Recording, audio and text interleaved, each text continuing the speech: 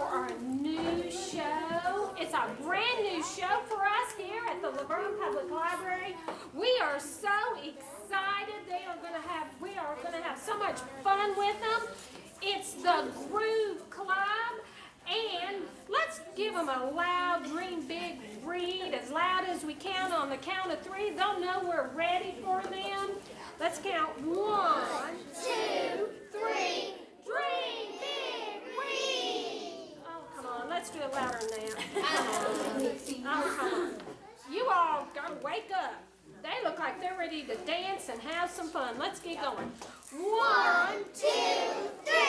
Dream big read. Yay! That was so great, guys. Well, hi. How are you today? You good? Well, I'm Kyla, and this is Kelsey. Hi. And we're the Groove Club. Are you guys ready to dance with us? Can you guys help me by standing up? Everybody stand up. We're going to jump on this first song. Can you guys jump? Can you jump with us? Good job. Good job.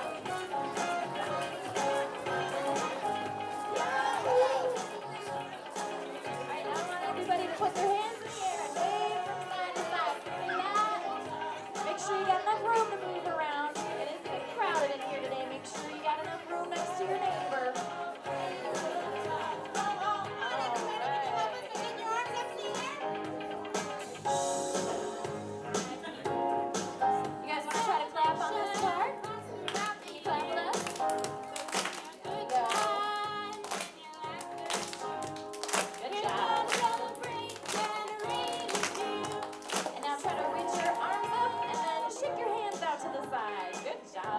Try that again.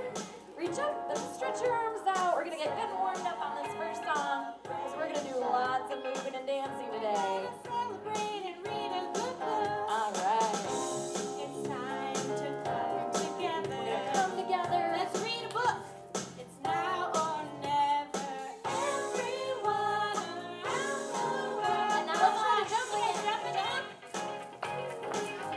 Yahoo! All right, can you put your hands up here? Jump as high as you can. Good job. All right, and now we're going to do the wave side to side again. Good job. Spread those fingers nice and wide. And reach up, stretch out side to side. All right. And now we're going to clap on this next part. Can you clap with me again? All right. Throughout the year, so bring a good time. We're gonna celebrate And and read with you. And now we're going to stretch up again. And shake those hands out to the side. Reach up celebrate and and read. stretch out. Good job. One more time. Shake those hands out. Reach up. Shake those hands. All right. It's time to come together. Let's read a book. It's now or never. Everyone around the world, come on. You guys jump again? Good Well, you guys jump as job. high as you can. Try to touch the ceiling. Oh man, you're some fine jumpers. Good job. And now I want you to jump as low as you can. Can you jump low? And now back to the middle. Just do a regular jump. Good job. Can everybody hop on one foot? Hop on one foot. That's a hard one. Good job. Now hop on the other foot. Oh, good job. You guys are really good. I think they're getting good and warmed up. I think so too. All right. All right, guys. Well, like I said, we're the Groove Club, and you guys know our names, but we don't know yours. On the count of 3, can everybody yell out their name to me? You ready? 1, 2, 3. Oh my goodness, there's so many names. I don't know if I can remember all those. I don't think I can, but it's really nice to meet you guys. We're so glad you're here today. Like we said earlier, we are going to do lots of moving and grooving and singing and dancing as we celebrate, like your librarian said, dreaming big and reading this summer. Those are very important things to be doing. So we're going to sing songs and do a couple other things to celebrate that. All right,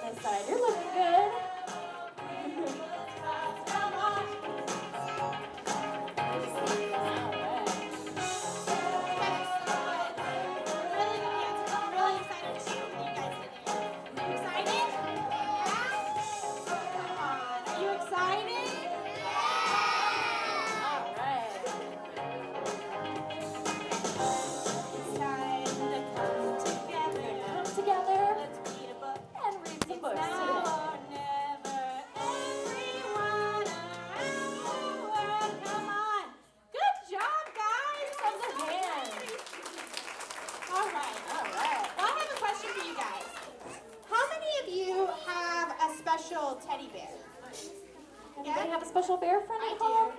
Or another special stuffed animal. Yeah? I bet a bunch of our parents had special teddy bears when they were little too, huh? I did. Yeah. His name was Teddy.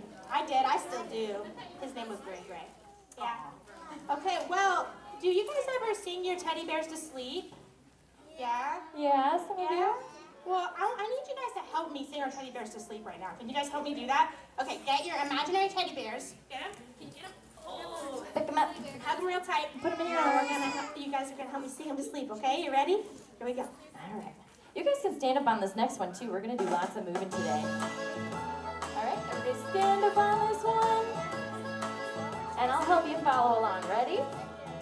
Everybody clap. We're gonna clap. 1, 2, 3. Good job. Everybody sing. And now sing la la la la la.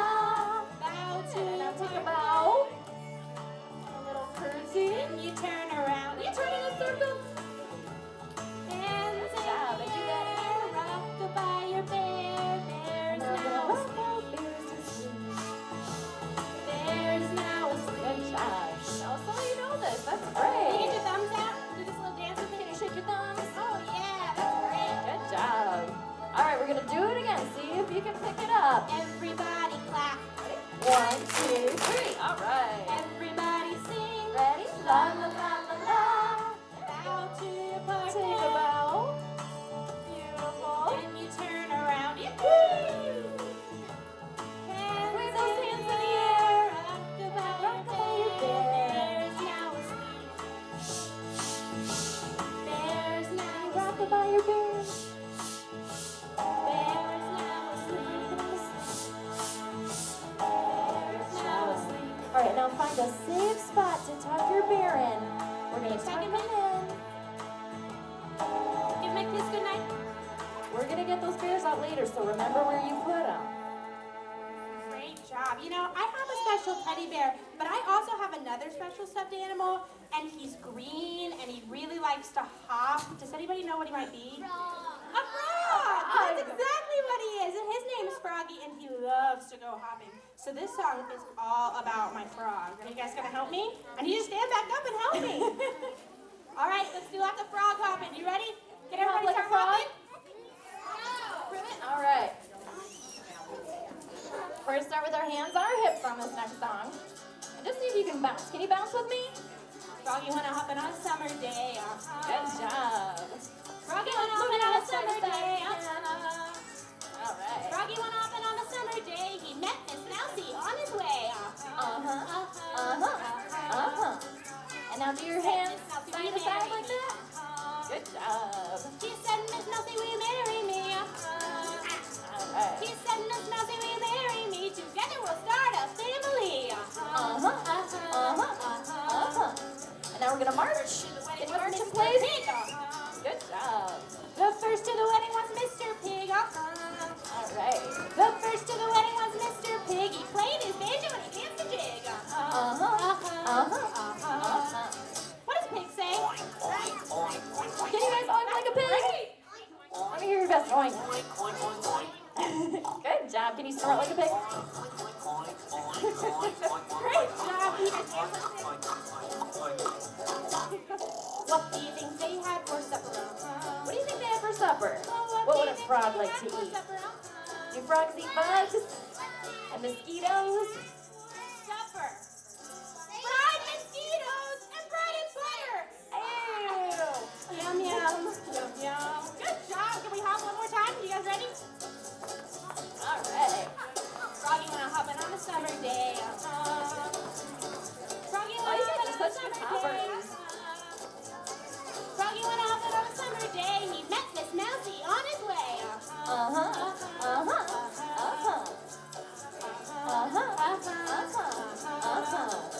Great job, guys. You're such good hoppers. Thanks for helping On me the out. hand. All right. Well, for this next song, I thought we'd invite our friend Katie Berry to the stage, but I haven't seen her yet. Have any of you guys seen a big white bear walking around the library today? Have you seen her, Kyla? I haven't seen her. Have you? Have you seen her? I haven't seen her. Why don't you go look for her? Because she loves go to find dance. She was going to join us today. I know she would love to dance with you guys. All right, I'll be right back, you guys. I'm going to go find her and bring her back. Okay. Now, stay standing. I can tell you guys have been trained to sit down, but today's your opportunity to move around in a library. Not something you normally get to do here. But this next song is one of my favorites. See if you recognize this one. Anybody know this song? You recognize this? The Hokey Pokey? Anybody know that song? All right, couple people. If you don't know it, you can follow along. I want you to get out your Hokey Pokey hands. Can everybody do this with their hands? Get out your pointer fingers. All right, we're gonna start with, I think we start with our left leg. You put it in, then you take it out, and you put it in, you shake it all about. You do the Hokey Pokey, and you turn yourself around. Anybody know this? And then you clap your hands, because that's what it's all about. You guys ready to do the Hokey Pokey with me? You think you can do it? All right, start with that left foot. Ready? Here we go. Put your left foot in, put your left foot out, put your left foot in, and you shake it all about. You do the Hokey Pokey, and you turn yourself around.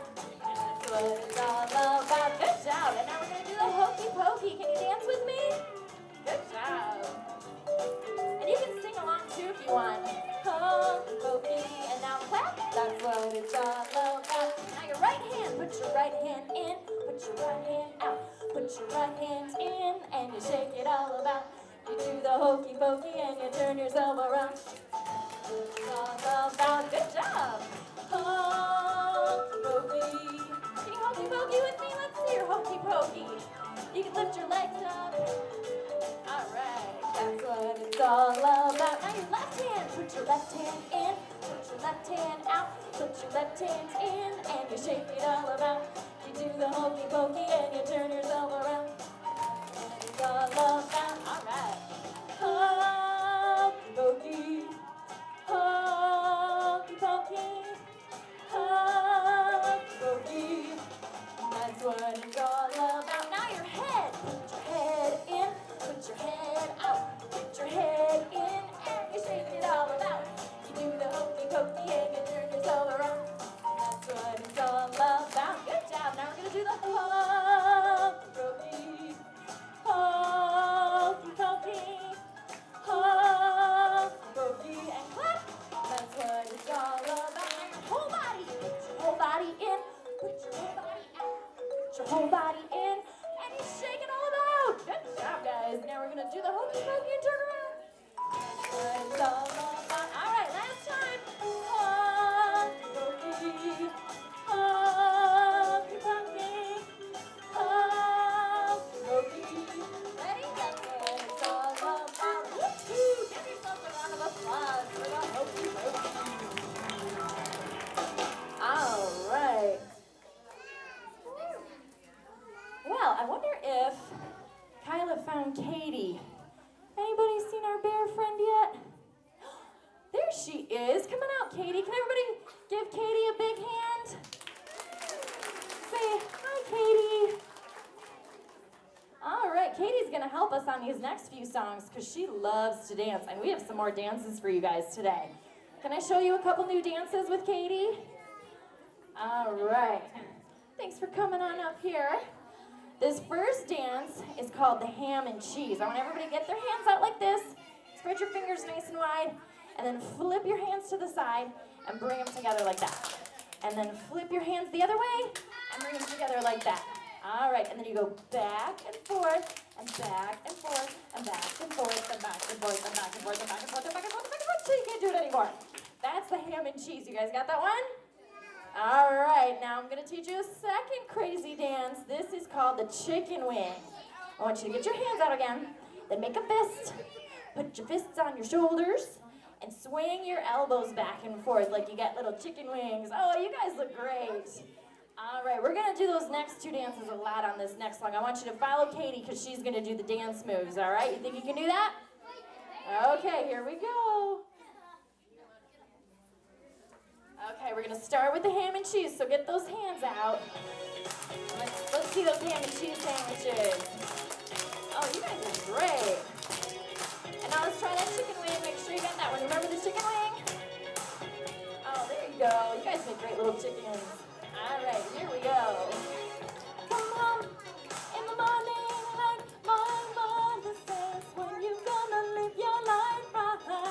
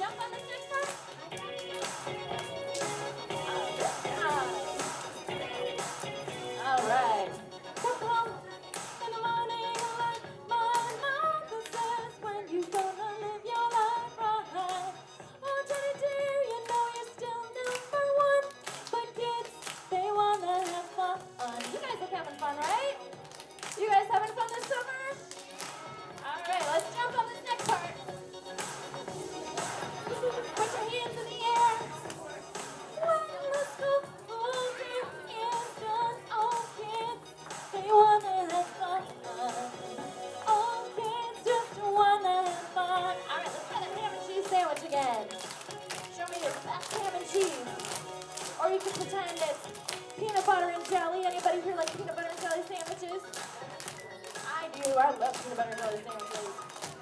Especially with a glass of milk. Very good. All right. Some kids take a beautiful book and hide it away from the rest of the world. I want to be the one to read in the sun, but kids, they want to have fun. All kids just want to have. Now will you jump on this next part again? And put your hand in the air like you're bouncing a ball. Can you do that move? Oh, good job. All right, kids, they wanna have fun. Oh, kids just wanna have fun. Let's try that ham and cheese one more time. Show me your best ham and cheese. All right, now the chicken wing. We didn't do that one last time. Let's do the chicken wing. Good job. All right, well, now that I have taught you guys two of the craziest dances I know, I was wondering if you would show me the craziest, silliest, wackiest dance you can think of. You ready? Think of your craziest dance move you've ever seen, and on the count of 3, I want you to show me your dance moves, and I'm going to try to learn it, okay? You ready? 1, 2, 3. Show me your dances. Oh, those are good. Whoa, look at that one. Can everybody try to do this? Good. All right, what other crazy dances do we have out there? Keep dancing. Let me see if we got any other crazy moves. Oh, I like this one. Guy over here. Woo. Sticking those legs out. Wow, you guys are really good dancers. Oh, we've got a jumper here. She's doing like a jumping jack. You guys hear that? Ah, good job. Woo. Oh. Anybody else have any crazy moves? You girls are jumping. Oh, give yourselves a hand for all that dancing. You guys are great dancers. All right, well, we're going to keep dancing. This is a dance party after all. You guys ready to do some more dancing? Maybe? You guys recognize this song? Chicken dance, that's right. All right. If anybody doesn't know the chicken dance, it goes like this. You get your hands out. You do this. Then you do your wings. Then you waddle. And then you clap. And then you turn in a circle. Pretend you're flying like a chicken. And then you turn in a circle the other way. And that is the chicken dance. You guys got it down? Maybe a few of you? All right, see if you can follow along. Ready? We're going to get our hands out. Follow Katie. She's going to help us. Ready? Here we go. Hands, wings, waddle, clap. There you go. You guys got it. Wings, waddle, clap. Good job. Hands, wings, waddle, clap, clap. Hands, wings, waddle. Good job. All right, and now fly in a circle.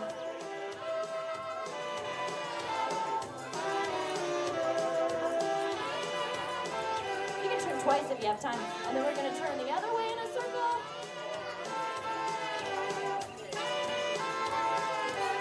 Good job. All right, make sure you got room. Ready? Here we go. Hands, wings, waddle, clap, clap. There you go. Waddle, clap, clap. Good job. You guys are so good at this. And waddle, clap, clap, clap, clap. Hands, wings, waddle, and clap. Good job. Now turn in a circle. Pretend you're flying. Maybe you can see your house down on the ground. And then turn in the other way. All right, last time. Here we go. Get those hands out. Hands. Wait a minute. The music slowed down. Did you guys slow down my music? No, are you sure? This is too slow. I can't dance for this. You want to see if we can get it to go faster? Let's see if we can do that. On the count of 3, I want you to say poof, and we'll see if we can get the music to speed up. You ready? 1, 2, 3, poof. There we go. That worked. That's more like it. Wait a minute. This is too fast. Did you guys speed it up too much?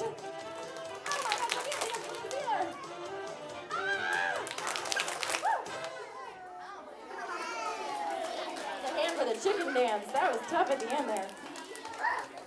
Okay. Well, we're going to have a seat for this next song. You can sit down. We'll give you a break from all that dancing. Katie, do you have to leave? Oh, Katie has to go. I had so much fun dancing with her, though. Let's give Katie a big hand if you enjoyed dancing with Katie.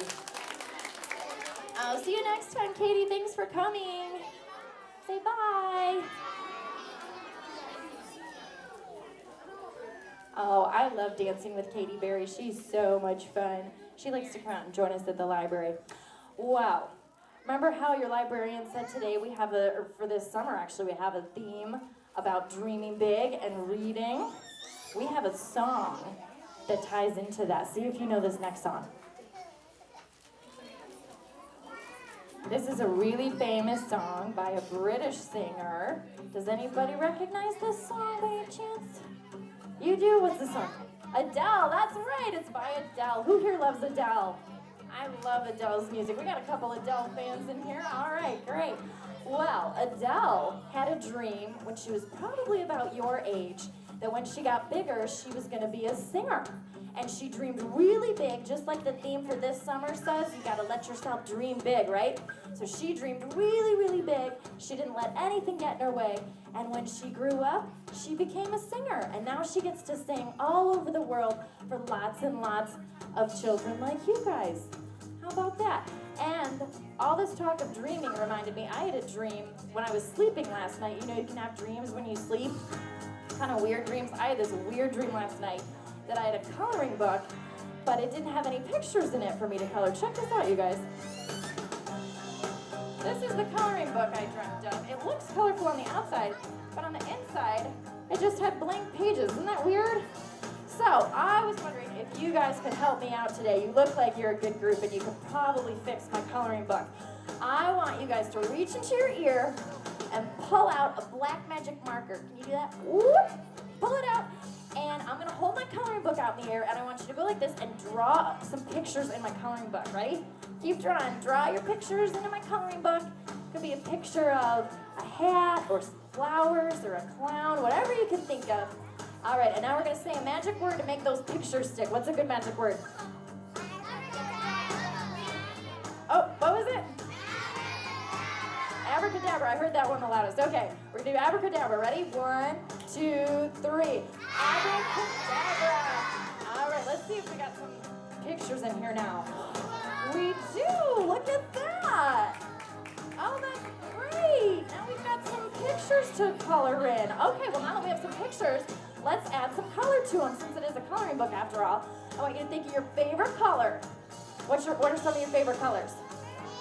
Purple, pink, blue, green. All right, I want you to throw your color, do this, and throw your color into my coloring book. Throw that color onto those pictures. All right, and now we got to come up with another magic word. What's another good magic word? Hocus pocus? Okay, we'll do hocus pocus on the count of 3. Ready? 1, 2, 3. Hocus pocus. Think it worked? Yeah? Let's see. It worked! We've got pretty colors on our pictures now.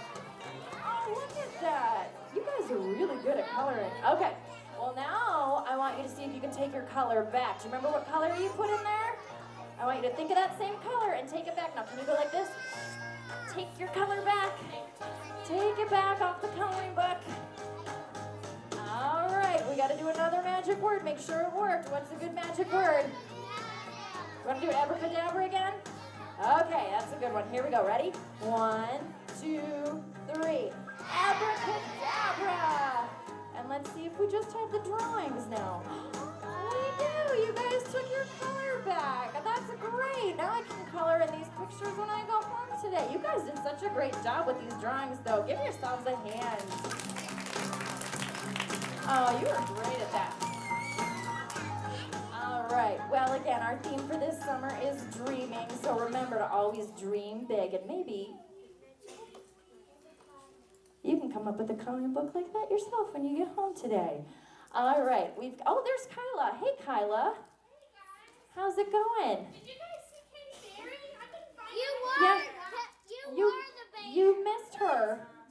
I missed her. Yeah. You were the bear. No, she went looking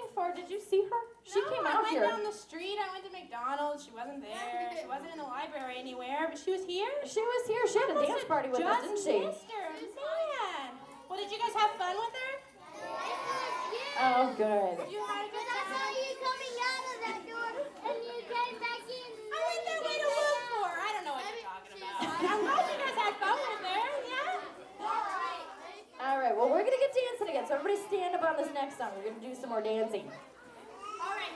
Okay, this next song is all about dancing, so I need you guys to really help me out on this one, okay? Are you ready? Can you twist with me? Let's try to twist. Can you twist your hips and your arms to the side? Good Can you job. twist to the other side? Get your arms in. Oh, you guys are good. Good job, guys. Keep twisting. Everybody's helping us dance. Can you guys help us? All right, and now can you do a little sway side to side? Can you do that? Can you sway with me? Good job. The clock strikes upon the hour, and the sun begins to fade. Pretend you got a watch on and you're looking at your watch. Figure out how to chase Those blues away. away. Good job. I've been alright up till now. It's the light of day that shows me how. But when the night falls, my loneliness calls. All right, now try that twist. Can you do that twist we practiced? Somebody, Good job. I wanna dream with somebody. Let's try that move. Let's make sure we got that one down. When she goes dream, I want you to reach up and stretch out to the side. With Ready? somebody who Dream dreams big. Oh, good job. And now twist. Can you twist again?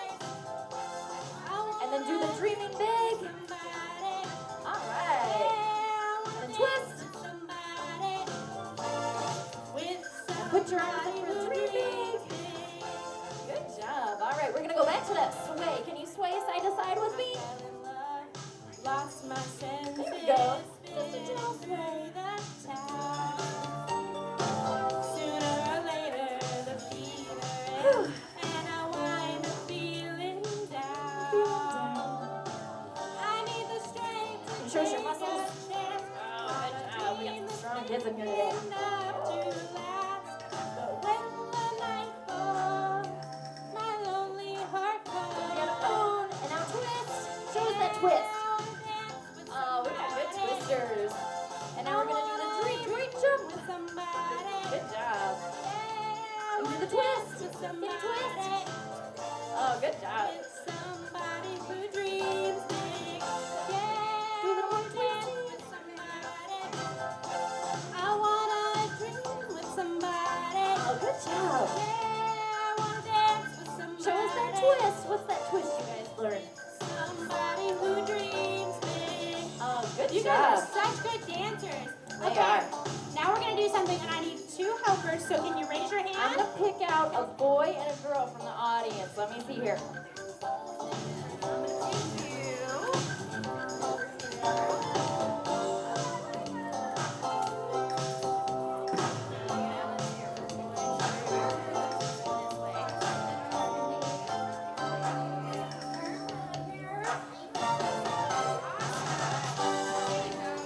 Okay, well, we need plenty of room, so here, why don't you come in down here? And can you guys move that just a little bit?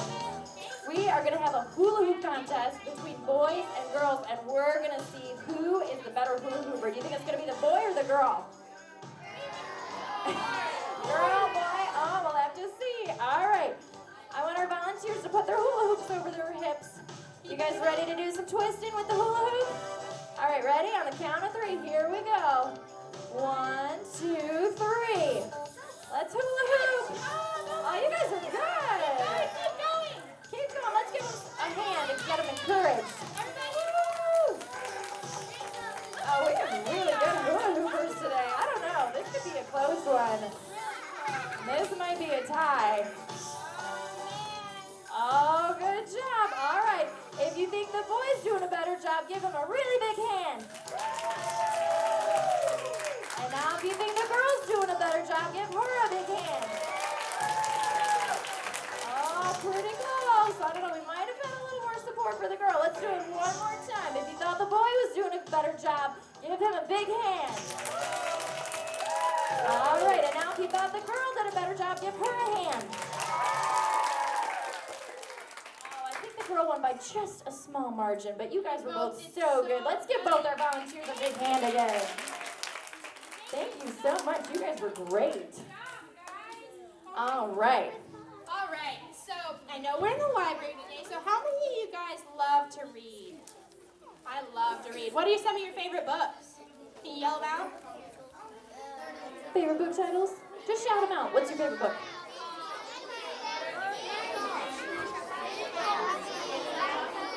Oh, Those are some good books, you guys. Okay, well, this next song, we're going to talk about lots of really good books, so I want you to listen to Kelsey when she sings, and if you hear any books you know, can you yell and scream, okay? Get really excited if you hear any books you know. All right, you ready? Can you help us? Stand up and help us.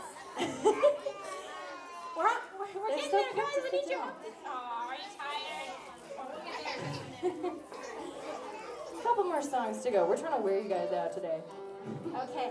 All right, pretend you got your favorite book in your hand and open it up to the first page. This book is your book. This book is my book. You can check it out and have a look. Go on an adventure. Okay, pretend you got a sword. You're going on an adventure. Good job. This book. All right, see if you know any of these books. Here we go. Where the red fern grows, there's a wrinkle in time. Roll of thunder, hear my cry. Oh, I know that one. This book was made for you and me. Tom Sawyer on the little engine that could pass in the little house in the big woods where the wild things are. Lives Mother Goose. This book was made for you and me. Do you recognize any of those books? Maybe some of them. Do you recognize some? Where the Wild Things Are? Yeah, I love that book. That's a good book. Pull out your sword and go on an adventure at the library. Yeah. All right, we got some more book titles for you. See if you recognize any of these. Ready? Well, the very hungry caterpillar and the cat in the hat know where the sidewalk ends is Alice's Wonderland. Frog and Toad know how to eat fried worms. This book was made for you and me. The Hobbit dances with Mary Poppins under the giving tree. There's a magic locket. Peter Pan singing chooky chooky boom boom. This book was made for you and me. Did you guys catch any of those books? What did you hear? Chicka chicka boom boom? Yeah, how about you? Alice in Wonderland? Yeah. What did you hear? The Very Hungry Caterpillar? Do you know that book? Yeah, Cat in the Hat? Yeah, good job. All right. Let's see if you can sing this last line with us. Ready? Want to try and get your book out? This book was made for you and me. Try to sing that with us. Ready? This book was made for you and me. Good job. Oh, you guys are great. All right, give yourselves a hand. Give your library a hand for all the summer reading it's going to help you do this summer. All right, well, this is our last dance song, so get ready. I want you to get out your imaginary drums and imaginary guitars. Can you do that? Let me see you play some imaginary drums and guitars there. Oh, good job. Just rock out on this one. You show us all the books you got. We keep on dancing and the room gets hot. You all go wild, we'll drive you crazy. Go crazy! You say you wanna go for a spin. The party's just begun, well then you win. You all go wild, we'll drive you crazy. Go crazy! And now play those drums. You keep on shouting, you keep on shouting. And now get ready with that air guitar. You ready? Here we go. I wanna rock and roll all night and read every day. I wanna rock and roll. Good job. You guys have some good air guitars. And read every day. I wanna rock and roll all night. Yeah, and read every day. I wanna rock and roll all night. And read every day. Oh, good job. You saying you'll be here for a while. You're looking fancy and I like your style. You all go wild, we'll drive you crazy. Go crazy, I'm gonna turn this way. You show us all the books you got. Well, baby, that's quite a lot. You all go wild, we'll drive you crazy. Go crazy. You keep on shouting, you keep on shouting. All right, we got some air guitar coming up here again. I bet we've got some really good air guitarists in here. Who thinks they'd be really good at the air guitar? Kyle, will you go grab a couple friends from the audience? We're gonna get you guys some air guitars. Cool sunglasses too. Everybody on the crowd, you can keep playing your air guitar. All right, we're gonna hook our friends up with some cool sunglasses. Oh, don't they look cool? Nice. All right, everybody keep playing your air guitar. There we go. And read every day. I wanna rock and roll all night. Yeah. And read every day. I wanna rock and roll all night. And read every day. Oh, give yourselves a round of applause. And our volunteers up here, you guys look really cool on those guitars. We have some of these guitars for sale after the show, too, if you guys want one to take home and rock out to.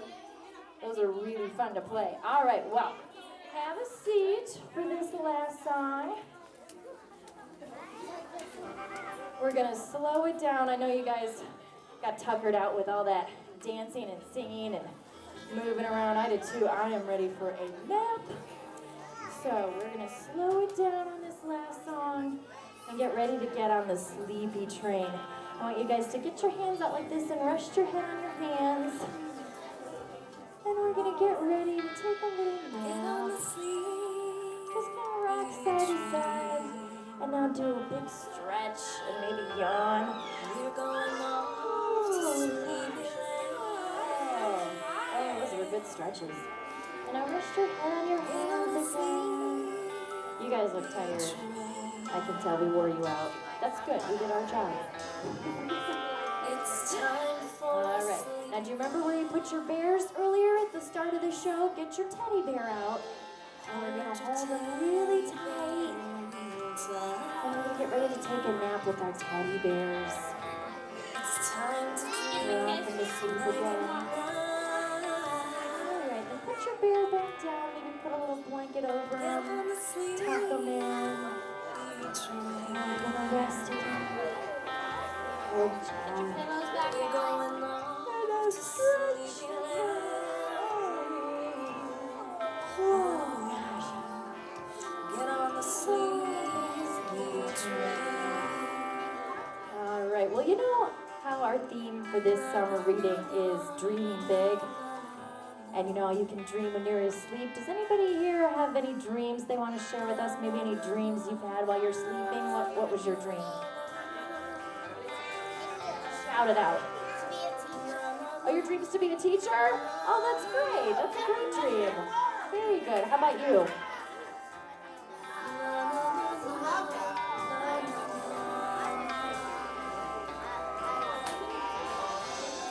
What was it? What was your dream? Ooh, that sounds good. How about anybody else? Anybody have any dreams where they were flying? Anybody ever had that dream when you're asleep? Yeah, a couple people. That's always a fun dream. Well, usually it's fun. Sometimes it's scary. Anybody have a dream they were like a superhero that was flying through town? You did? Oh, cool. How about anybody else? Anybody have any dreams? What was your dream? To be an astronaut? Oh, awesome.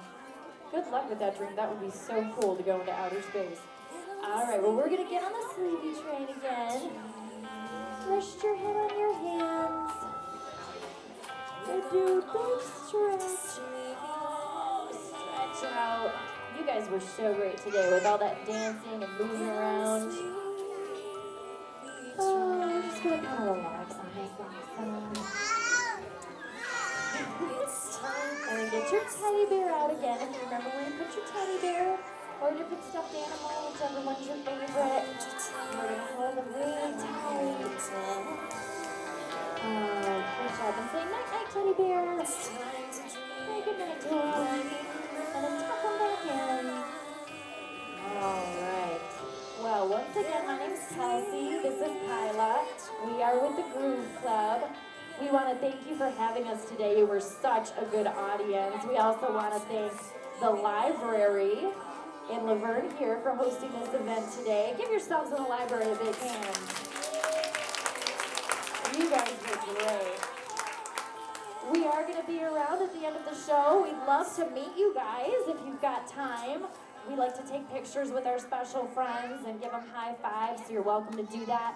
If you have a Facebook page too, you can add us as your friend on Facebook. Our name on there is Groove Club Kids on Facebook. And a couple of the songs that we sang today are on our new CD if you want to buy one of those after the show too. We've got CDs for sale and some of those cool air guitars you saw earlier.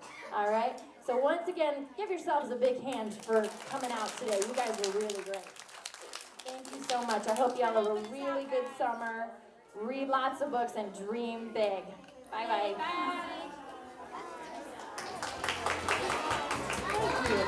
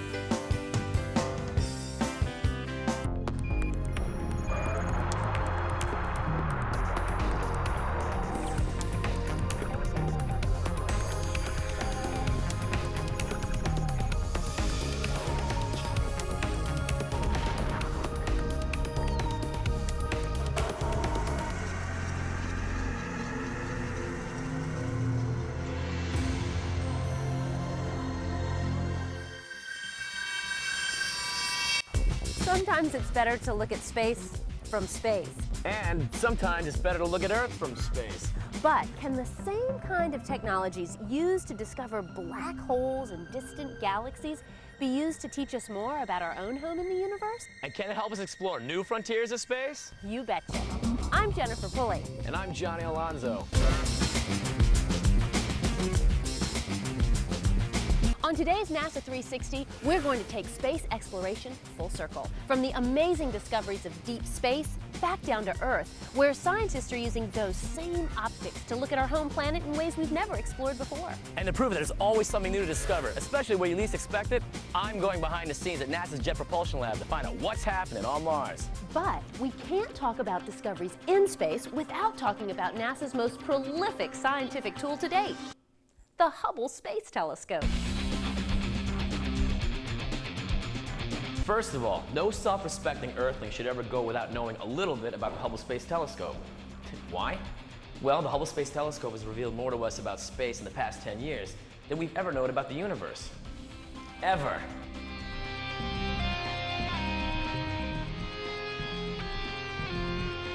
And it's the direct solution to a problem these telescopes have faced since the earliest days of their invention: the atmosphere. See, observing space from space has revealed some pretty significant things. It allowed us to measure the age of the universe. It confirmed that every large galaxy has a massive black hole at its center, and it was key to the discovery of the role of dark energy, just to name a few. But what does that mean to us here on Earth? Well, the more we study the composition of the universe, the more it reveals how it and we came to be. Hey, you want to see how Hubble works? Check this out. This is the Hubble Space Telescope Operations Control Center. And this is Keith Wallace. Hi, Jennifer. How are you, Keith? Great, how are you today? Great. He's going to give us a behind-the-scenes look at the brain center of the Hubble Space Telescope. You want to take a look inside? Yes. Come on. Come on in. So, Keith, what's going on in here? Well, this is the Hubble Space Telescope Control Center. And from here, this is where we command the telescope. And by commanding the telescope, we're going to tell it where to point, which pictures to take, when to send the data back down to Earth. And the pictures that you see, they're not really pictures that we're taking on board. They're just computers taking pictures, but they're different kind of pictures. When we look at something, we look in visible light. But we don't just look in visible light. Hubble also takes pictures in near infrared kind of like those night scopes that you see. We also take pictures in ultraviolet. We also have cameras which aren't exactly cameras, but they're more like spectrographs. It's like a prism. It breaks the data down into all the different beams, and then we study from there. So we actually have 5 cameras on board taking pictures, not just one, sending the data down. And the data is going to come down here to Earth. It's going to come through our control center, and then we're going to send it up to the Space Telescope Science Institute in Baltimore. And from there, they're going to disseminate the data and send it out, and people are going to look at it on the web and the newspaper and all different places. So, Keith, who decides what Hubble should be looking at? Well, that's tough because it's a very popular telescope to use. In fact, so many people want to use it that only 1 in 7 actually get to use it at any given time. And it's peer-reviewed. You'll have a group of scientists, professors looking at the different proposals coming in, and they'll decide which ones get that very valuable time on Hubble. There's so much space out there and so little time, huh? Yeah, fortunately we have quite a few different cameras and optics on board. In fact, you want to go over to the clean room and see some of them? I would love to do that. Well, we're going to need to get you in a bunny suit first. Bunny? As in rabbit? If you like, but I was thinking more of a clean suit, and we just call them bunny suits, and you'll see why when you get into one.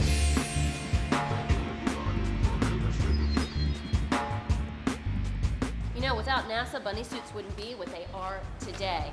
After a little research, NASA found out that the greatest source of contamination in clean rooms came from workers, and this is because microscopic body particles could actually find their way through the tiny windows in woven garments. Using that data, Tyvek was created. It's non-woven, and it filters 99% of all particulate matter. We're talking the small stuff, guys.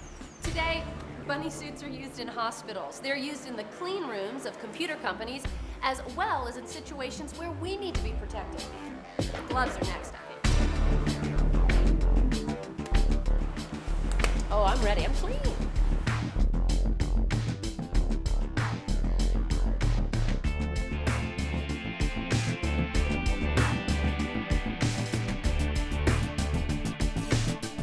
Welcome to the world's largest clean room. This is amazing, right?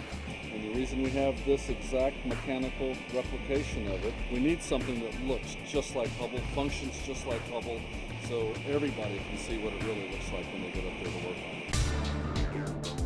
it. So Mike, Hubble has more than one instrument. Right, it has actually 5 instruments, 2 types of cameras. Imaging cameras, which take all those beautiful, pretty pictures that you see, and spectrographs. Spectrographs are the types that put the physics and astrophysics. They measure all the physical properties of the things we're looking at.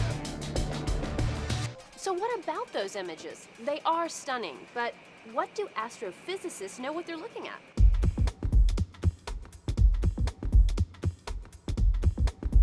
So what about all those amazing images from Hubble, like this one here? To me and my untrained eye, this looks like a falling star.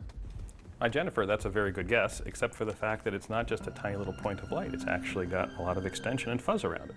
This is a Hubble image of a comet, which is a body that was created at the very early beginnings of our solar system. This is amazing, but you know, it leaves me with this question. I mean, how do astrophysicists like yourself take this data and then turn it into a meaningful image or even a plausible theory? Well, it's actually not as complicated as it may seem. Hubble, while a very, very expensive, fancy instrument above the in Earth orbit, is using a camera that's very much like the electronic camera you have at home. So think of a megapixel camera. This is about 1,024 pixels along this direction, another 1,000 along this direction. And it's taking snapshots.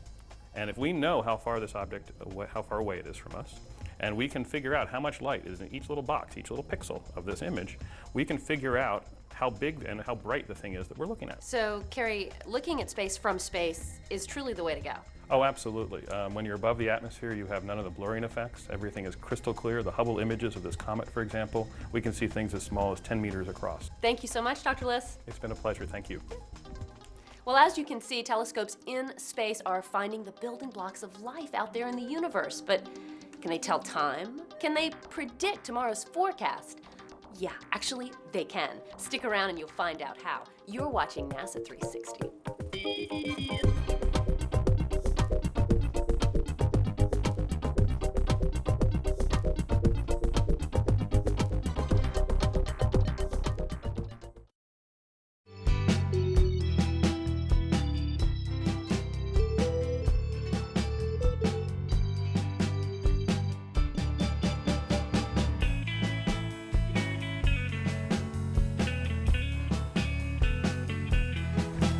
The beach has got to be one of my favorite places on the planet.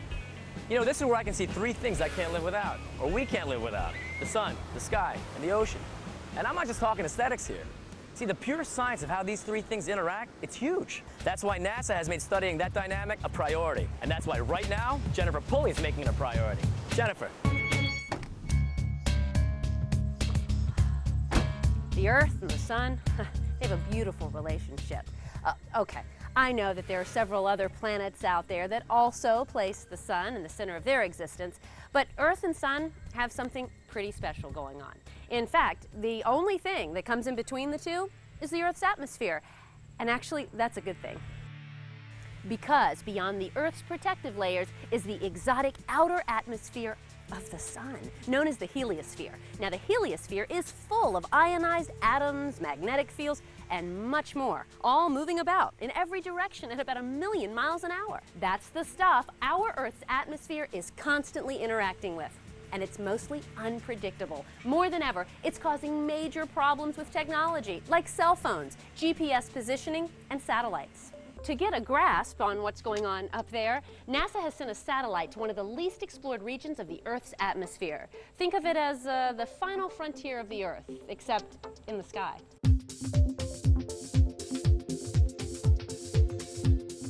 So what exactly are scientists looking at? Thermosphere, ionosphere, mesosphere, energetics, and dynamics. Otherwise known as timed. Yes. Guys, this is Dr. El-Sayed Talat, and he's studying the final frontier of the Earth, which is the thermosphere, ionosphere, mesosphere. It's the final frontier of the Earth's atmosphere, right? Why study this region? Well, it's the interface and buffer region of the Earth's atmosphere. It's where the sun's energy is first deposited into the atmosphere, and it's where the atmosphere interacts with the near space environment. So scientists have known for years that the sun impacts the Earth, right? Okay, so what else is there to learn? What's changed? Well, we've never made a really good exploration of this part of the atmosphere. We've only had sporadic measurements over the years. And so timed is the first global exploration of this region of the atmosphere. And timed is providing scientists all around the world with the first basic understanding of the natural processes that affect this part of the atmosphere and human activities that may affect it as well. Okay, so we've learned about the TIM of timed. We're left with ED, energetics and dynamics. Explain that. Well, we're studying the energy transfer in and out of this region of the atmosphere and the dynamics that result from the energy being put into the part of this atmosphere. So the research you're doing today with timed will hopefully keep us one day from never having to say, can you hear me now? Can you hear me now? Hello, hello, right? All right. Thank you so much, Dr. Thank you. Talat. Appreciate it.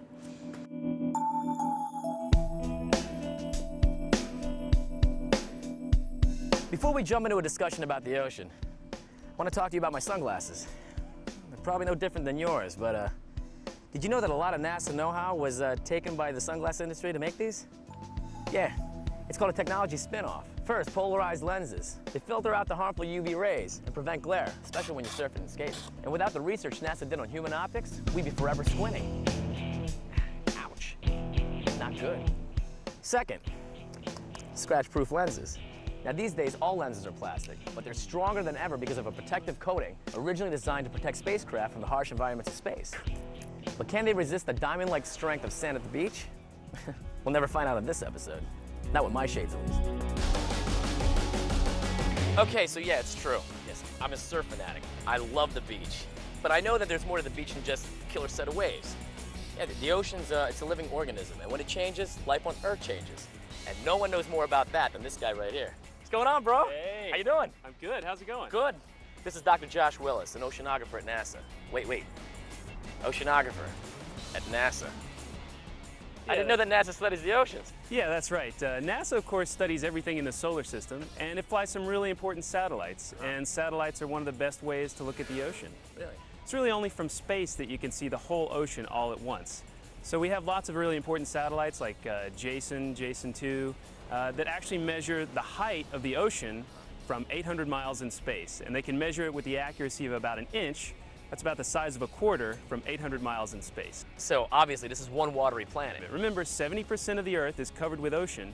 And it turns out that as the planet heats up, as we trap extra heat here on the Earth, 80 to 90% of it winds up going in the ocean. Now that heats up the water, and when the water heats up, it expands. It actually gets taller. So adding heat to the ocean makes the sea level rise because the ocean just takes up more room. So for instance, coral reefs, many coral reefs live in a very narrow range of temperatures, and if it goes outside that, the reef can die. And of course, if the reef dies, lots and lots of fisheries, lots and lots of other animals and marine life dies along with it. So NASA sent a satellite to study the oceans. I mean, what's it exactly doing?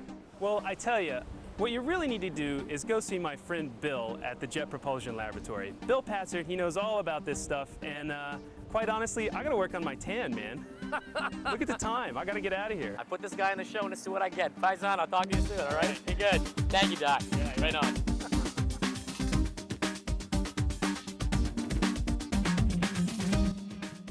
Hey, Dr. Patzer. Hey, Josh sent me. Hey, Johnny. Yeah, how you doing? Right on, dude. Listen, I heard you're a surfer. Well, I'm an old surfer, not a young surfer like you. Oh, but it's cool, but listen, as a surfer, I'm like one of your most humble students of the oceans today, all right? Can you tell me what OSTM Jason 2 is telling us about the oceans? Well, this is a great series of missions that's been flying for almost 15 years now, and we're mapping the heat and the height of the ocean. And this is very powerful information, Johnny. So what's the Pacific Ocean telling us? There is a very large signal out there, Johnny. As CO2 has increased over the past century, the response in the Pacific has been dramatic. Sea level has risen almost 8 inches in the last 100 years. And so really, it's the unequivocal proof of global warming.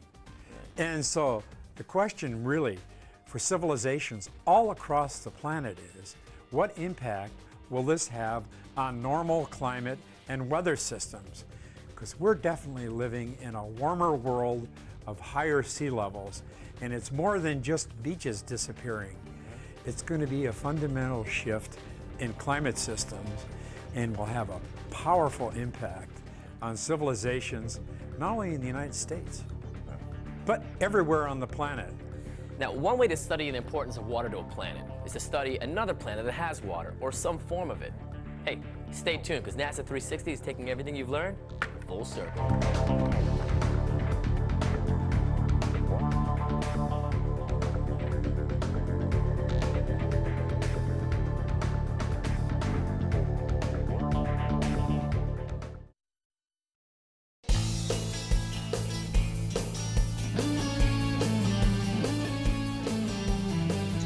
The more we learn about space, the more we learn about the origin and composition of space. And that helps us understand the origin and composition of the Earth. So how is all that knowledge being used together? Well, we need to look no further than one of our closest neighbors in the solar system, Mars.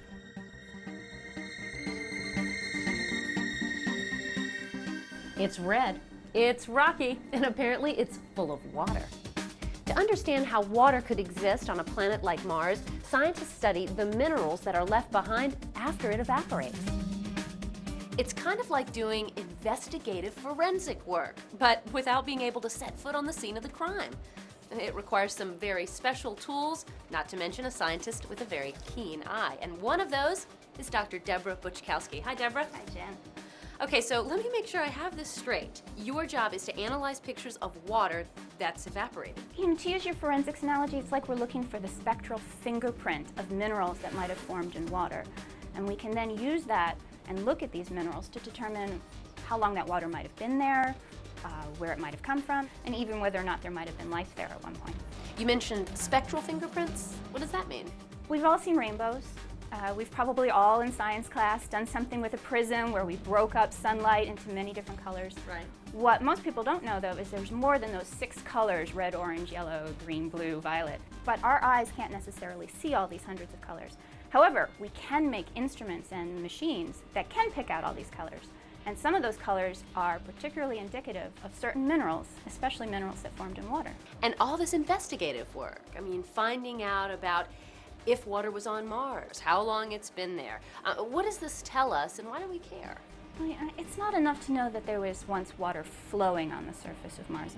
Just by looking at certain features on Mars, we could actually tell that there might have been some kind of liquid flowing on the surface, especially right here in this region, where there are things that look like riverbeds, or in here, this whole region resembles parts of the Earth where there have been catastrophic floods. You know, Deborah, I have a feeling that what we find out about the history of Mars can only give us insight into our own planet. Thank you so much. You're welcome. One of CRISM's recent accomplishments was helping to find the perfect landing spot for a new Mars visitor. One that is currently on the surface of Mars, scooping up those minerals we were just talking about, and discovering water.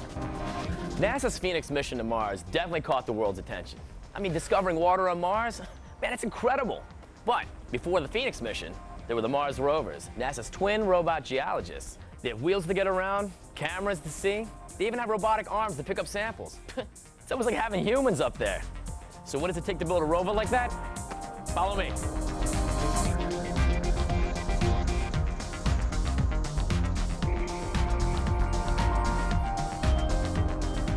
There she is. Just the person I was looking for. Jessica, how are you? See you. Good to see you.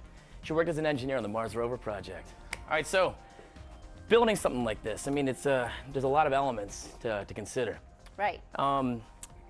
What does it take to build something that's almost human-like? Well, that's a very good point. You know, we aren't sending humans to Mars right now, and we need to build a spacecraft to go explore in the same sense that we would explore ourselves. So we need to think about visuals. How are we going to decide where we're going to go? We need to be mobile. We need to have a mobility system to be able to drive around for the rover case. So we have these cameras that we're able to span out across the horizon, pick our next target. We have an autonomous navigation system which allows us to drive with no instructions throughout the day. We just pick that target, drive off to that area.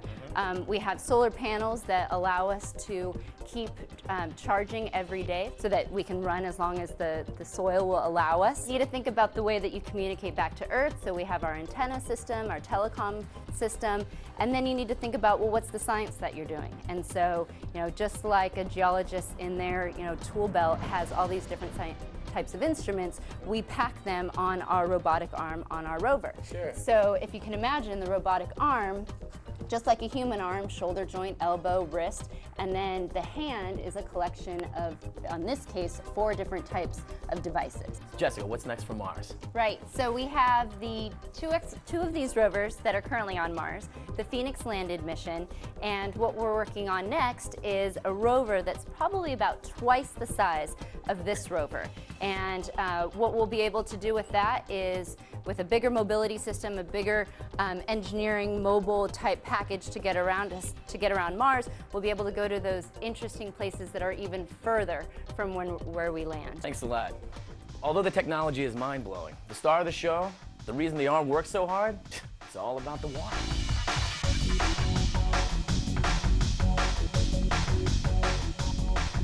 All right, so we're here at the Mars Area with Dr. Ashwin Vasavada. I mean, it's a simulation of Mars. It's very dry and rocky. Dude, are you sure there's water on Mars? That's a good question. I mean, you wouldn't think so if you looked at this. No. And in fact, a lot of Mars today looks just like this.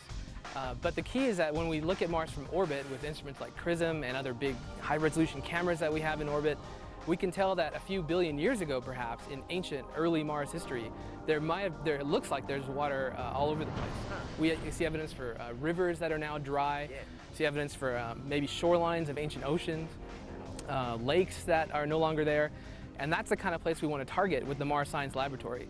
Go to one of those places and try to figure out what exactly the environment was like a few billion years ago. So what are we learning up there that's going to help us down here? Well, I think the thing to keep in mind is that Mars and Earth are more alike than they are different. Okay. In fact, we consider Mars the most Earth-like planet in the solar system. So we actually we're going to have a team of about 200 scientists working on this mission when we actually land. So what kind of tools does the Mars Science Lab use? Well, what we really want to do is study the rocks and soil. Because if there's any clues to what Mars was like a few billion years ago, the clues are going to be in the rocks and soil. So we have a rover that can drive around up to a rock it thinks it looks interesting, or a patch of soil it finds really interesting. And we drive up to it, and then we can scoop up some of that soil, or we can drill into the rock and capture some powder from the inside of that rock, and actually deliver it to the rover itself.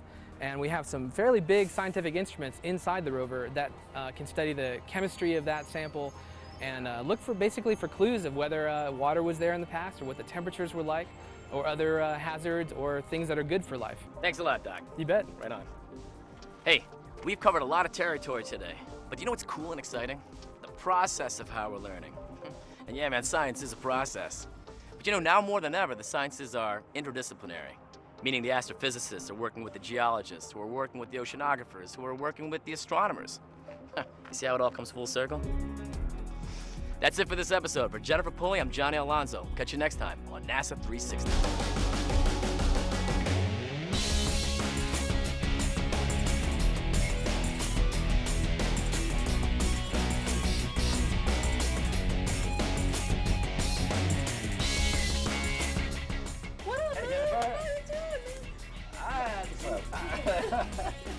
To understand how water might exist on a planet like Mars, scientists need to study the phone. I want to show you something. What do you think? Cell phones, GPS satellites, and yeah. Sunglasses are a NASA spinoff. How do I look? I should walk off right now. It's red. It's rocky. Oh, thanks, Christina. Oh, apparently it's full of water. And I'm Johnny Alonso. And I'm Jennifer Pulley. Oh, she's gonna hate me for that. I swear she's gonna kill me. I'm done.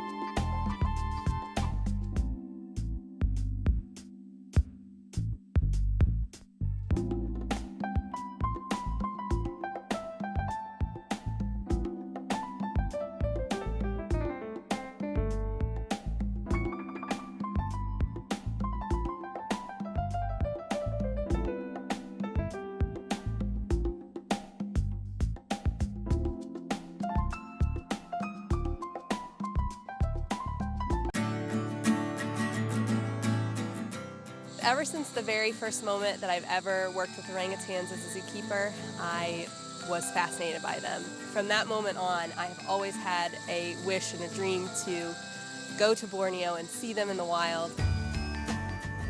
See the arm? Yeah, that's the baby? That's the baby, yeah. Oh my gosh, I was thinking tinier.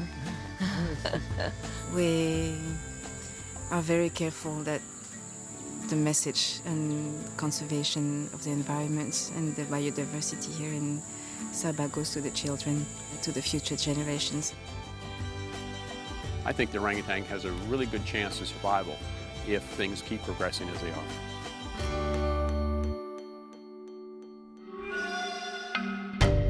Sandwiched between the Indian and the Pacific Oceans, the island of Borneo is a long way from the United States, over 8,000 miles from the California coast, in fact. This third largest island in the world is about twice the size of the state of Montana and is rich in biodiversity. Borneo supports a variety of wildlife, around 220 species of mammals, over 600 bird species, reptiles, amphibians, and some of the world's rarest primates, including the great ape we're here to see, the orangutan.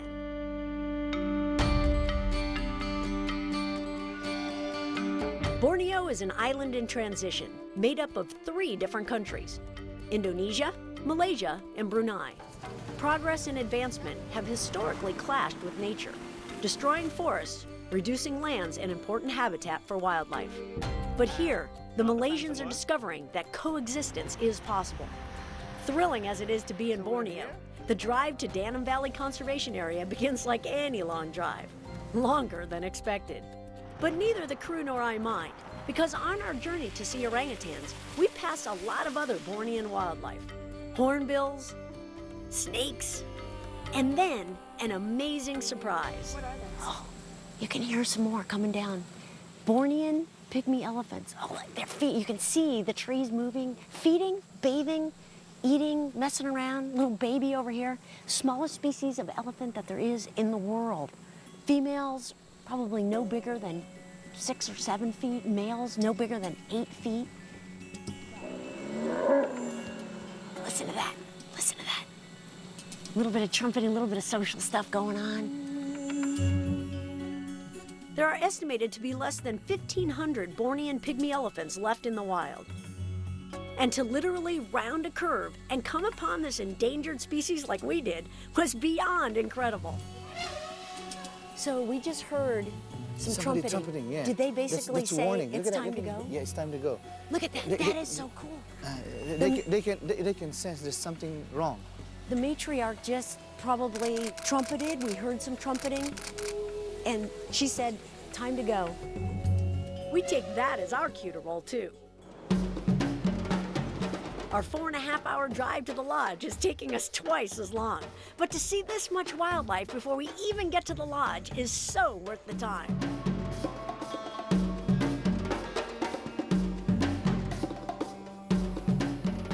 Borneo in the day is one thing. Just imagine what creeps around after dark. This is a night walk where you can find the coolest critters that are out at night. These are all the nocturnal critters of Borneo. We certainly have seen some amazing animals during the day, so I am really excited about seeing what we can find tonight.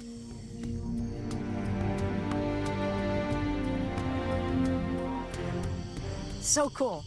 One of the first species of frog we run across is a harlequin flying frog. Borneo has the most species of flying animals than any other place in the world. And if anybody ever believed that a frog could fly, this would be it. This guy uses these sticky little feet when he lands on a tree, but he uses these great rear feet and the amount of skin that's in between them as a way to help him glide through the trees. Look at all that. All right, let's let you go. There you go, buddy. Good job. Let's go look for more stuff. This would be cool.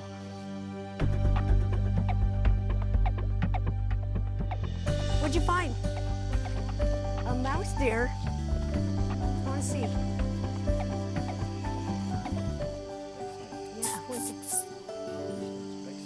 Now, is this the smallest species of deer on Borneo? Yes. These guys are only active at night?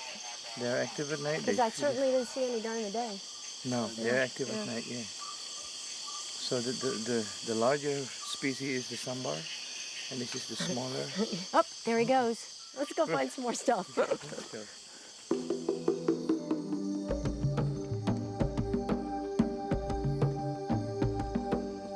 We found the coolest animal that there is on board. Okay, maybe right after the orangutan, or maybe the pygmy elephant, but this little guy called a tarsier is a small primate, but it's made up of the parts of every other animal that you could think of. It's got the ears of a bat with really cool ridges on the inside to help it hear better. It's got the eyes of an owl. It's huge for the size of its body. It's got the tail of a rat, a little hairless thing. It's got the hands and feet of a frog as it hangs onto the trees so tightly. And it's got the fur of a primate. The coolest little animal, just only about this big. So cute. It's been a day and night full of Bornean wildlife, much more than we expected.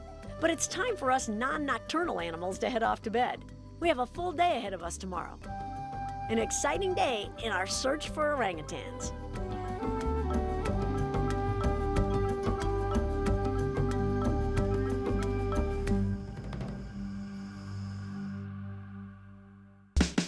Look at this. The bugs here, look at that, pill bug, are just like amazing in size. These guys eat the leaf litter, and they're the ones, they digest it, and out the other end comes nutrient-rich soil. Without these guys and all the other bugs that are around here, you wouldn't see any of the trees, you wouldn't see any of the other animals up here. It's all about the bugs. These are the most important guys, right here. It's a bug.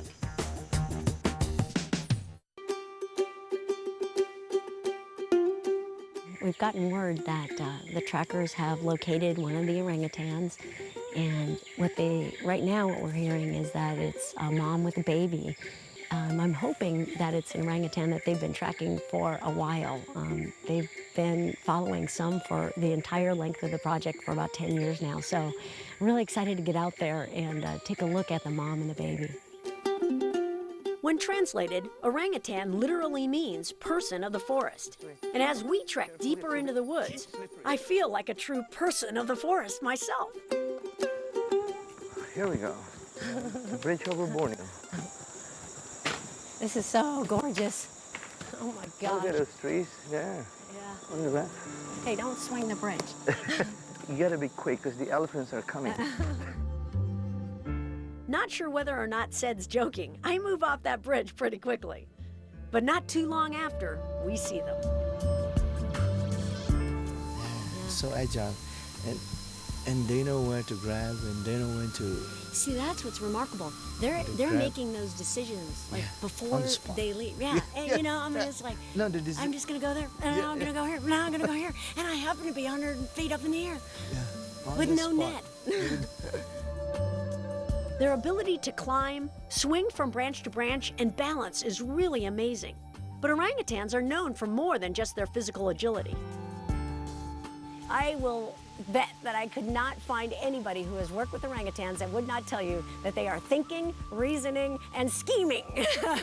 So it's really fun to be able to know some orangutans and yet come out here and see them in the wild and really realize why they need those skills. Survival in the wild is not easy. Bornean orangutans eat an amazing variety of foods. Fruits, leaves, bark, flowers, nuts, and occasionally insects and even small mammals. Females can weigh a little over 100 pounds and males up to 200 pounds. This endangered species can live to be 50 years old. So that ability to reason and scheme is key when it comes to figuring out how to survive in the wild. And it makes for some amusing observations back home, too. Orangutans are amazing mimics. One of our keepers came and was interacting with one of our females, and she was blowing her lots of kisses, mwah, mwah, mwah. And the orangutan just watched her, and that keeper came back about 3 days later, and the first thing the orangutan did was at her. Watching the orangutans has been lots of fun for Ced and me, but I figured we intruded on their privacy for long enough. Well, you know what? Maybe we should just leave them be for a little while. Okay. After all, it's been several hours since we arrived, so we hit the trail. But suddenly, I have a feeling we're not alone. See? Yeah. Are they following us? Well, I can see the movement, baby. Look at it. Wait a minute, we said we were going to leave them alone and they came after us? That is too cool. I think they're just saying, please don't go. Yeah. But it's time to move on. We have a long trek back to the lodge and then a long drive to our next destination, the Kinabatangan River. And little did I know what was in store for us along the way. Steady rains had made for some slippery traveling. But still, there are some beautiful sights to see. And on our way, we make a scheduled stop to visit InfraPro, a program that's really making a difference in Borneo's conservation efforts. Hi, Hi, I'm Julie. I am Bakar. I'm one of the rangers. in One of the this place. rangers. That's awesome. You know, the reforestation project is really, really interesting. And this is kind of amazing to me right here, all the different types of seeds. Yes, this is one of a different type of species, but all of this species is commercial species. They're all commercial. Oh, so these are all logged. Yes, we call dipterocarps. They're all dipterocarps. So, but you take the seeds and start the new plants again after you've cut down some areas? Yes. Well, by now, I'm sure you can see how important the forest is to Borneo's wildlife and the overall health of the island. Dipterocarp trees are a crucial part of the environment, and there are several species on the island. After trees are cut for logging or development, replanting is imperative for the survival of the forest and the island's wildlife. And that's exactly what Bakar does. Your job is to replant all the different varieties of trees. That is pretty incredible. How many different varieties do you think there are? So about 24 for the different species. 24? God. The name dipterocarp is what you guys pronounce. Is di comes from two, and isn't taro wings, and then carp is seed. Yeah. So it's got 2 wings on the seed. But that's a great way, you know, for the forest. The trees are so tall that they can actually use that to disperse their seeds. So instead of an animal dispersing the seeds, the wind would disperse the seeds. So can we go see what you do with the seeds? Yes, Okay. of course. Here we go. So how old are these guys right now? It's about 2 months. 2 months from a seed? Yeah, from the seed. You grow things a lot better than I do at home. The program started in 1992, and since that time, they've accomplished a lot. That's pretty incredible, replanting the forest with the same native species that were there prior to them being logged. Yeah. And how many total seedlings do you have and are going to be replanted? Somewhere around. How many? It's about almost 2 million of seeds. 2 million, 2 million seeds you have planted. That, you have done a good job. That's awesome. It's more than awesome. InfraPro and Bakar are literally saving orangutans and other wildlife by providing a sustainable habitat for them to live in. And they're proving that animals can survive and thrive in secondary forests. The more time I spend in Borneo, the more hopeful I am about the future of this species.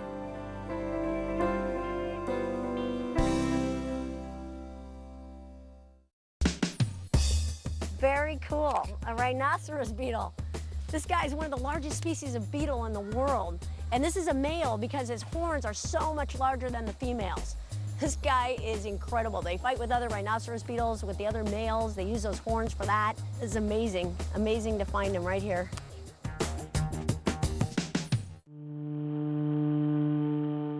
The Kinabatangan River is teeming with wildlife, and we take advantage of one of the best ways to get an up-close look at some of the amazing animals here. All right, we finally found our proboscis monkeys. They're up there in the tree, and proboscis monkeys are just so cool. They're only found here in Borneo, kind of along the freshwater swamps along the river here, and It's an animal that is unlike any other primate that you've ever seen. The long, big noses. The males have the longest ones that you've ever seen. And they make this resonating sound out of it. And the females obviously like it because those are the ones they pick to be their mates. It's a harem system. So basically, one male will have a lot of different females, and they'll all hang out together. The male will protect the females. And about half of these females have offspring. So this guy has been pretty productive over the last few months. The babies are good news because the proboscis monkey is an endangered species, experiencing the same challenges as the orangutan and other Bornean wildlife, primarily loss of habitat. But recent changes are making a difference. Conservationists are finding that by engaging local residents and helping them truly appreciate the natural treasures they have in their own backyard, these same people are more apt to care about what happens to animals who share their space and their home.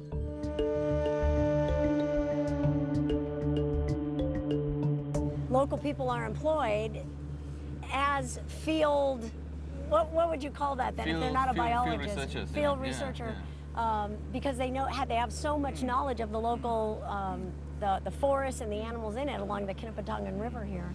And our challenge is to often to I suppose, identify these people living in around the villages, bring them on board, give them a job first of all, and I suppose the kind of income that they can earn is much more compared to what they may earn if they were just sort of hanging around doing something else, yeah? So I think these opportunities plus the prospect of a career, to even develop that career. So coming in as a daily paid assistant, to coming in as a field assistant, to a field researcher is a good career path. And some see the work as much more than a career path. But then there must be some others who also see that in as much as they are here, they should be part of the solutions. They should be part of giving hope to others to understand that we've changed the land dramatically, but there is hope for the species that survive because the governments are not totally irresponsible. There's still some sense of responsibility in setting aside some parts of the swamps. And in fact, we know that the Kinabatangan has now been gazetted as a wildlife sanctuary. That means there is their commitment, that commitment. And I think people want to lend themselves to that commitment to make it happen. One of the groups committed to making it happen is the Kinabatangan Orangutan Conservation Project. For over 10 years, these dedicated researchers have worked with both local residents and government to protect and study orangutans in their natural habitat. We try to do as much as we can. So first we conduct some scientific research, ecological research. We understand how they live in this kind of environment, secondary forests where they mostly occur, and we try to see if they can survive in those forests in the long term and what can be done in terms of reforestation to help their long-term survival. We also work with the government in terms of protection of those forests. We have a team of wildlife wardens who are people from the village who are trained and given the responsibility by the government to protect this area. So they have the legal powers to arrest illegal loggers, poachers, and it's a program we've been working on for the past 7 years, and it's working very well with about 17 people in this area patrolling almost on a daily basis. It seems the key really is to create a strong connection between people and their environment. And this project believes in starting this process at an early age, with children's programs to help teach the kids about their surroundings.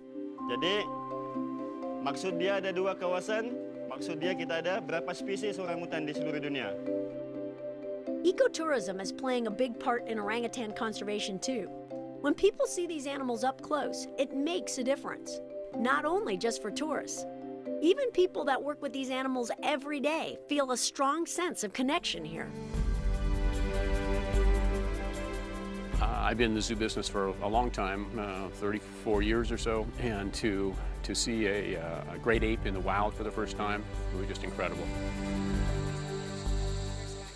Well, I kind of had to keep pinching myself because it has been a goal of mine for a long time now to come here, a dream of mine. And so I really kind of had to keep telling myself, oh my gosh, look where you are. Look at these trees, look at these mountains, look at the clouds. You're actually here. Ever since the very first moment that I've ever worked with orangutans as a zookeeper, I was fascinated by them. From that moment on, I have always had a wish and a dream to go to Borneo and see them in the wild and to see them actually, living in these amazing trees. And this newfound connection to Borneo will be transported back to the U.S. One place specifically, Tampa Bay, Florida.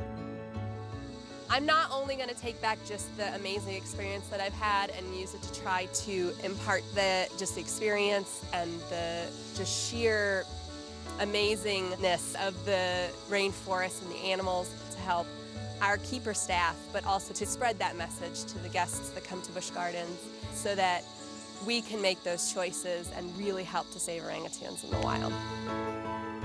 We look at opportunities, and the opportunity is one can manage tropical rainforests to produce wood and to save wildlife, and as a place that tourists would like to come to and see that wildlife.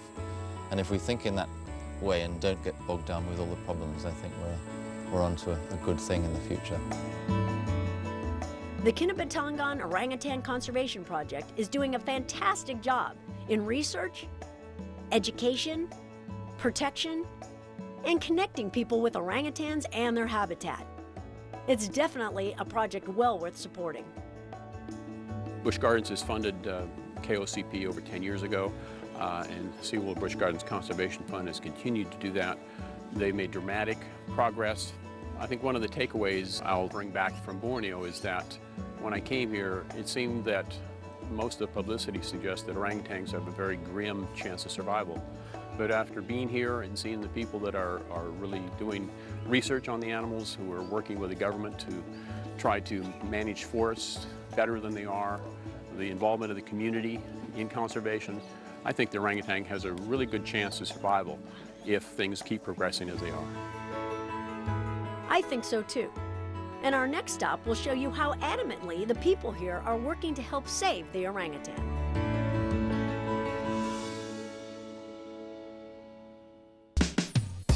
These trees are really, really special. Dipterocarp trees, which are some of the tallest species of trees in the world. The Bornean forest is really unique. It's different from the African rainforest. It's different from the Amazon. You've got more flying species, and I call them flying with quotations because basically they're either flying or gliding species in the Bornean rainforest than you do anywhere else in the world.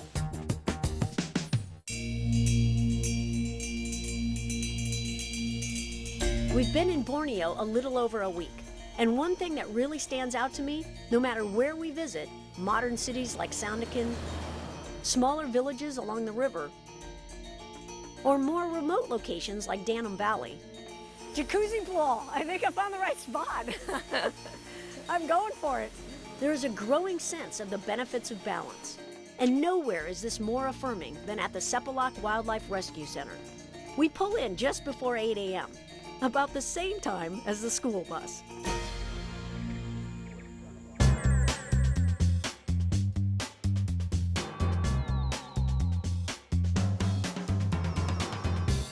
Avery, how many are in there right now? 5. I can't tell. 5.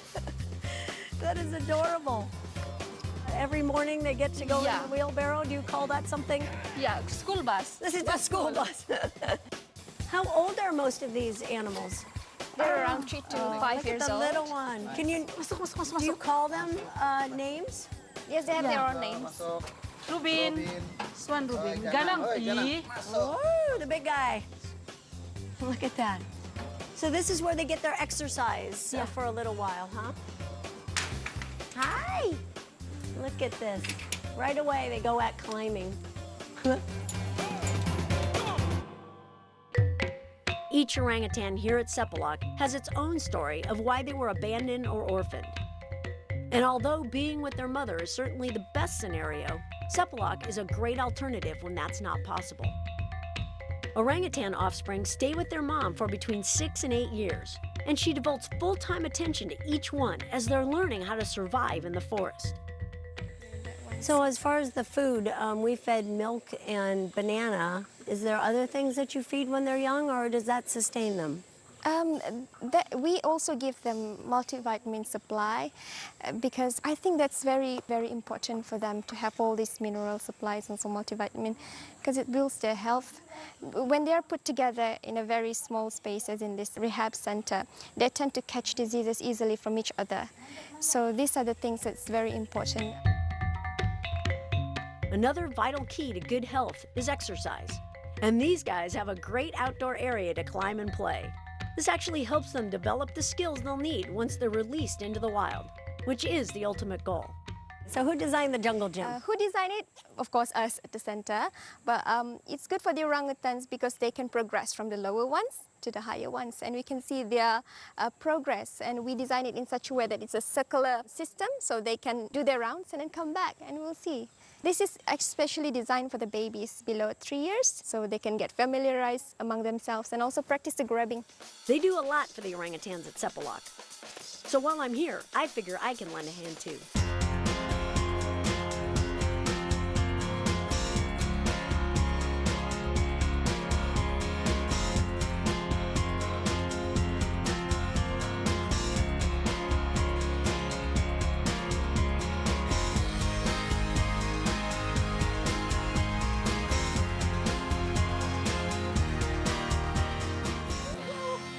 They may not get hand-bathed like the orangutans at Sepulak, but the orangutans at Busch Gardens Tampa Bay are fortunate to have lots of room to climb at their new habitat, Jungala.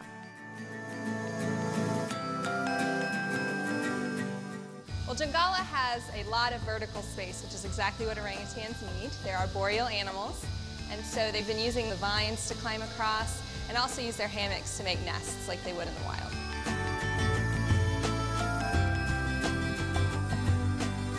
The trip to Borneo certainly inspired me, and I know it changed April and Dr. Olson as well. The Borneo trip was really an incredible experience for both April and myself. I think the thing that most affected me was seeing some of the individuals working so hard with conservation efforts with orangutans and the habitat there. The involvement of the community and how many people were truly involved, very dedicated to conserving the species and habitat. Our trip to Borneo, if anything, inspired me to be more dedicated about orangutan conservation. Seeing them in Borneo, seeing them in the forest, meeting the people that are actually doing conservation work over there, just helped me to know that I can make a difference and that everybody can make a difference. Borneo definitely changed us all, and I'm encouraged by the people, programs, and government that are definitely working together to save the orangutan, other wildlife species, and the forests they call home. After being here at the Kinabatangan Orangutan Conservation Project, I really realized how important it is for us to support research through our SeaWorld and Busch Gardens Conservation Fund. Now, they're able to look at the disturbed forests, knowing that reforestation projects work and that orangutans will be able to move back into those areas, which is huge for the amount of land and the resources that the orangutans need in order to be able to survive into the future.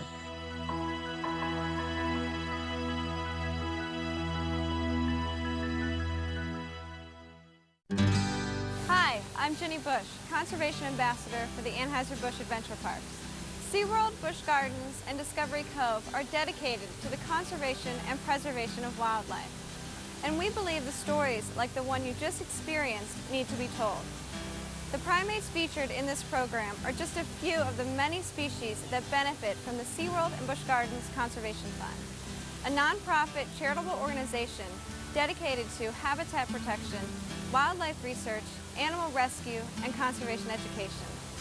Your support to the continued viewing of programs like this is appreciated. I encourage you to learn all you can about animals and their environment. Remember, we're all interconnected. What happens to them eventually happens to us, so we need to protect them and their habitats. Together, we can make a difference.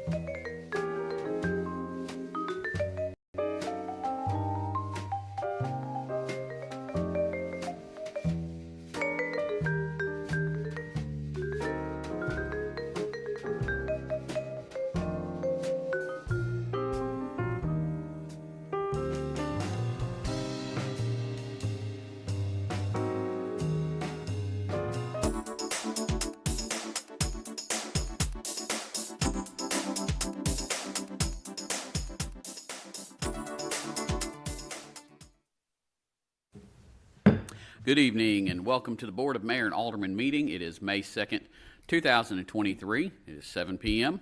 Call this meeting to order.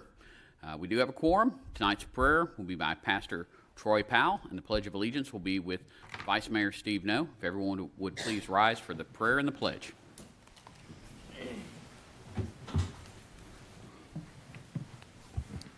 Would you pray with me? Father, we thank you for our civil servants, for their hard work and their sacrifice. We pray that you would bless them continually. May you generously give to each of them wise and discerning hearts to skillfully govern the people in our city. Give our mayor, staff, city leaders, and city council wisdom so they may solve problems, distinguish between right and wrong, bring order and stability and prosperity to our community. In Jesus' name we pray. Everybody said, Amen. Amen. I pledge allegiance to the flag of the United States of America and to the republic for which it stands, one nation, under God, indivisible, with liberty and justice for all. Thank you. First item of business is to approve the minutes from the April 4th, 2023 regular meeting. I make a motion to approve the minutes. Motion to approve. Is there a second? Second. Have a second. All in favor? Aye. Opposed? No. Motion passes. Next we have presentations. I'm going to ask the whole board to join me down here.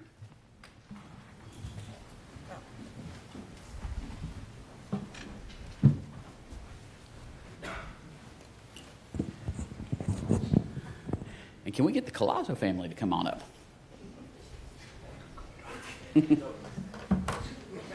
No? It's fine now. It's okay. It's okay. So we wanted to present to you the life-saving award to Detective Michael Collazo. The City of LaVergne recognizes your bravery and selfless actions to save innocent lives during the Covenant School shootings. We're proud to call you a member of this community and will be forever grateful for your willingness to fight to shield those who were in desperate need of protection. I know this says a lot, but on behalf of the board and this whole community, thank you for what you did. You rushed into danger for those kids and those people, and we thank you.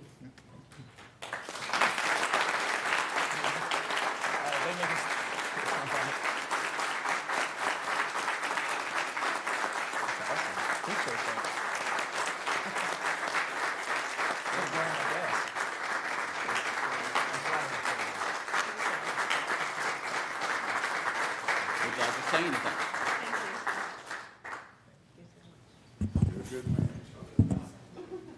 Hold on. Come on, Captain Call. On behalf of the police department and your heroic efforts, we've got 3 challenge coins for you: our SWAT coin, our department coin, and our deputy chief coin. And we really appreciate what you did. Awesome.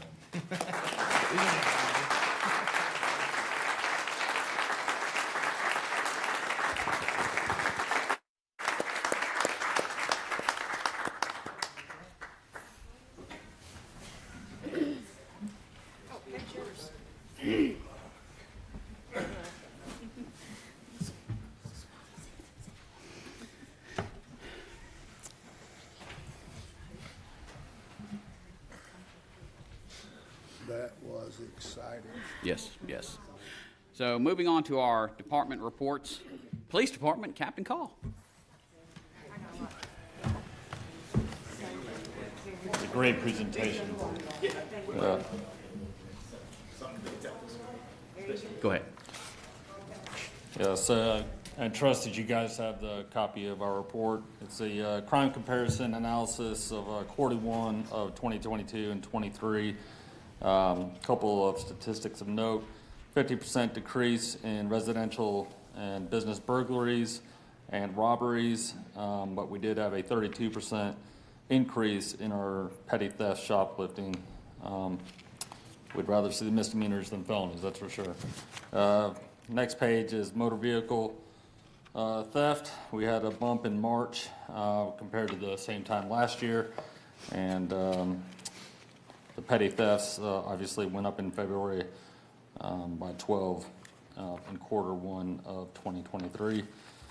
In terms of the activity on the last sheet, a couple of statistics to note. There was a 29% decrease in traffic stops. However, there was a 25% increase in citations and warning citations, possibly due to the weather, a number of officers out there conducting traffic. I'd like to give you guys a briefing on the hiring process that we've got going on right now. We have 7 open positions currently. We have 2 conditional hires, and I believe they're coming in, 1 tomorrow and 1 Thursday to sign on. Currently in background, we have 2 certified officers in background. We have 2 uncertified officers in background.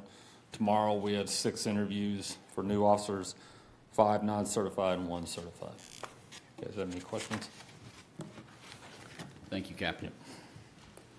Moving on to the Fire Department, Chief Beasley.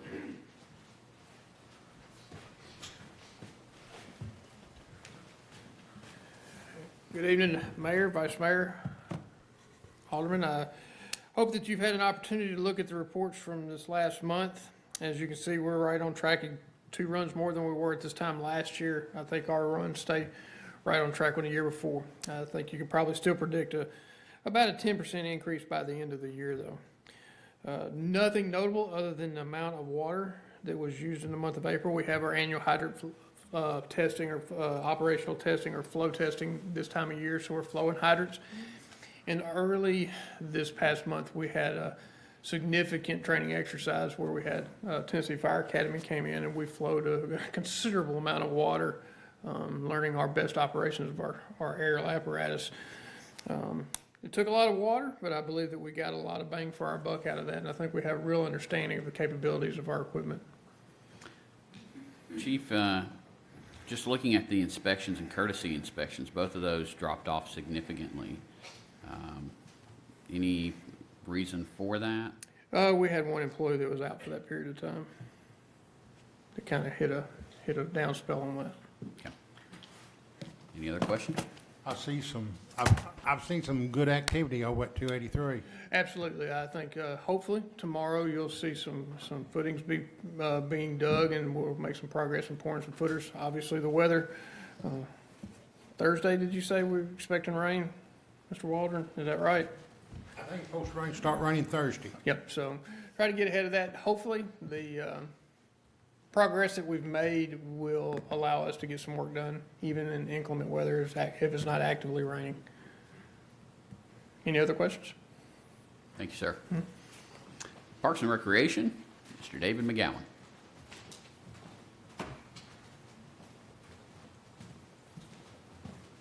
Mayor, Vice Mayor, Board, thank you. You guys have the numbers for the parks for this past month.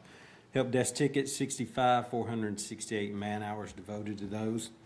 Upcoming events, May 13th, block party, Touch a Truck from 11 a.m. to 4 p.m. at Veterans Park. Past events, April 15th was the opening day of the Ball League. This past Saturday was the Senior Center yard sale.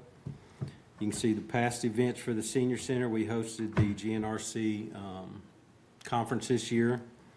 A couple of upcoming events for them. Take note, May 12th, Senior Prom. May 17th is a trip to the General Jackson. And then upcoming meetings on May 15th, Senior Center Advisory, Parks and Greenway Advisory, and, Parks and Rec Advisory, and then the Greenway Advisory at 7. Touch a Truck.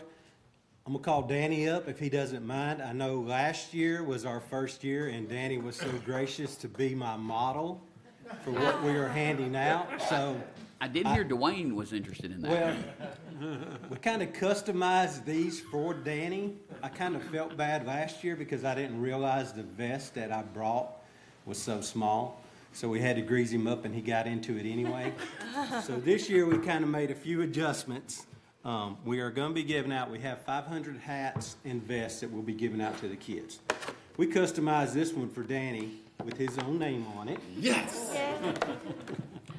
And this is a vest that I guarantee will fit him with the Water Boy on it. Oh. And if you're familiar with the Water Boy, they produce high quality H2O. That one looks like it's big enough to fit me. We weren't gonna make that mistake again this year, so we decided we would customize him one and trick it out a little bit for him. I'm not sure that hat is quite OSHA compliant. Is that right, It's all Angela? right, but this is, Exactly. I kind of feel like one of the Price is Right gals, you know. Hey, here we go. Is my 3 minutes up? There you go. We have 8 food snack vendors, 32 craft vendors, 18 touch-a-truck displays. Entertainment will be on the football field, laser tag, spider jump, 360 photo booth, face painting, mobile axe throwing. Have several advertisements going out on the radio, so you guys may hear some of that.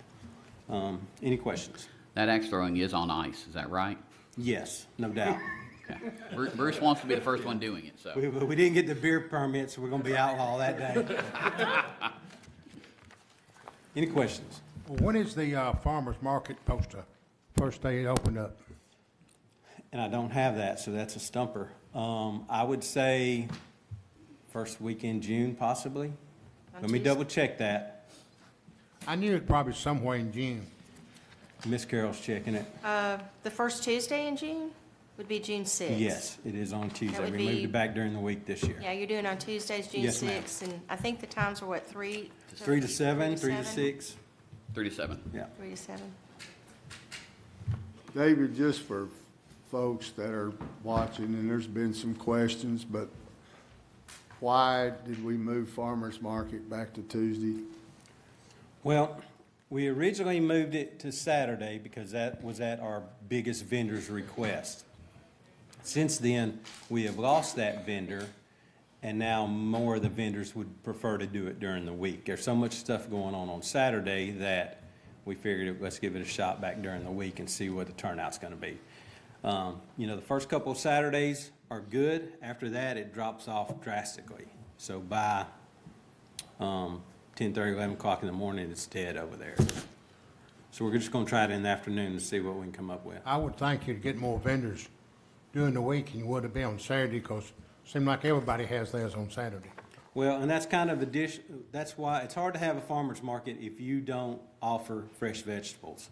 So we were kind of catering that around our big vegetable vendor. Once they backed out, we're scrambling. You know, after 3 or 4 weeks of having it over here at the beginning of the summer, and your vegetable vendor pulls out, then you just basically turn that into a craft fair. So we're trying to avoid that. We're trying to provide a little bit of everything. So we're going to try moving it back during the week a little bit.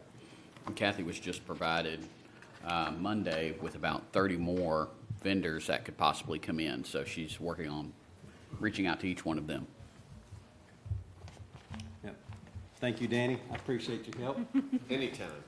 Thank you. I appreciate this. I'm wearing this all the time. Thank you, David and Waterboy. Miss Donna, with the library department, you're going to have to show that one up for once. I'm telling you, I don't think I can show that one. I love that vest. Good evening, Mayor, Alderman, Mayor, Vice Mayor, and Alderman. This is the report for April 2023. If you can see, our numbers are holding steady. Our attendance from 2022, they're up, which we're really excited about. The other numbers are just kind of holding steady there, but we're working on it. Let's go over to the What's Up at the Library. On May 8th at 5 p.m., this coming Monday, will be our library board meeting here at City Hall. Also on May 8th, we have our Strings and Things adult craft. And this month, it's the Shrinky Dink earrings. Have you ever used Shrinky Dink before, where you take and you color and you bake it in the oven and it goes really, really small? That's what they're going to do at the Strings and Things adult craft. May 8th through the 11th will be the last week of regular story times until after summer reading, and then story times will resume the week of August 21st and 24th. May 13th, we have the live music back at the library at 1 p.m. It's Hobo Road will be there, and they're going country this time. May 15th at 5:30, we have our Better Off Read book club. The book this month is The Last Thing He Told Me. May 20th at 10:30, we have our Page Turners Book Club. The book they'll be using is The Midnight Library. We have copies of both of those books in the library, ready for checkout. We also have them on our Libby e-app. On May 20th at 10 a.m., we're having our Crafty Canvas painting for adults, and May 30th is our Mixed Media Adult Craft, and it's the large mixed media tags. I've kind of showcased the adult crafts this month. They have a lot going on, and our adults really enjoy coming in and just socializing and having a good time. Miss Mary does a great job with the ones at Strings and Things, and of course Carol takes care of the painting and the mixed media. Now the library will be closed on Saturday, May 27th and Monday, May 29th in observance of Memorial Day. Now here's the great part we're all excited about, our summer reading. All together now. Summer reading kickoff is going to be on June 3rd, and I've looked up the weather forecast. The weather forecast is sunny with a chance of books on that day. So we're really excited about that. We would like for the families to come in to pick up your summer reading bag. We're going to play Plinko for a prize, make a craft. We're going to have bounce house, face painting. We're going to have hot dogs and chips, decorate a cookie, spray paint art, sidewalk chalking, and of course get to check out fabulous books for the summer. We have programs for all ages from birth all the way to 99 plus. So we would love for everyone to come out, especially on June 3rd, and help us kick it off for the summer. Do you have any questions? Miss Donna, I've had a couple people ask me as far as your book clubs. Yes. Are they targeted towards any specific age range? Say the last part again. Are they targeted to any specific age range? Yes. At this point, it is 18 and above. If a parent feels like a YA, a young adult, if the book is suitable, then absolutely we would love for them to come in. But what we have seen is our adults, 18 and up, are enjoying it. Okay. Any other questions? I don't have no question, but Donna, you do a great job over there, and it shows. Thank you. Everybody is tickled about a first-class library, and I thank you for all your service. Well, you're very welcome. And it takes a creative staff, and we have surround yourself with good people, and you'll do good things. Thank you, Miss Donna. Thank you. Moving on to the Finance Department, Ms. Tanya Williams.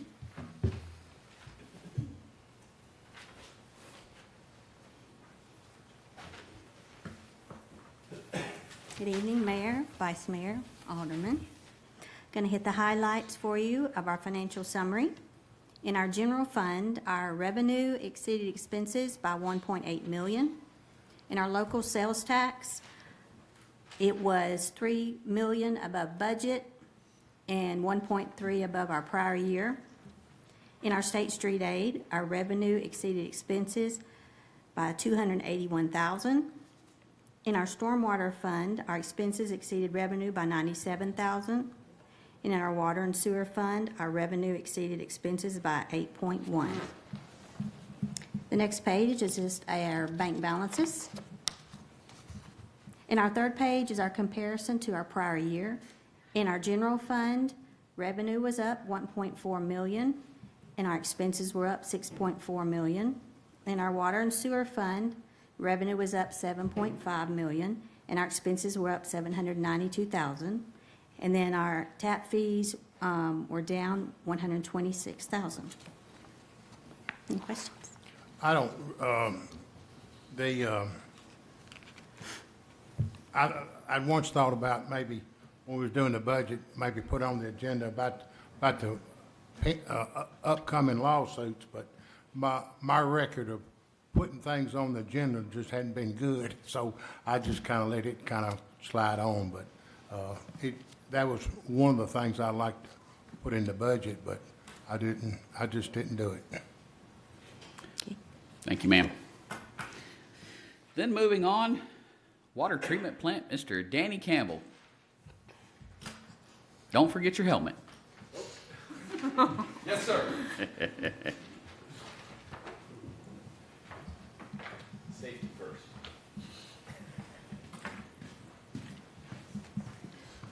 Mayor, Vice Mayor, Board, I hope you've had the opportunity to take a look at our March monthly report. Looks like I said March. I meant April. Wrong month. Any questions other than this wonderful outfit of mine?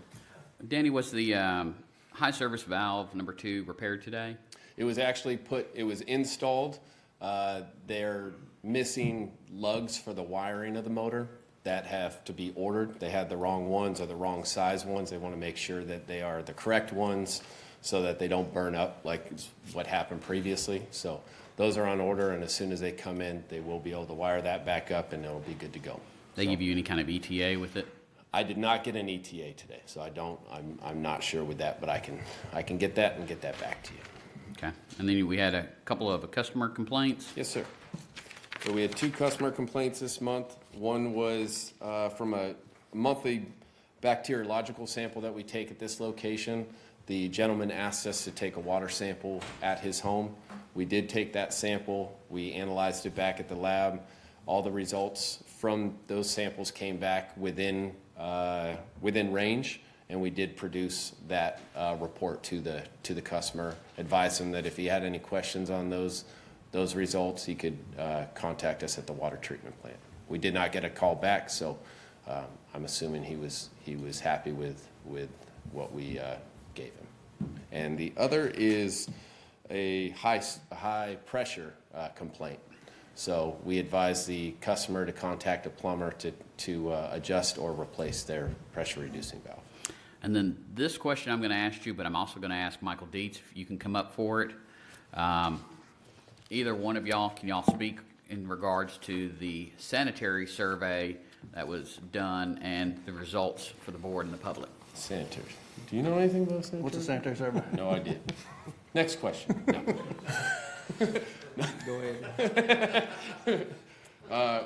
I believe the Infomark and the city work really well together over the last few years, especially to gain a score of 99% on our sanitary survey. It's out of 599 points, and we scored a 593 out of 599. So That's awesome.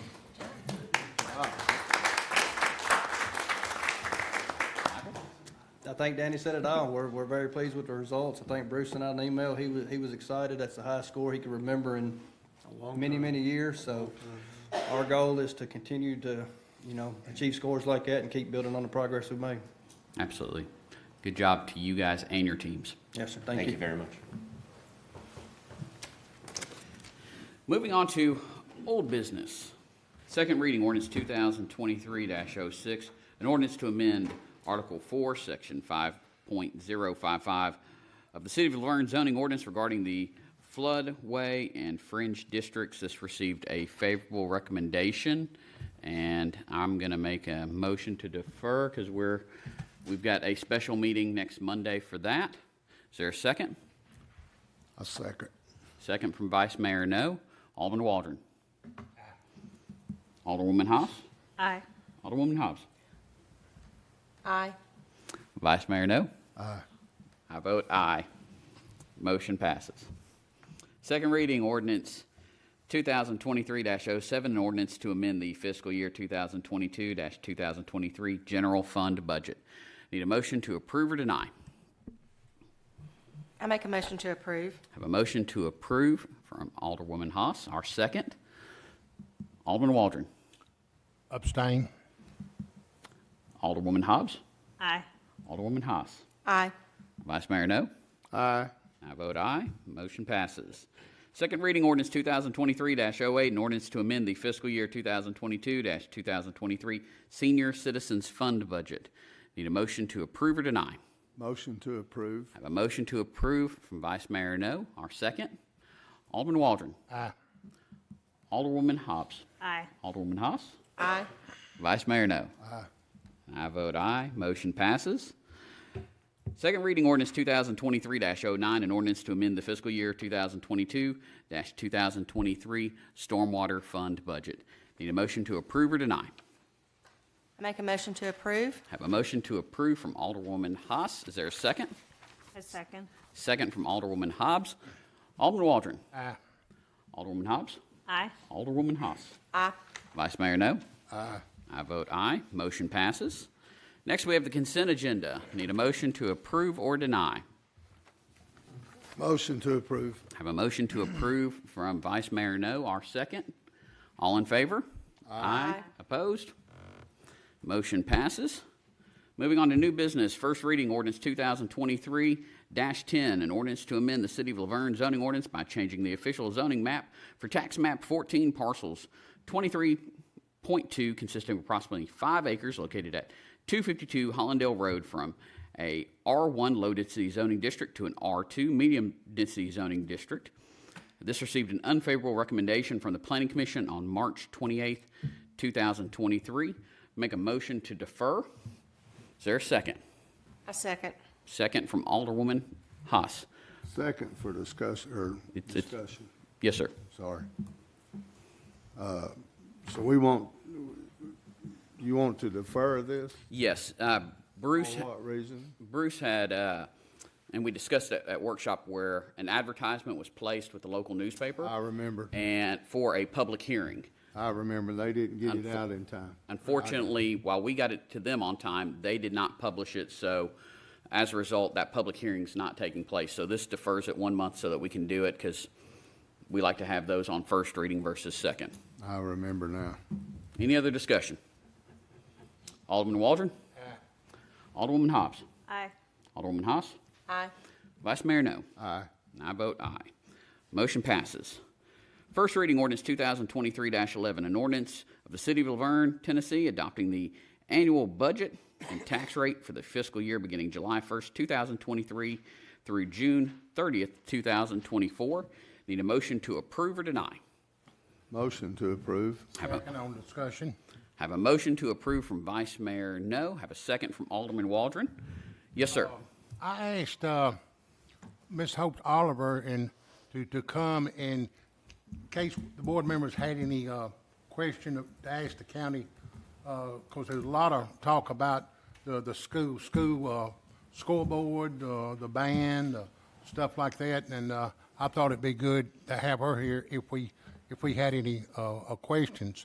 One question that popped in my mind is about the scoreboard. Years ago, when my kids was in the ball, a lot of like Coca-Cola furnished the scoreboard. I didn't know if y'all have checked into that or about a sponsorship to put up a scoreboard, or it might be something that you can take to the county commissioner, the school board, and talk about. Thank you for coming. And any other discussion? And the budget, we worked hard on the budget. The budget consists of $38 million in debt. It's, back in 2021, it was $22 million in debt. And it don't include the upcoming lawsuits. Or some things we need to keep our eye on is the upcoming capital projects in the future, like widening the Walden Road, widening the Old National Highway. The debt realistically could reach, close to $100 million. We just need to keep our eye on the road. Thank you. I don't think anyone's talking about going that high, but with that, is there any other discussion? Seeing none, we have a motion, we have a second. Alderman Waldron. Pass. There's either aye, no, or abstain. There's not a pass. Pass. Alderwoman Hobbs. Aye. Alderwoman Haas. Aye. Vice Mayor No. Aye. I vote aye. The motion passes. Moving on to first reading ordinance 2023-12, an ordinance to amend the fiscal year 2022-2023 general fund budget. A motion to approve or deny. Motion to approve. Have a motion to approve from Vice Mayor No. Our second it. Alderman Waldron. Aye. Alderwoman Hobbs. Aye. Alderwoman Haas. Aye. Vice Mayor No. Aye. I vote aye. Motion passes. First reading ordinance 2023-13, an ordinance to amend the fiscal year 2022-2023 Stormwater Fund budget. Need a motion to approve or deny. I make a motion to approve. Have a motion to approve from Alderwoman Haas. Is there a second? I'll second it. Alderman Waldron. Aye. Alderwoman Hobbs. Nay. Alderwoman Haas. Aye. Vice Mayor No. Aye. I vote aye. Motion passes. Resolution 2023-12, a resolution of the City of LaVergne Board of Mayor and Aldermen to declare property owned by the city to be surplus to the city's needs and directing disposal of the same. Need a motion to approve or deny. Motion to approve. Have a motion to approve from Vice Mayor No. Is there a second? Second. Second from Alderwoman Haas. Alderman Waldron. Aye. Alderwoman Hobbs. Aye. Alderwoman Haas. Aye. Vice Mayor No. Aye. I vote aye. Resolution passes. Number 14, approve services agreement with Kim Radford to paint a mural on City Hall. Need a motion to approve or deny. Motion to approve. Have a motion to approve from Alderwoman Hobbs and a second from Alderman Waldron.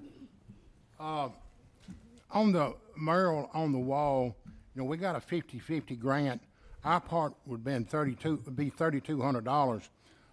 The grant just covers the wall. It don't cover upkeep or maintenance.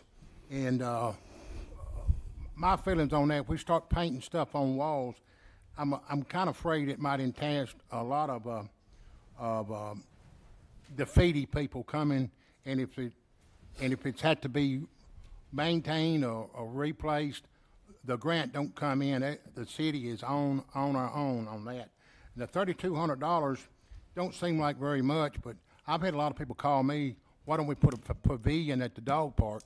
$3,200 would go a long way for the pavilion other than painting a wall. That's my opinion. Thank you. Any other discussion? We have a motion and a second. Alderman Waldron. No. Alderwoman Hobbs. Aye. Alderwoman Haas. Aye. Vice Mayor No. Aye. I vote aye. Motion passes. Number 15, approve a venue rental agreement with The View at the Fountains for the annual employee holiday party on Friday, December 15th, 2023. Need a motion to approve or deny. Motion to approve. Second on discussion. Have a motion to approve from Vice Mayor No, a second from Alderman Waldron. The only thing I have, up at the fountain, it's a nice place and everything. Next year, I would like for us to look at having it in LaVergne. It's got to be a place in LaVergne big enough for us to have it. We're going to pay X amount of dollars to pay a place in Murfreesboro. I like to try to keep the money in LaVergne. Thank you. Okay, we have a motion and a second. Alderman Waldron. Abstain. Alderwoman Hobbs. Aye. Alderwoman Haas. Aye. Vice Mayor No. Aye. I vote aye. Motion passes. Next, we have appoint or remove board and committee members. First, we've got the Beautification and Arts Advisory Committee. We've got one term vacant and one applicant. That is Tabitha Howard, and I will reappoint her back to that board for another term. All in favor? Aye. Opposed? Abstain. Motion passes. Then we've got the Senior Citizens Advisory Committee. We've got two terms vacant, and we've got both of them wishing to remain, as well as two more people who have applied. So I will reappoint Roger French and Anthony Honeycutt to this board. All in favor? Aye. Discussion. Well, we've kind of gotten past that part to the voting. Well, you just jump right over it. I'm sorry, sir. Opposed? No, not opposed. I just wanted to let people know to please keep applying. Okay, so motion passes. Now we're moving on to the mayor and alderman comments. Alderman Waldron.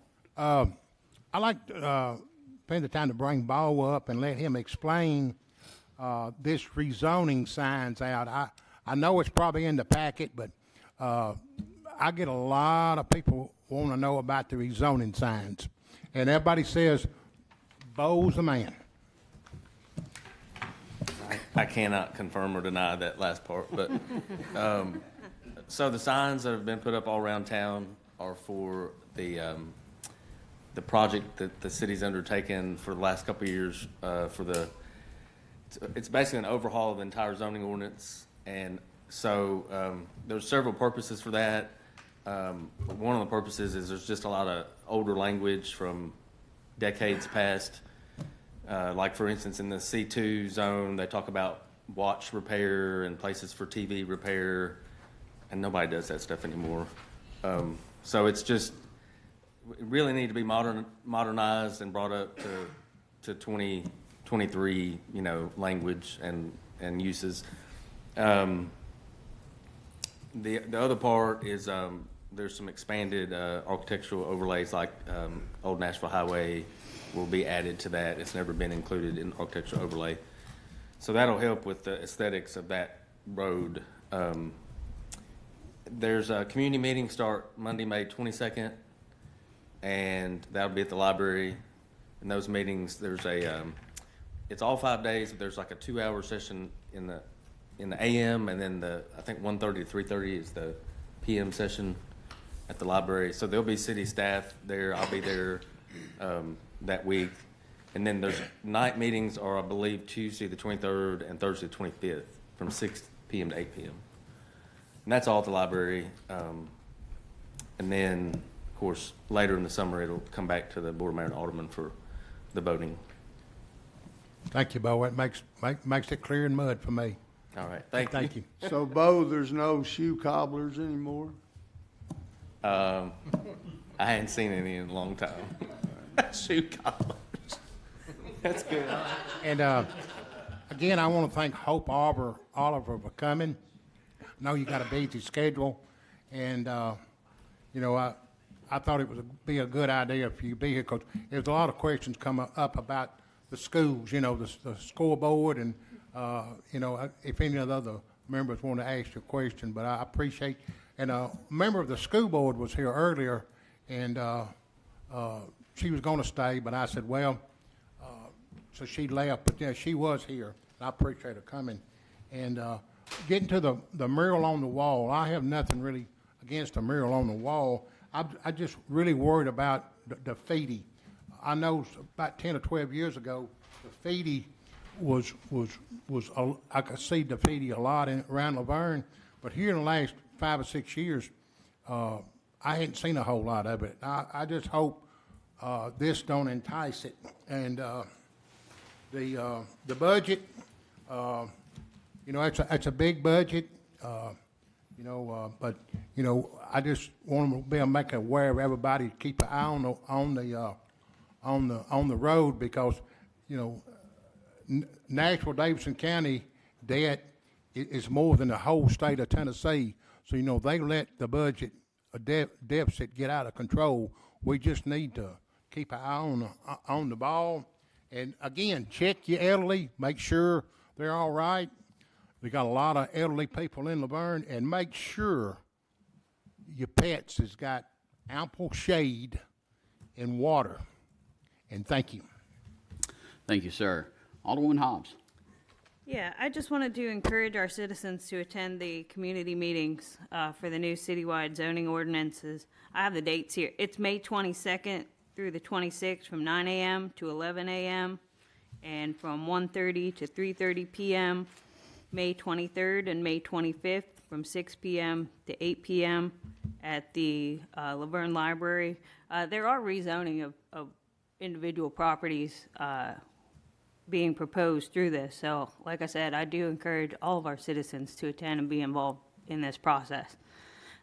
Again, I wanted to address, 2 weeks ago, I had the privilege of meeting with Detective Daniel Hall of the Ralph Anderson and Associates to discuss the characteristics and qualifications of potential candidates for the police chief position. In addition to that, we discussed the challenges the position would hold and some of the hurdles involved of retaining a successful and competitive candidate. Much to my surprise, one of the hurdles Detective Hahn expressed was concern for the inconsistencies in the chain of command, meaning the police chief would report to the city administrator, though the mayor would have the ultimate authority to hire and fire the individual. He expressed concern that the mayor's hire-fire authority would discourage qualified and experienced individuals from applying to the position, out of concerns of being terminated should the newly appointed chief and the mayor disagree on a particular matter.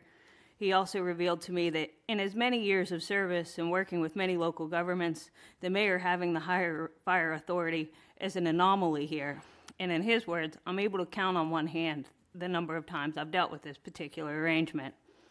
It was his suggestion that should the mayor refuse to relinquish the higher fire to the city administrator, the city should strongly consider offering a severance package to the candidate, which ultimately, in turn, would be additional cost to our taxpayers.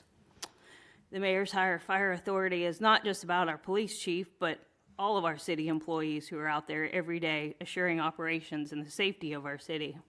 I'd love for them to be able to do their jobs with confidence without fear of political ramifications, and to see our city administrator with the authority to be able to award positions based on performance, qualifications, and character. In the cases of termination, should it be needed, there are protocols, procedures, orders, and consistency intact, and decisions would be made logistically for the betterment of our city versus a political chess match every 4 years. As a newly elected official, it's one thing to see these things as a private citizen and feel the structural organization of this method of government doesn't make sense. But to have an outside professional such as Detective Hahn come to our city and make these same observations and voice these same concerns was extremely validating that this concern is legitimate, warrants further conversation from the board, and more importantly, change. Again, for the record, I've requested the mayor higher fire authority be added to the agenda for tonight's meeting for discussion, and the mayor has removed it. Thank you. Thank you. Alderwoman Haas. I may steal some of Vice Mayor No's thunder, but, sorry. I want to thank everyone who donated to the Senior Center yard sale. Did I steal your thunder? No. Oh, I didn't? Oh, okay. Those who donated and everyone who came out and purchased treasures, we appreciate it, and the food was awesome as always with Melissa's famous banana pudding. So thank you all for supporting, and we look forward to seeing everyone in the future. Thank you. Vice Mayor No. I just want to say about all the police officers in attendance, and after the award ceremony tonight, I was thinking about how you men and women do as Officer Collazo did. When I hear a gunshot, I go under my bed.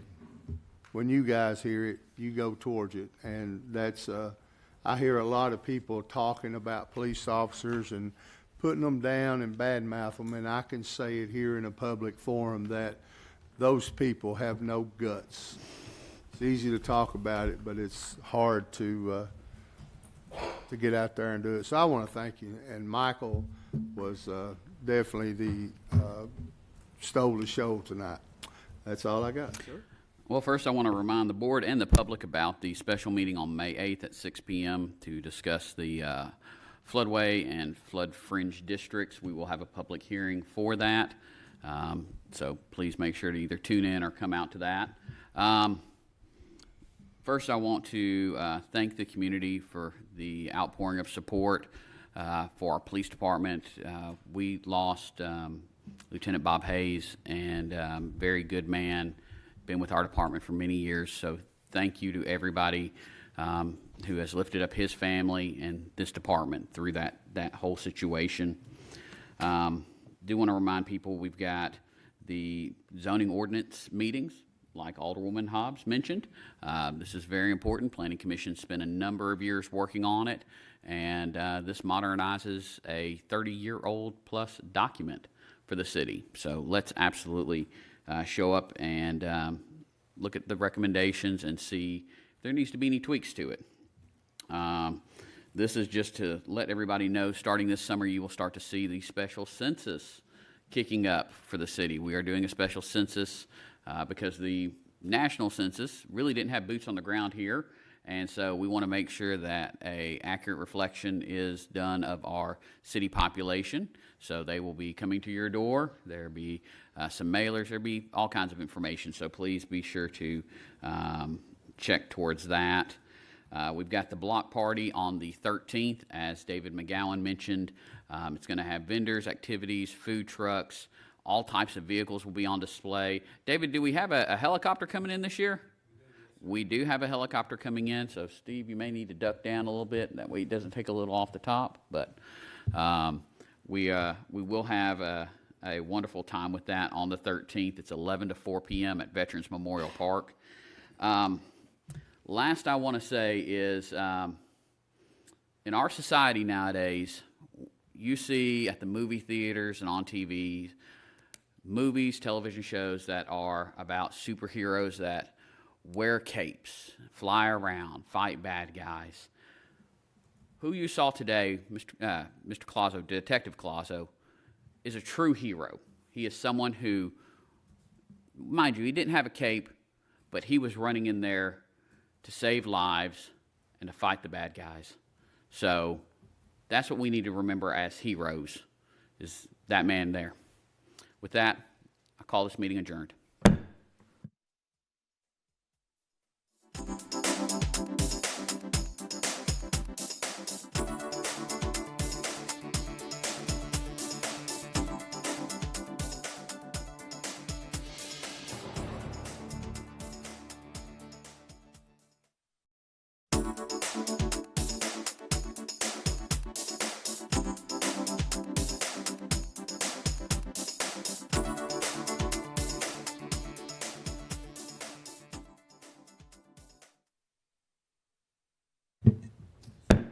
Good evening and welcome to the public hearing of the Board of Mayor and Aldermen. It is May 8th, 2023. It is 6 p.m. Call this public hearing to order. We have ordinance 2023-06, an ordinance to amend Article 4, Section 5.055 of the City of LaVergne zoning ordinance regarding the floodway and flood fringe districts. If anyone would like to speak, you can come forward.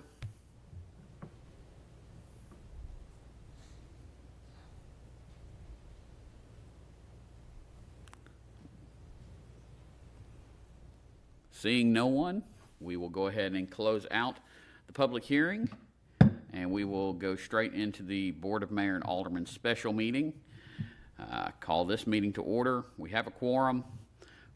First order of business is going to be the second reading, ordinance 2023-06, an ordinance to amend Article 4, Section 5.055 of the City of LaVergne zoning ordinance regarding the floodway and flood fringe districts. This received a favorable recommendation from the Planning Commission on March 28th, 2023. Need a motion to approve or deny? I make a motion to approve. We have a motion to approve from Alderwoman Haas. Is there a second? Second. Second from Vice Mayor No. Alderman Waldron. Pass. Alderwoman Hobbs. Yay. Alderwoman Haas. Yay. Vice Mayor No. Yes. I vote aye. Motion passes, and with that, that is the end of the meeting. I call this meeting adjourned.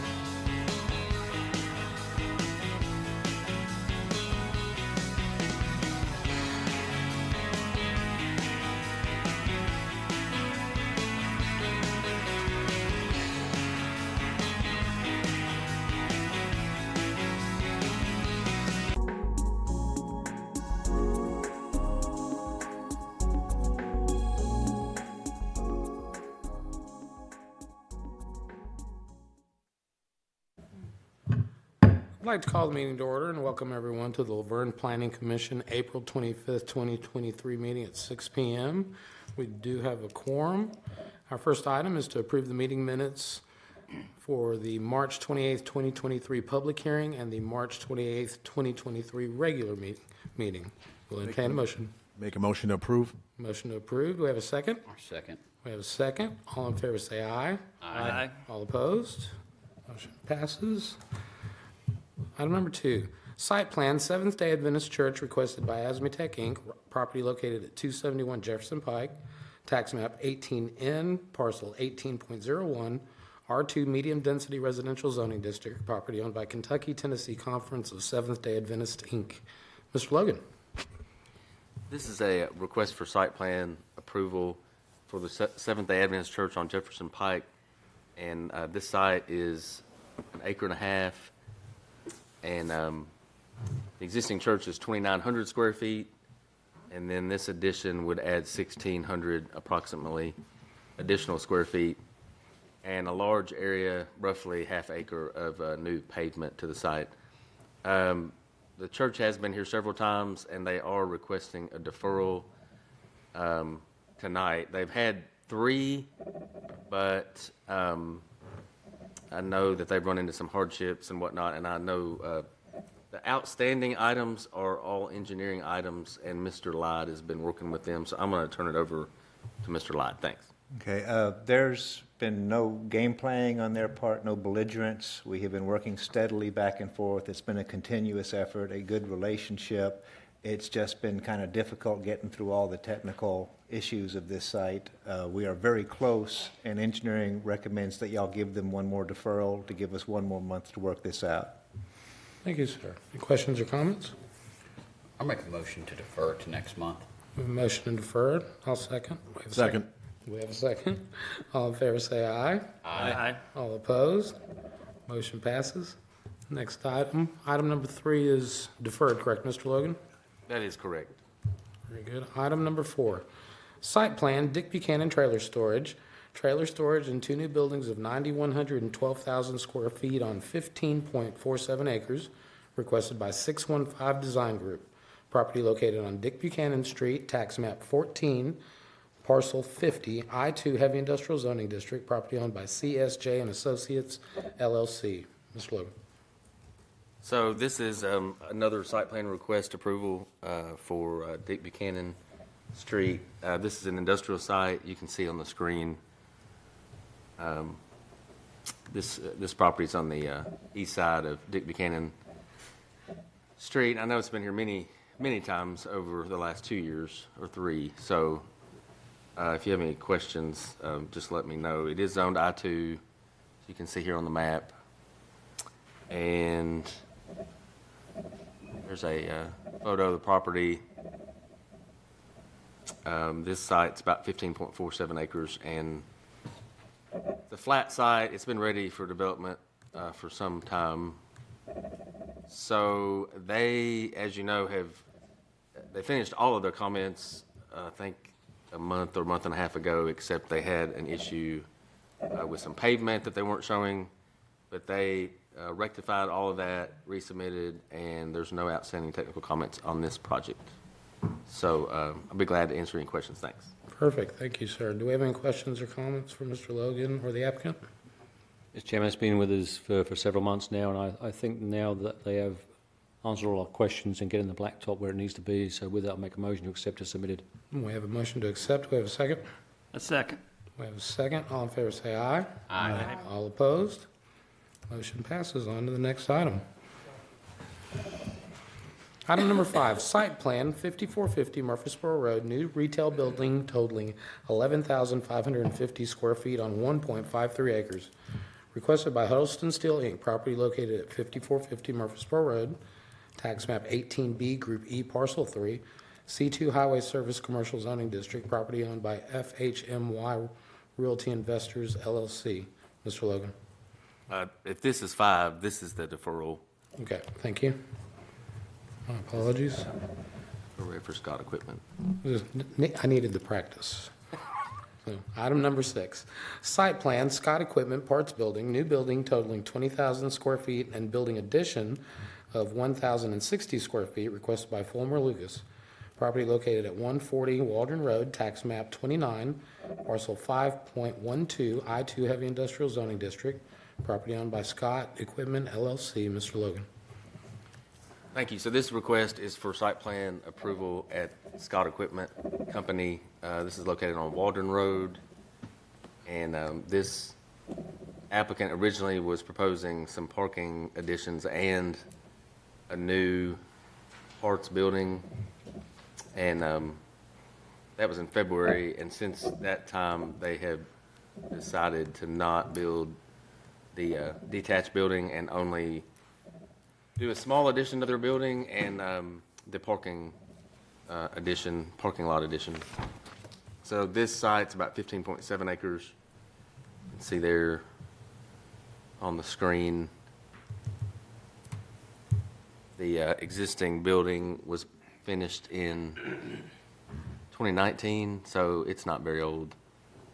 And the detached parts building would be in this area, but that's since been done away with. So now we're just down to the small addition on the building. This is another site image that shows Waldron Road and the railroad track. And this intersection is Murfreesboro Road and Waldron, where the Walgreens is. And then here on the zoning map, it's this parcel here in the dark blue color, which is I-2 Heavy Industrial. And this is some site photos, the sign that's existing out there today. And this is the front of the building that was completed in 2019. Another view of that with the parking lot. And then this is the building that sits behind. Well, this is the same building, but there's a shed behind that's not attached. So this is on the rear of the property, and this building faces north instead of facing Waldron Road. They did go to Boza for that back in 19 to get the orientation of the building the way that they liked it. Other than that, there's no outstanding comments. I don't believe Mr. Light has any, so we'll be glad to answer your questions. Thanks. Thank you. Do we have any questions or comments? Mr. Chairman, I think it'd be Please, a good idea on this one for the minutes to, if, in the motion, to say it's only for the building addition and not the new 20,000 square foot building off, to make it clear.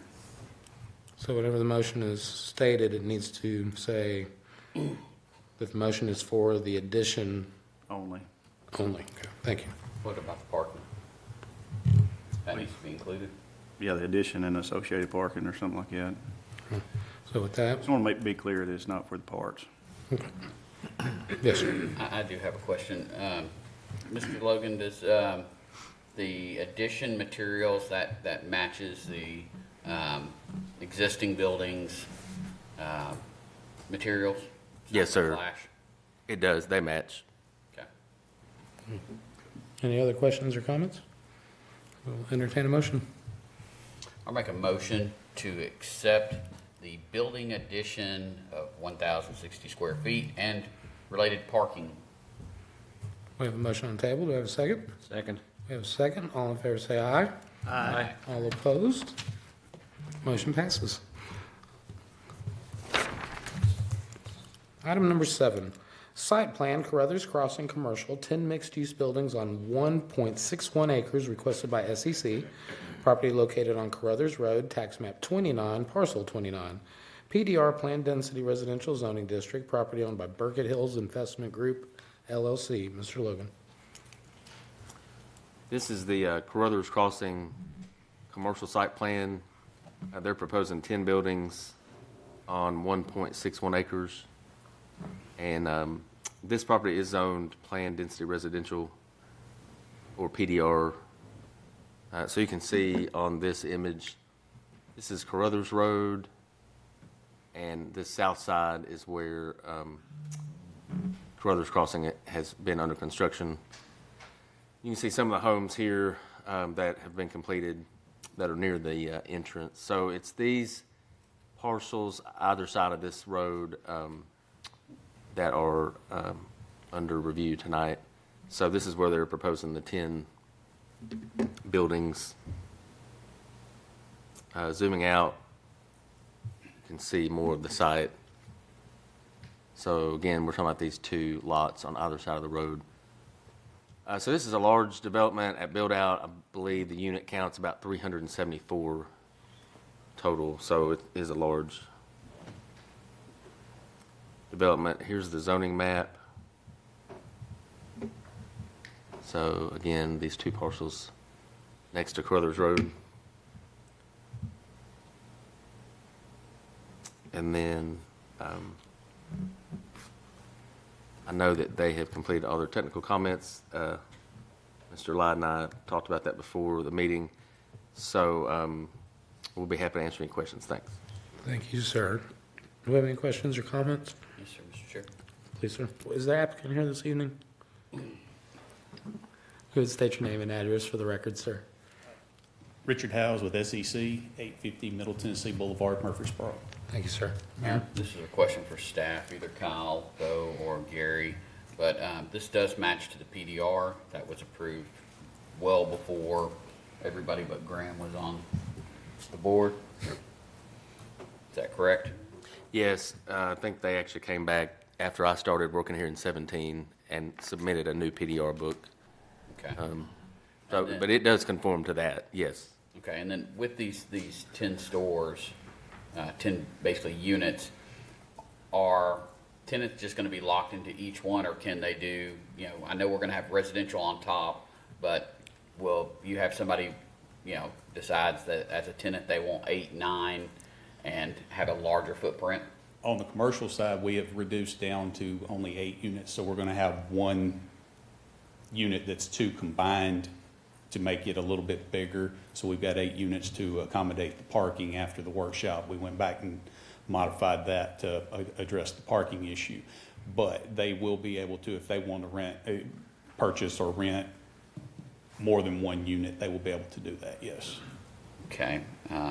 My question then with that has that been updated on the documents we have? Because I've got, looking at C.2 and C.3, both show 10, or not C.3, but C.1.0, both show 10.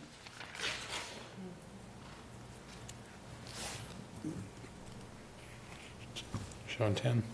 Mr. Logan?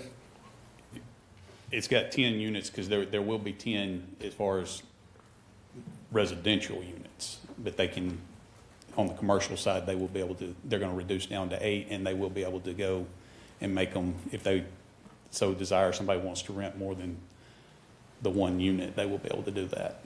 Okay, I'm fine with the renting more units. That's what I was hoping for if you have a larger tenant come through. But my only question then is for staff, does that need to be shown on here? I guess I'm not quite understanding the question. So the top will have 10 units, top floor of the residential portion. Bottom section will have 8. Is that fair? Yes. Yes. That'll have 8. And at least what I'm looking at on the documents, both show 10. 1 through 10, yes. But does anything need to show 8 for our purposes? I think the residential would be the most important to show at this point, because you wouldn't want that number to be wrong. Right. Especially since there's a total unit count that goes with the PDR booklet and all that. But I don't know that the PDR just says the bottom level can be commercial. It doesn't specify, the PDR book doesn't specify how many units commercial in the bottom. So I guess it's up to you all. So let me just jump in here because I was involved initially. The plan was obviously to have the 10 units for the top for the residential. But as we all know, that on the commercial side, if they wanted to merge number 1 and number 2 as 1 unit, that would be acceptable. And that's the way it was written. So I'm happy with the way it's done as far as 1 through 10 for the residential, because what may happen at a later date is you know, 3 and 4, so they may lease those 2 and join those 2 together too. So it meets the intent that we put together originally, I think, with the PDR. I guess my only question would be, is it noted somewhere on paperwork that it would be 8 units commercial? It's listed in the parking calculations, but I can add it to the plan somewhere else saying that we've got the residential units and then we've got. I think as long as we have something stating Max that 8, max yeah. 8 on bottom for the Can parking. do that, not a then- problem. The car park is going to drive that. Yes, absolutely. Just knowing LaVergne, I could see 15, 20 years from now, someone coming back saying, hey, look, 10, and I want 10. And that's my thought. We can adjust that, not a problem. As long as it's referenced, and it's referenced in parking, so we should be safe. So, any other questions or comments? Yeah, do we have trash on both sides? I think that was a concern brought up. at the Dumpster last is on meeting. both, has Okay. been located on both sides, yes. All right. Very good. That's good. Good by me. Anything else, anyone? Make a motion to accept as submitted. We have a motion to accept. Do we have a second? Second. We have a second. All in favor, say aye. Aye. Aye. All opposed? Motion passes. Thank you. Thank you. Item number 8, site plan The Ridge, Phase 4, Lot 401, open space community pool and pool house on 0.55 acres, requested by Womble and Associates, property located off Rocky Trail, tax map 29, parcel 41.04 and part of parcel 41.02, R1 low-density residential zoning district and R2 medium-density residential zoning district. Property owned by Mitchell Bowman DBA B&F Development LLC. Mr. Logan. Thanks. This is request for site plan at the Ridge. It's for their pool house as well as their pool.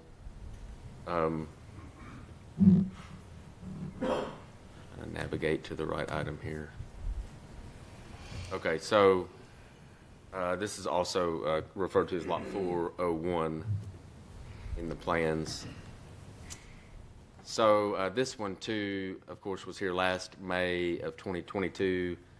And at that time, the HOA decided to not have this consultant and group build the pool and pool house, and then through a long history of the last year, they've decided to go back with this plan. So that's how it's here again a year later, kind of in a nutshell.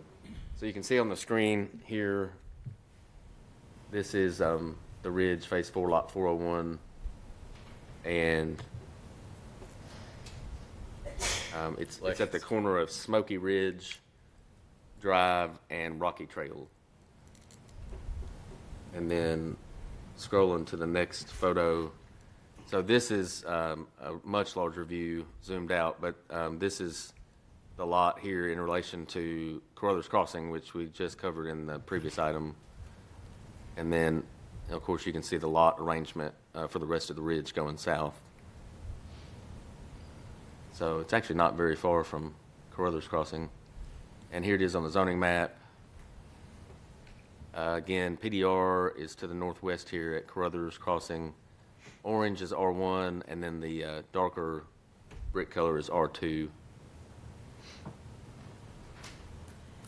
And then this is one of the photos from the site.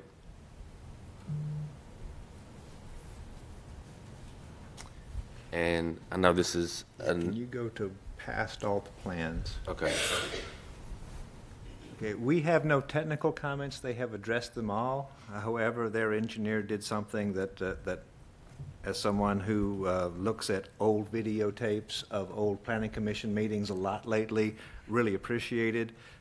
In their response to comments, rather than just responding to our staff comments, they also put the ones from y'all's workshop. So go right after their plans. Oh, yeah, the one's all scribbled on up there. Can you blow that one up, please? Yeah. So I wanted, since they were quoting y'all and giving responses, wanted to give you a chance to read what it was said. Here we are. So comment 1, the residents of the Ridge. Oh, yeah, play with this. The residents of the Ridge have not seen the site plan for the amenity lot. Their response is, the site plan for the amenity lot is public record. A survey was sent to the residents of the Ridge. The survey included the size of the pool, 20 by 40, of those that participated. 69.3% were for the amenity lot as the developer chose to build it. The second comment they referenced, how many phases of the Ridge will this pool service? Their response, the amenity lot is meant for the 5 phases of the Ridge that have already been granted and preliminary plat approved. None of the future phases are planned to use the pool. On comment number 3, what they originally responded did not match my recollection of their answer at the time. So emails have gone past, and they're the next 2 pages, but their responses are put on y'all's report, where they have said, yes, the playground and the dog park will be built by the developer and will be built before certificate of occupancy is granted. Very nice. They're trying to spoil us. Yeah, no, those were all my questions, so it's nice to see that they were answered. And the neighborhood is certainly, really looking forward to this development, so. And it came in better than expected. Very nice. Dog park and playground, so very, very delighted. Do we have any other questions or comments in regards to it, this item? With that, we will entertain a motion. I'll make a motion to approve the site plan for the Ridge Phase 4, Lot 401 as submitted. We have a motion to approve. Do we have a second? A second. We have a second. All in favor say aye. Aye. All opposed? Motion passes. Item number 9 is deferred, correct, Mr. Logan? Yes, that is correct. Thank you, sir. Item number 10, site plan Altera, existing building totaling approximately 10,500 square feet and building addition of 7,300 square feet on 5.16 acres, requested by Paradigm Studios P. LLC, property located at 122 Charter Place, tax map 29, parcel 2.05, I-2 Heavy Industrial Zoning District, property owned by 122 Charter Partners LLC. Mr. Logan. This is a request for site plan approval at Altera or Ditch Witch. It has more than one name. So this is an existing building at 122 Charter Place, and Ditch Witch has proposed to take over this building to expand their operations in LaVergne. They are proposing to add an addition of approximately 7,300 square feet. The existing building is 10,500 square feet. And the several issues, I guess, from the workshop 2 weeks ago, and we'll cover some of those, and Mr. Lyde, myself will cover them, but the parcel is in the South Waldron Overlay District, so there's some architectural considerations there. You can see on the screen is the site with the existing building and surrounding parking lots and driveways. So this equipment, at the time this was flown, this equipment was here. A lot of it has been removed, but this is the old, calling it J&J Equipment or J&L Equipment Company. So Ditch Witch is to your right in this photo, the existing Ditch Witch. So moving along here, this is just another view further out. So this is the subject property, and then Ditch Witch existing is to the east. And then, of course, this is the new intersection that was just paved in the last couple of weeks at Charter Place and Walden Road by the Thorntons. So this is Thorntons here with their building and gas canopy when it was under construction. And then here's the zoning map. So this is Charter Place, and the north side is mostly all C2, which is a commercial zoning. The Dollar General is here on this corner next door to this property tonight. So the Dollar General is zoned commercial, and everything going east from that point all the way down Charter and to Armstrong Court is zoned I2, heavy industrial.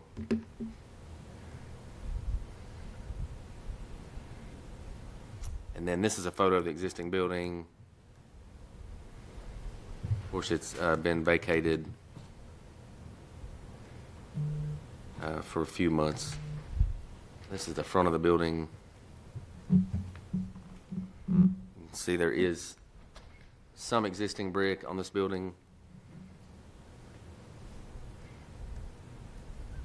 And then just another view of the signage and some of the landscaping from the front. So this is a sort of a close-up of the existing metal and brick with the awning that has the address 122 on it. Another view of that with some sidewalk and parking. So this is some of the gravel areas that were discussed 2 weeks ago. And they are in the rear and along the side where the bay doors are, is where most of the gravel is. And then this is just a shot at the, shows the existing fencing and some of those gravel areas too on the, I guess that's the west side or north side of the building. And this shot shows how many bay doors there are. There's quite a few. So this is along the side of the building.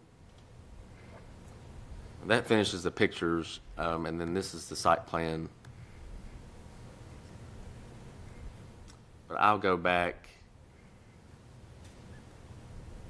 and I think I loaded the new one last night. Oh, not on my screen, so it scared me. So I want to get back to that report and go to the comments. So here that is. So the remaining comments from the workshop 2 weeks ago, number one, the Architectural Materials Board needs to be submitted. I do believe the applicant has brought that with them tonight. We've got the sidewalk requirement that the city has. They've expressed an interest to ask for fee in lieu of sidewalks, so they'll be asking you about that tonight. Number three, the entire building should be brought up to overlay streetscape district. So that goes along with number one. And then number four, I'll turn over to Mr. Lyde. Okay, can you go down to sheet C200, please?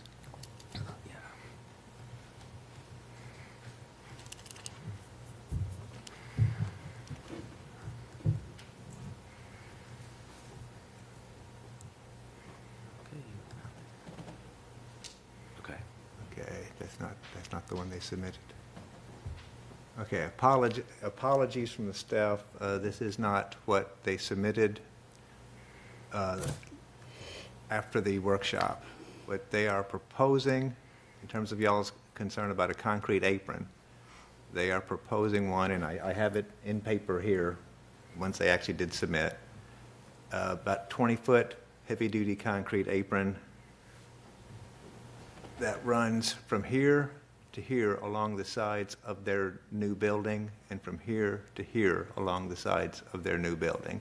And it stops roughly there, and it stops here and here. So that's not really a technical comment. They did address all of my technical comments. I just wanted y'all to understand how they were addressing your comments concerning the concrete apron. But it is shown on the paperwork you have, sir.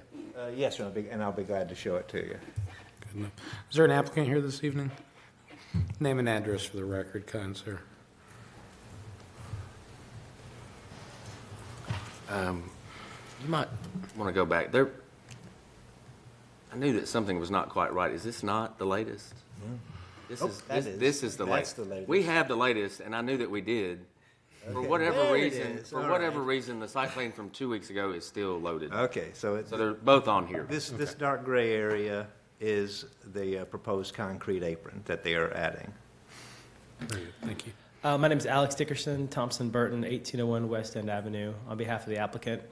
So we had the workshop a few weeks ago, and you all expressed a lot of comments there, and we've taken those to heart, we think. Everything complies with the overlay per your request. We've added the dustless surface to our loading areas. Brick on the front, we talked about percentages. We have the correct percentage on the front and the sides per your request. We are seeking to pay in lieu of sidewalks.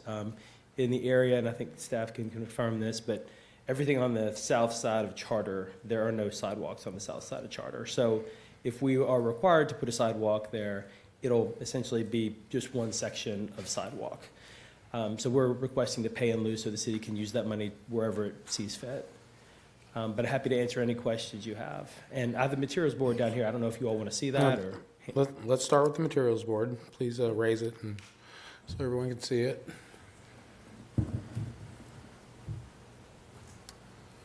Everyone satisfied with that? Then we will discuss sidewalks. Let me ask real quick for Kyle, with the work that's still being done over on Charter, the intersection, are they gonna wrap that sidewalk around on the Dollar General side? No, the sidewalk in that area is, on the Thornton side. The Dollar General side does not have a sidewalk. It's a ditch line section. Okay, I know in front of it it does, but I didn't know if we were wrapping it around. No. That's exactly what I was going to ask. Mr. Coates? Yeah, so if they are requesting fee in lieu, can we get a dimension of what that is so we can calculate real quick what that cost is? You know what that dimension is? And while he's doing that, Mr. Logan, if you just pull up page 291 on our packet, if you would. Just want to have a question on the materials. Page 291. It's a picture of the building from the side.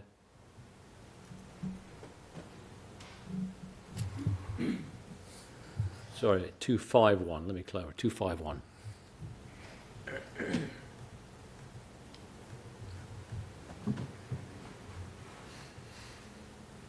There you go. One of these. Yeah, so the top one. So just explain, if you would. Obviously, look at the picture here. You've got a yellowish on the front and a blue along the top, along the side. What's the plan for that, beautifying that corner of that building?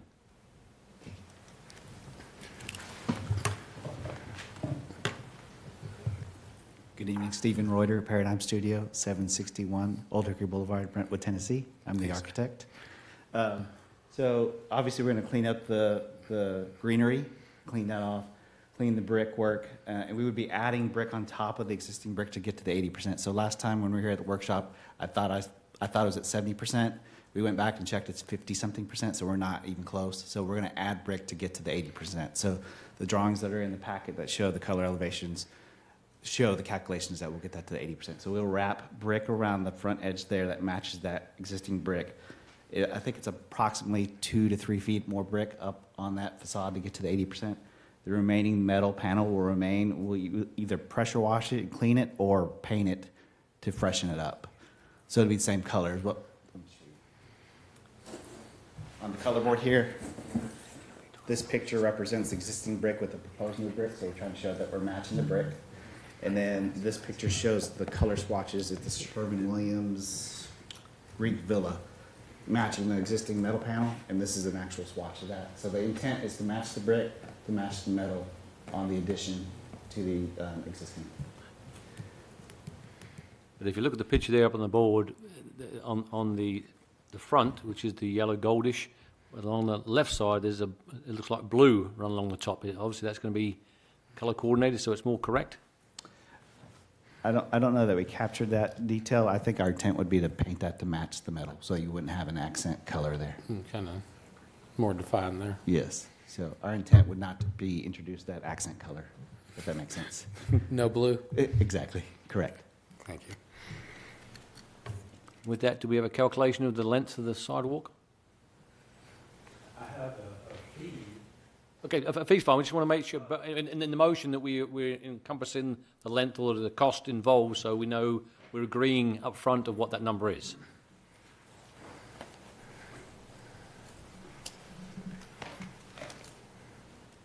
My name is Bubba Ingram. My company is Ingram Civil Engineering, 212 Overlook Circle, Suite 105 in Brentwood, Tennessee. Thank you, sir. And the correspondence that I have here calculating the sidewalk along the frontage for a 6-foot wide section came to $33,000. If the price per square foot was $12. The code, I think currently is 10. Well, I was going to speak about that when you all were finished. So we have a very interesting thing here. I think Mr.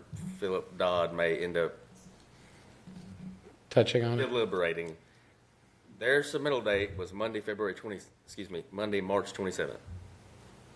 Unfortunately, that was the day of the shooting. I remember that day. That's the deadline. The meeting was the next day, March 28th. At that meeting, it went from 10 to 12. The Planning Commission voted on it. But their submittal deadline was the day before, the 27th. Now, here we are. If it gets approved tonight, it's $12, but it was $10 when they submitted. I'm not even going to try to figure that one out. Yes, let's definitely go to legal on that, if you'd be so kind, sir. So was it submitted on time? Yes, sir, it was, which was Monday, March 27th. Well, let me ask this question. As the applicant, you mentioned 12. Are you okay going with the 12? I'm sure that the owner would prefer the $10 per square foot. I couldn't say anything else and still have a client, I'm afraid, after the meeting, so. Very fair statement, sir. So, is it based, when you're looking at, as far as it for legality, is it based on when they asked for the fee in lieu or when they submitted the packet? Right. That would be. It's a hard question. My question, yeah. It's a hard question. Do they vest when they actually expend money on it, or are they invested at the submittal? I don't know the answer right now. Well, I'm going to say, for me, to make sure, because as mayor, we need to protect the city as well as to protect our residents. While I don't like it, I'm going to say the safe side would be to go with a lower amount. That's me. I have to agree. Do the submittal date, sir? I'm okay with it. The attorney's looking at me though. He looks at everybody. I think that's reasonable. I mean, I understand the effort that you guys put forth on this, so. And this is a rare occurrence. Mr. Coleman, you feel? I agree. Mr. Coates? Yes. Okay. So we need a figure at 10. The dimensions are 450 times 6 feet wide. So I had my calculator up a while ago. $27,000. Okay. That's my guess. No guessing. Our engineer's looking at you now. 27,000. Good job, sir. You listened well whenever the teacher said you want to always have a calculator in your pocket. That's right. That's good job. So, real quick question before any motions are made that I've still got. This is for Bo and Gary, just to make sure, because I want to make sure we're 100% here. This is now in compliance with the overlay for Waldron Road. Is that correct? Yes, sir. We didn't look at these percentages, but some of you may have seen them already in the packet. They're at about 81 point something percent brick on the front, or 82%, and I think the sides are well over 50.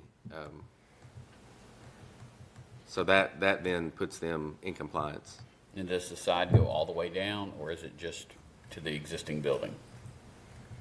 I'll bring those up. I mean, as far as with the overlay. So this is what they have submitted, and the chart at the bottom. So on the front elevation, they're at 81.25% brick, and I'm looking right here. And this, the side, which is the east elevation and west elevation, they're at exactly 50.5% on the two sides.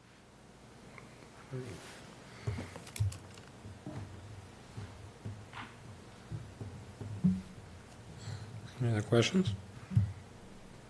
Here.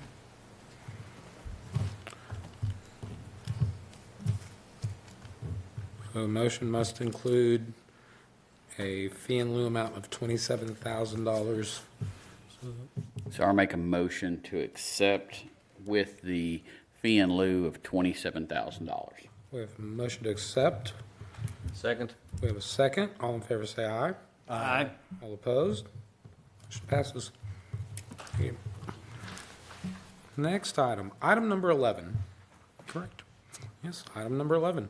Recommendation to the Board of Mayor and Aldermen rezoning of property requested by Doyle Elkins, 1.16 acres, property located at 392 Old Nashville Highway, tax map 17E, Group B, parcel 22, current zoning district R1 Low Density Residential Zoning District, proposed zoning district C3 Neighborhood Service Business District, zoning district, property owned by Gregus.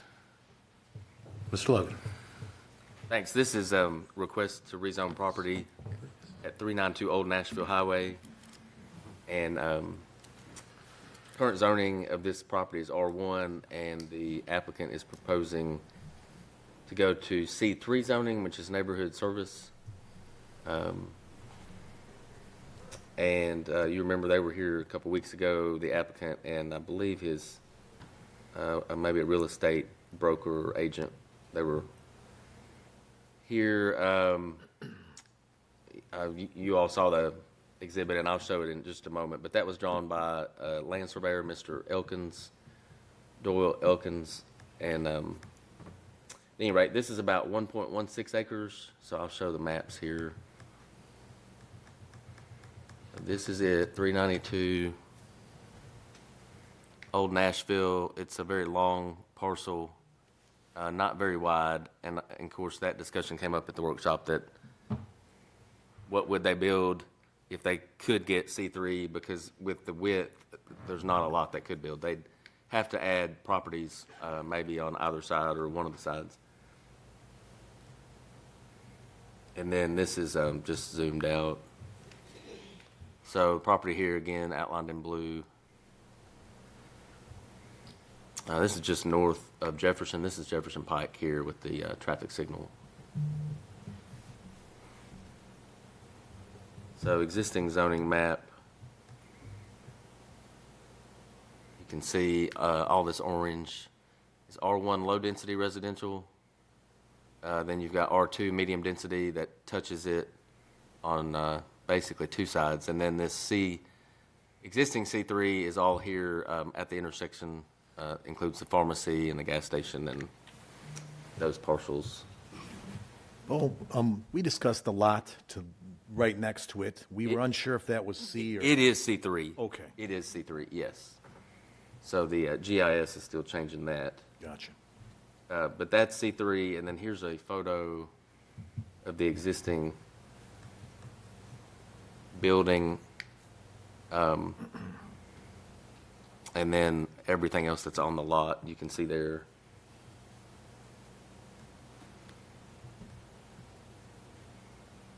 And this is at the roadway, so there's the sign that says there's a pending rezoning request, and then this is, of course, Old Nashville Highway with the pavement there. And then this is their application. And then this is the Mr. Elkins, the surveyor that I mentioned. This is the exhibit that he drew or created for them. So this is what they submitted, and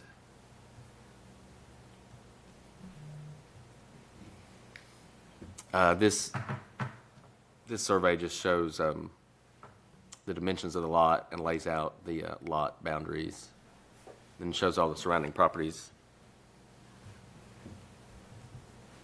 And that completes all the documents they submitted. So we'll be happy to answer questions. Thanks. Thank you, Mr. Logan. Do we have any questions or comments from the board?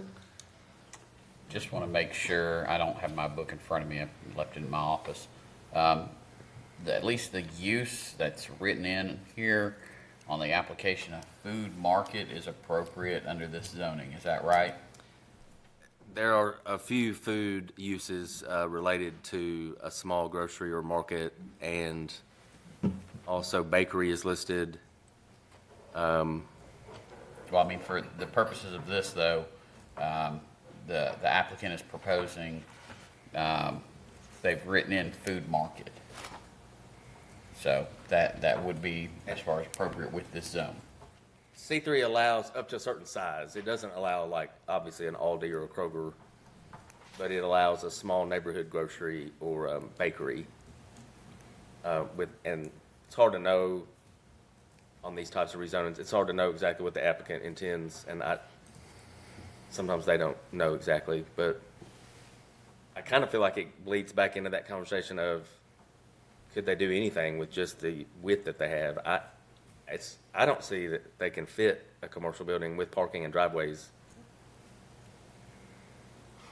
But that would come up at the site plan, correct? Correct, it would. Yeah, it would come up with site plan. So, Mr. Chairman, just to jump in on C3. Please, thank you. Neighbourhood Services District, following uses and accessories are permitted. Generally recognised retail business which supplies commodities on the premises for persons residing in adjacent residential areas such as groceries, meats, dairy products, baked goods and other foods, cafes, drugs, dry goods, and notations of hardware and gas stations. Then my other question is on the technical items from Public Works. Will we take a look at that? Do you want to comment on that, Mr. Logan, if you would? Oh, that was I think it's maybe Mr. Lyde's comment or. correct, and that was a boilerplate comment, and if I did not erase that, I apologize. I suppose my comment is we could be hobbling the ownership too of it. It is going to be very, very difficult to build. It's a very, very narrow lot. He did indicate at the workshop that he owned the property next door, which he lived on, is what he indicated. And so just doing the one lot is going to be very difficult to build on and meet our regulations. Kyle, I'm going to default to you since Randolph's not here, but if this property is rezoned, it's currently, my understanding from going out there, it's currently being used as a farm. So that would those activities have to cease on that property if there is a rezoning? No, it's going on today, so as long as they continue to do what they're doing today, they'd still be allowed to do that. Okay. and it's currently zoned to what? R1. I don't know how long it's been used as a farm.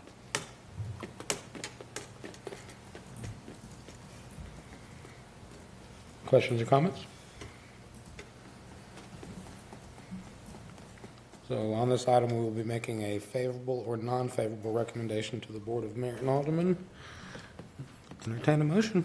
And with the non-favorable, we do have to state reasons, is that correct? That's right. Okay.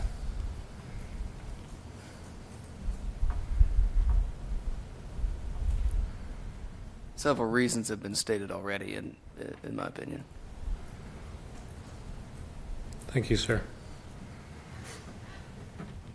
So I'll make a motion then for an unfavorable recommendation to the Board of Mayor and Aldermen due to concerns with the lot size of this not being a buildable lot. I'll second the recommendation. We have a motion and a second to send a non-favorable recommendation to the Board of Mayor and Aldermen. All in favor, say aye. Aye. All opposed? Motion passes. And our final item is bonds and letters of credit. Mr. Brown. Oh, ma'am. My apologies. Your bond list in front of you, and the next one that expires will be in June, the Celebration Run, and I'll get in touch with them next month. But besides that, everything's up to date. Thank you very much. I would like to thank everyone. Meeting adjourned.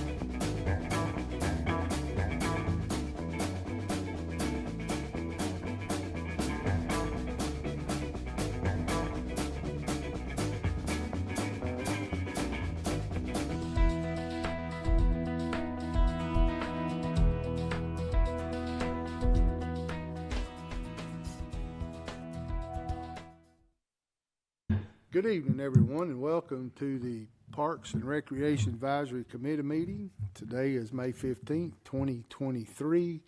We do have, we do have a quorum, and I call this meeting to order. I need a motion for the approval from the minutes from the last meeting. I make a motion to approve. I second. Have a motion to approve from Rick Autry and a second from Jody. All in favor, say aye. Aye. Oppose? So I guess we'll get right into it. Who does this? Kathy? Yep. For she'll Touch get a most Truck? of 'em. Yes, sir. All right, Kathy, tell us about Touch a Truck. Touch a Truck, the weather worked out for us, thank goodness. It was a little scary there. It was a great turnout. Had the 500 vests and hats, ran out of those. The only thing we heard is we did get a request next year for the Touch a Truck to put all the horns in one section because of some of the displays. The horn were a little close to the other displays, but besides Did that come from, not to interrupt you, but I'm curious, did that come from an adult or from a kid? Two adults that actually had displays in the event. So the kids didn't say nothing about it. No, but some of the horns, I believe some of the kids may have got scared because they weren't prepared when they walked up and when the horn went off. I know the IMI truck scared Sheila and I. We weren't expecting it. So I think we're going to put some signs up maybe next year just with warnings, horn blowing, be prepared kind of thing. But that's the only thing that we heard as a suggestion for next year.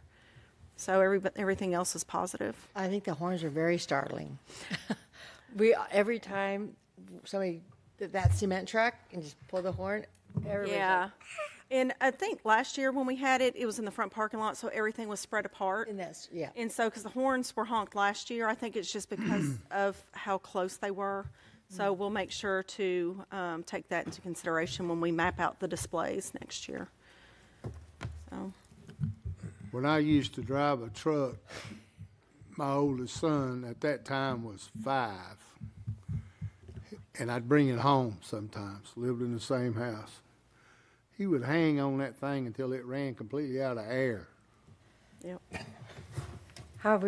My neighbors loved me. Oh, I was, nuh-uh. Oh, man. Any comments about the block party? Yes, I loved it, to tell you the truth. My granddaughter loved it. We went through everything. And then we sat under the gazebo and we had lunch, and then we went back and had dessert, and then we went back home, and she's like, "Can we go back?" And I'm like, "No, we cannot go back. We're good. We're done." But it was really fun. And I have to admit, it was the first block party I went to. So, okay. And now I went to Touch a Truck last year, but combining the both was something good. That was great. That was exactly what I was going to talk about. Yeah, and the face painting that was free was wonderful. And we had 3 to accommodate to keep up. Yes, and also the make your slime for free. Yes. Was something amazing. Yeah. I thought, okay, how much does this cost? How much does this cost? And everything, so terrific. Good. And they loved it. And we're still playing with the slime on Sunday. I'm like, get that off my coffee table. But it just pulls off and there's nothing there, and it's just perfect. It was great. Yeah, my grandson loved it. He was 3 pounds shy to jump on the bungee. Oh, yeah. That did not go over well. Wow. So My granddaughter walked by it and said, "I don't even want to do it." overall, as Jody said, I was going to say the same thing. I think putting the block party and the Touch a Truck together was a deal. Good. So you guys did good. The Parks and Rec guys were busy, just doing all kind of things, helping people. So We did get compliments from the vendors on how well organized the guys were placing them and assisting them. So. I even heard that. Most of the vendors made pretty decent money. Well, I asked a couple of it because I was buying stuff, Yeah. throughout the whole day, and I'm like, "How are you feeling it's going?" And they're like, "This is really great. We're really getting a lot of activity, and Good. I know my wallet was a little lighter when I went home. right." But that's okay. That's what we want. Right. So, I guess we'll move on here, May and June. So we don't have anything till July 4th? Correct. July 4th is our next event. So nothing for the month of June. All right, well, let's talk about it. What you got lined up? All right, gates open at 5:30. The Bueller Band, which is an 80s cover band, is performing. The music will start at 6, and then we'll have the food trucks and activities. 4th of July pretty much takes care of itself because of the fireworks, so it Do you have draws a the name for the crowd. 80s band? I'm sorry? A name for the 80s band? It's the Bueller Band. They don't have one particular band that they cover. It's pretty much Like mix the realm of the 80s. Correct. Gotcha. So that's going to be on a Tuesday. Correct. Oh, boy, I'll be dancing. Did everybody get that? The music starts at what time? 6 p.m. 6 p.m. and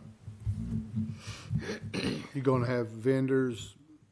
Just food trucks. We have food vendors. We don't have any other types of vendors. Sometimes there'll be a toy vendor with the glow-up toys that Oh, comes. yeah, that's a big hit. But What about- that's the only thing if it's 4th of July oriented. You're going to have inflatables.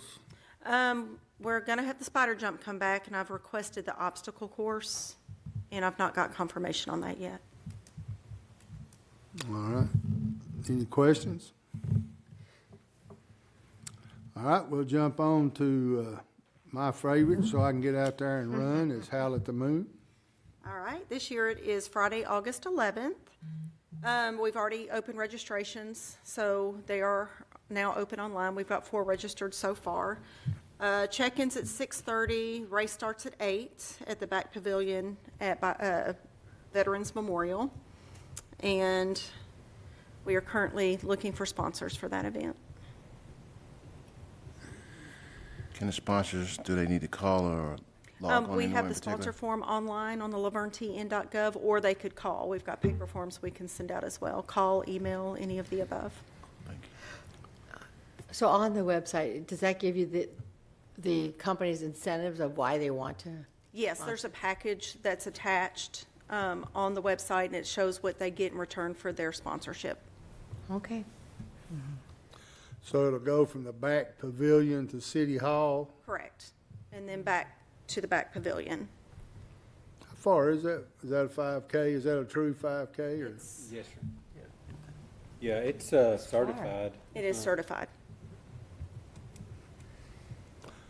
You ran it before? You're talking about being on the website and stuff. I want to stop here and give Sheila a big kudos because she is awesome on Facebook and stuff, getting that stuff out there, and it even helps remind me so I can share it. So she does a great job with that. Yes, thank you. Oh, Lord, the carnival. Carnival's coming back August 24th through the 27th. Right now, we're showing weekdays are going to be open from 5 to 10 p.m., and then weekend days, noon to 10 p.m. Same one. Same carnival company, correct? Are you, So, Go ahead. are you doing the same incentives, like doing the giveaway? that's not in the plans right now. Last year, it was pretty much in celebration of our 50th anniversary is why we did that Oh, I last see. year. Mhm. So this year, it's just, so far, just offering the carnival to the public. It Okay. is 5 to 10 on weeknights and noon to 10 on weekends. I believe it's Thursday, Friday, Saturday, Sunday this year. So, Do you know anything about that pricing thing? They're going to do the same thing, or They do have we not- know yet? they've not given me the pricing information yet. Yeah, I didn't have any problem with it other than the understanding part of it. I thought it was quite expensive. I think last year maybe 4-hour increments is what they did their armbands for, I believe. Every ride? Well, you got the armband, and then I believe that armband was only good for 4 hours, if I remember correctly. So I'm not sure how they're going to present it this year. Well, last year, if the armband was good till 4 and you came at 3:30, you only got 30 minutes. 30 minutes, and then you had to pay that other price. which I know they're here to make money, but I also know that there was some confusion about it. And at the same time, if you want to plan it, you need to plan it to where you're going to be there at 12 o'clock and get your full, which I know also sometimes that's not possible, but you can't meet everyone's needs. Right. It's just impossible. Right. So you can go to the 6 o'clock maybe, and then go further. So Yeah, that's, 3:30 or 4 o'clock and Yeah. go further. that's Yeah. why I say it's, Know your time. you know, kind of, you have to plan ahead. Yeah. For sure.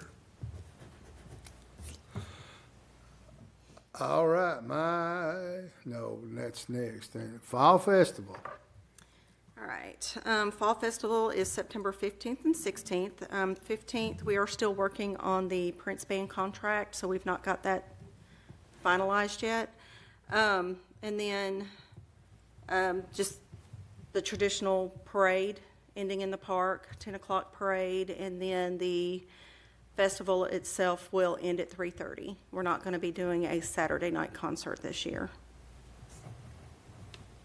So there's no concert in the park at all? Friday night. Oh, there is, okay. Right. So this is September 15th? September 15th, right. We're trying to get a Prince cover band right now, so we're still working on that contract, but we will have a concert that Friday night. And just to put it in terms, in case anyone's catching this on YouTube, by the time 3:30, 4 o'clock rolls around on Saturday, especially with the heat, people are beat down and dead. The last couple of years that we have spent good money to have those bands there, the 100 or so of us that came out, we enjoyed it, but it's hard to justify to spend that kind of money for 100 people. Is that a fair statement? That's fair. So I know some people ask about it, and, you know, that's why, even though it was nice and I enjoyed it, I know you were there, Rick, everybody was there, and we enjoyed it, but to put on a big show like that and spend that money for 100, 125 people is just not realistic. And like I said, at the end of the day, by 3:30, 4 o'clock, man, people are beat. Tired, down. they're going home. Hot. Yeah. Hot. And my favorite, man, I'm so ready for a homegrown mater. Farmers Market.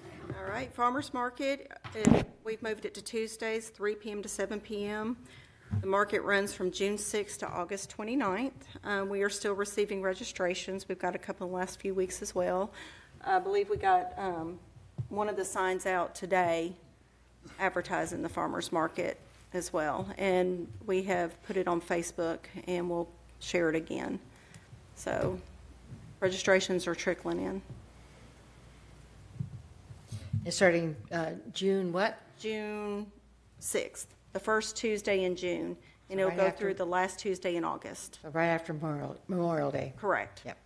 3 to 7. 3 to 7. And it's at the same location up here at the City Hall Yes. complex. That's good. I'm excited. Always, every year.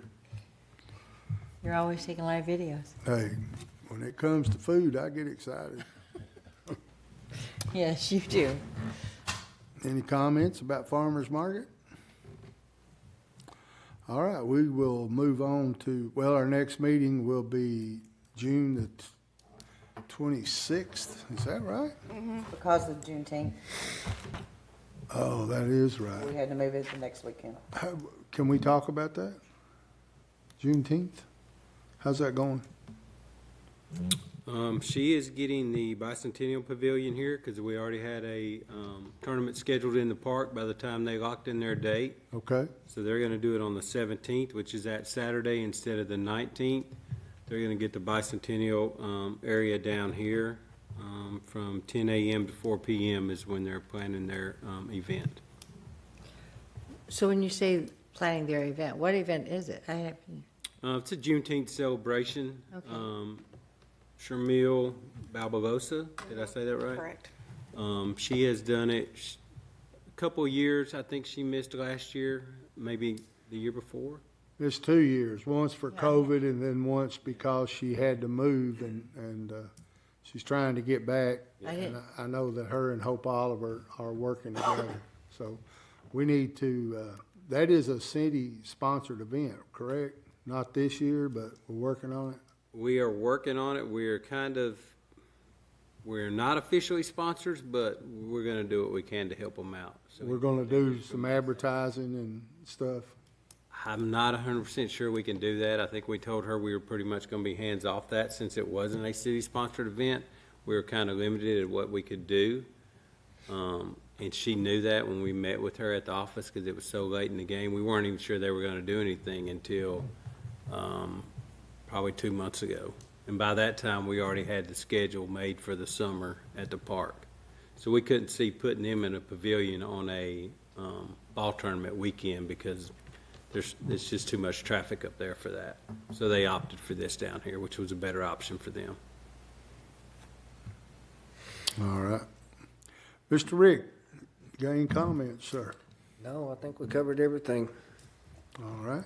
Mr. Giles? Oh, sir. I will say Touch a Truck was a good experience for myself. I had my granddaughter out there earlier today. She had a good time. Yeah, I would concur with that because just putting both of them together, the block party and the touch, because I did the touch truck last year, and it was fun, very hot, but very fun. But this had more things going on.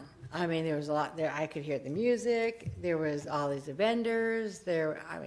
We did everything, and we were there for the full 4 hours, pretty much. We got there at 11. We didn't leave there till 3, and it was great. So, good luck. Good job. Good job.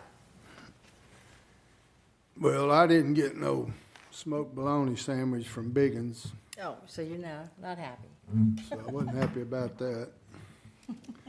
It was my own fault, but that's beside the point. I'm still not happy about it. Well, you're just following your grandson. But as usual, you guys, Parks and Rec, do a great job. Mother Nature, as Kathy said, smiled on us.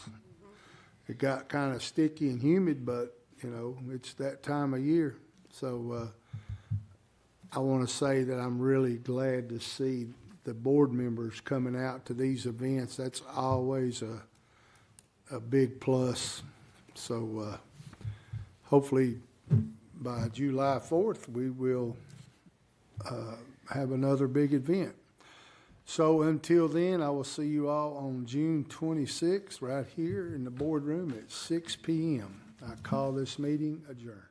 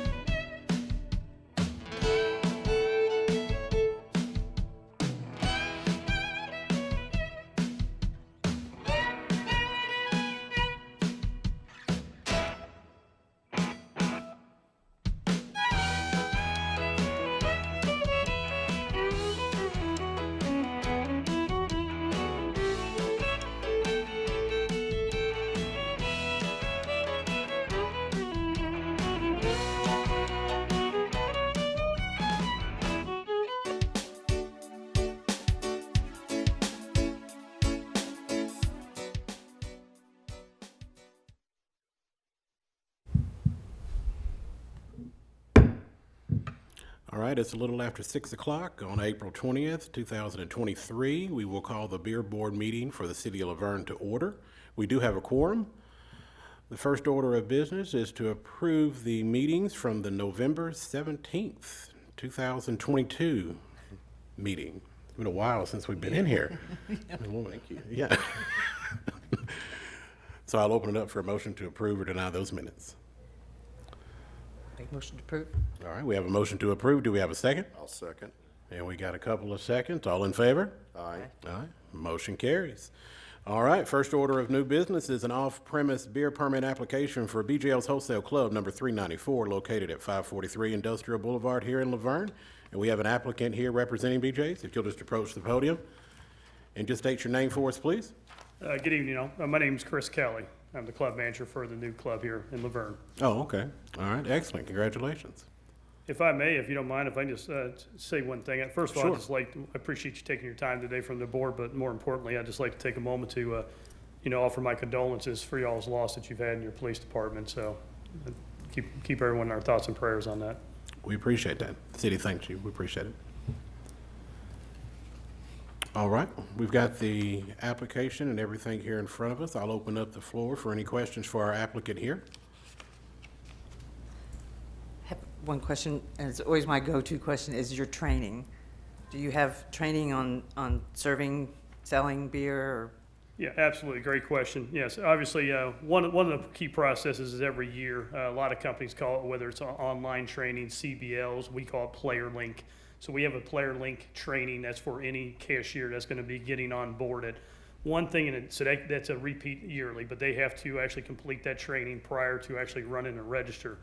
And one of the things that obviously that we notated is as they're going through their training, obviously for the state of Tennessee, when you look at their responsible wine vendor training, it states that they have 61 days to have that training prior to basically be certified.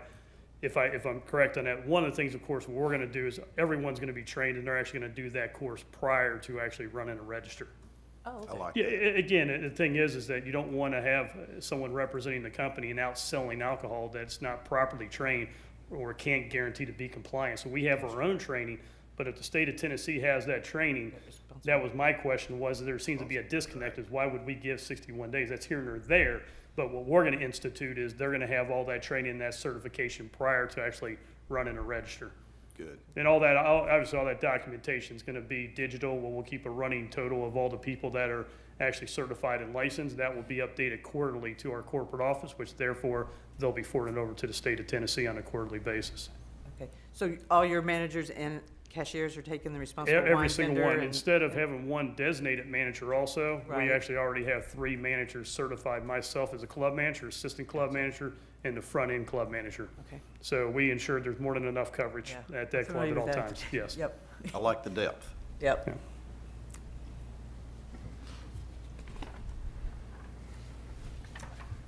All right. I don't have anything. Mr. Oliver, you have anything? I would say the people of Laverne would really like to know the date that you're opening. Yeah, Know that? I agree. Why don't you put a plug in for yourself right here? Well, we take it very seriously. I used to work at another company organization, actually a competitor of ours here in Johnson City, Tennessee in 2012 to 2017.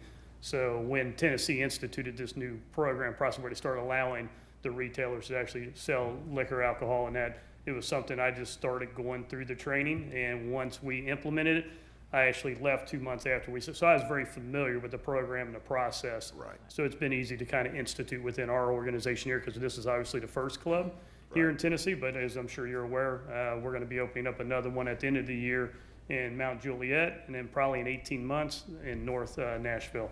Good. So there'll be other clubs opening up here shortly. Okay. Good deal. Looking forward to it. All right. If there's no other questions, I'll open up the floor for a motion to approve. I'll make the motion. All right, we've got a motion to approve, Second? and we've got a second. All in favor? Aye. All right. Motion carries. Congratulations. Thank you all. You have a great evening. Appreciate you. Thank you. Thank you. All right, our next order of business is an off-premise beer permit application for LaVergne Deli and Tacos Incorporated, located at 5022 Murfreesboro Road. We have a representative. You'll come up and state your name for us, please. Fayez Hanshali. All right. Thank you for coming down. I'll open up the floor for any questions for our applicant. Same one for you. What kind of training? Well, I have another 2 places in Nashville. So what I do, I have one manager in each shift. I train them, and we have a system in the cashier that everybody, when any customer that they buy alcohol, we have scanned the ID, and the ID told exactly if they are 21 or not. Okay. But I'm always on the top of it and everything, and anybody who's drunk or on drugs or whatever, we don't send no break to them. Have you had any violations at any of your other businesses? No. Okay. They do check IDs though, right? The what, I'm sorry? They do check the IDs. Oh, yeah, they have to see the pictures and the ID and everything, then expire, and then good IDs and everything, yeah, of course, yeah. Yeah, I mean, they look at the ID, and then they scan it. Right. Yeah, of course, yeah. I mean, I see customers, sometimes they use somebody else's IDs, Right. and we always on top of it, yeah. Yeah. Okay.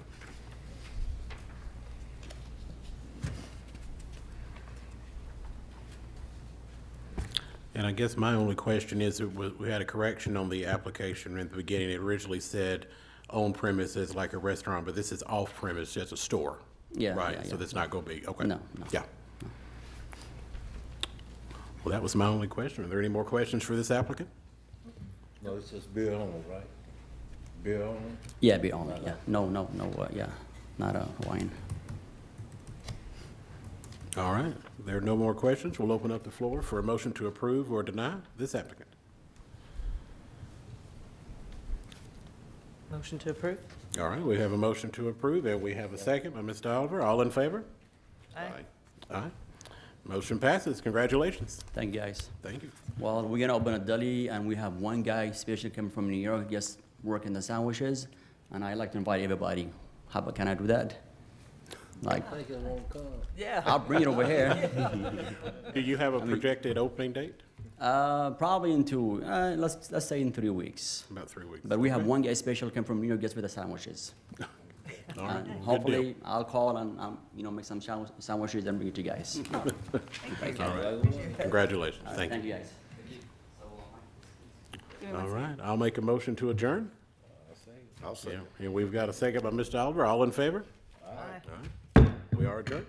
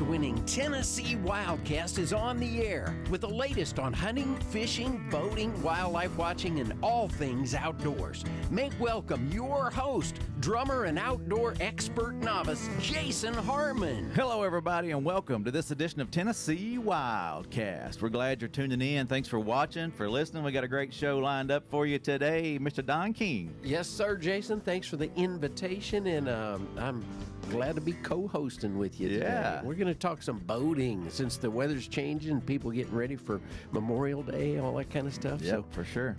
Looking forward to it. Yeah, it's, we can never, is that double negative? We can't ever talk enough about it, right? Can't never talk enough about it. Yeah, that's correct. Yeah, you're right. I mean, reminding folks about what they need to be doing to be safe on the water is something that we kind of live by here. Yeah. Yep. So it's that time of year. Don, you want to hit up a radio station before we jump into this? Yeah, we're looking at the Brownsville station, Brownsville, Tennessee, WTBG 95.3 at 12:30 every day, Monday through Friday. You can hear the Wildcast Extra, and during the weekend, you're going to hear the full show. So tune in to Brownsville Radio there, WTBG. We appreciate them a whole bunch, along with our other radio partners as well. Yes, we love our radio partners. If you aren't a radio guy and you're a podcaster, go out there and listen on the podcast feeds. You can find us just about anywhere podcasts are found. And might be some special news coming out about the podcast we'll share later. But yeah, just go like us, subscribe to us, comment. Love to hear from you on those platforms. And I guess that's it. I was going to mention, the TV stations too. Those are growing, and we got more coming on that too. Yeah, so. we'll be talking about that. Yeah. So today we have Josh Landrum with us. He's the District 21 boating officer. And District 21 might be confusing to folks, but that's Region 2, Middle Tennessee, on the north side of Nashville, right? Yep. I got Percy Priest, Old Hickory Lake. Nashville and up, kind of, is that District 21? That'd be District 21. So. But you mainly work around Nashville. I mainly work on Percy Priest and here in Nashville area, right? Yes, sir. Awesome. Well, Josh, we're glad you're here. Appreciate you being with us. Tell us a little bit about yourself. I know you've been on Wildcast before, but just kind of introduce yourself again, let people know who you are, and we'll get started. Yeah, I mean, other than being a boating officer, I got 3 kids, and I'm passionate about fishing. So that's one reason why I got into this line of work is because I'm a bass fisherman. My kids love bass fishing. My son fishes on the Mount Juliet bass fishing team. Oh, nice. So I've been busy this spring with him and doing that. Yeah, that's cool. That's cool. Yeah, we may have to ask a few fishing questions while we're on the show. Oh, yeah. That's cool. That's cool. So family man, that's great. Lover of fishing and boating officer day to day. So I know it's tough out there, and this season is when it's heating up, right? Oh, yeah. It's by far my favorite time of year. I love being outside. I love warm weather. It does get hot out there, but, that's just part of it. I'm used to it, and I enjoy talking to the people out there on, the stops I make and the fishermen I talk to. So it makes the job enjoyable, and that's one thing I love doing. That's cool. And knowing you're a family guy, you just that means a lot. I know to you when you come up and check on a boat that's maybe got some kids on board, just making sure that they're in compliance as far as being safe, having the proper life jackets on and that kind of thing. You can't help but be thinking about your kiddos, I'm sure. Oh, yeah. Like I said, safety is so important out there. Yeah. And anytime I see a boat with kids, what's great is the agency provides us with those Chick-fil-A coupons. Uh-huh. I love giving those out to kids. Yeah. The parents love it.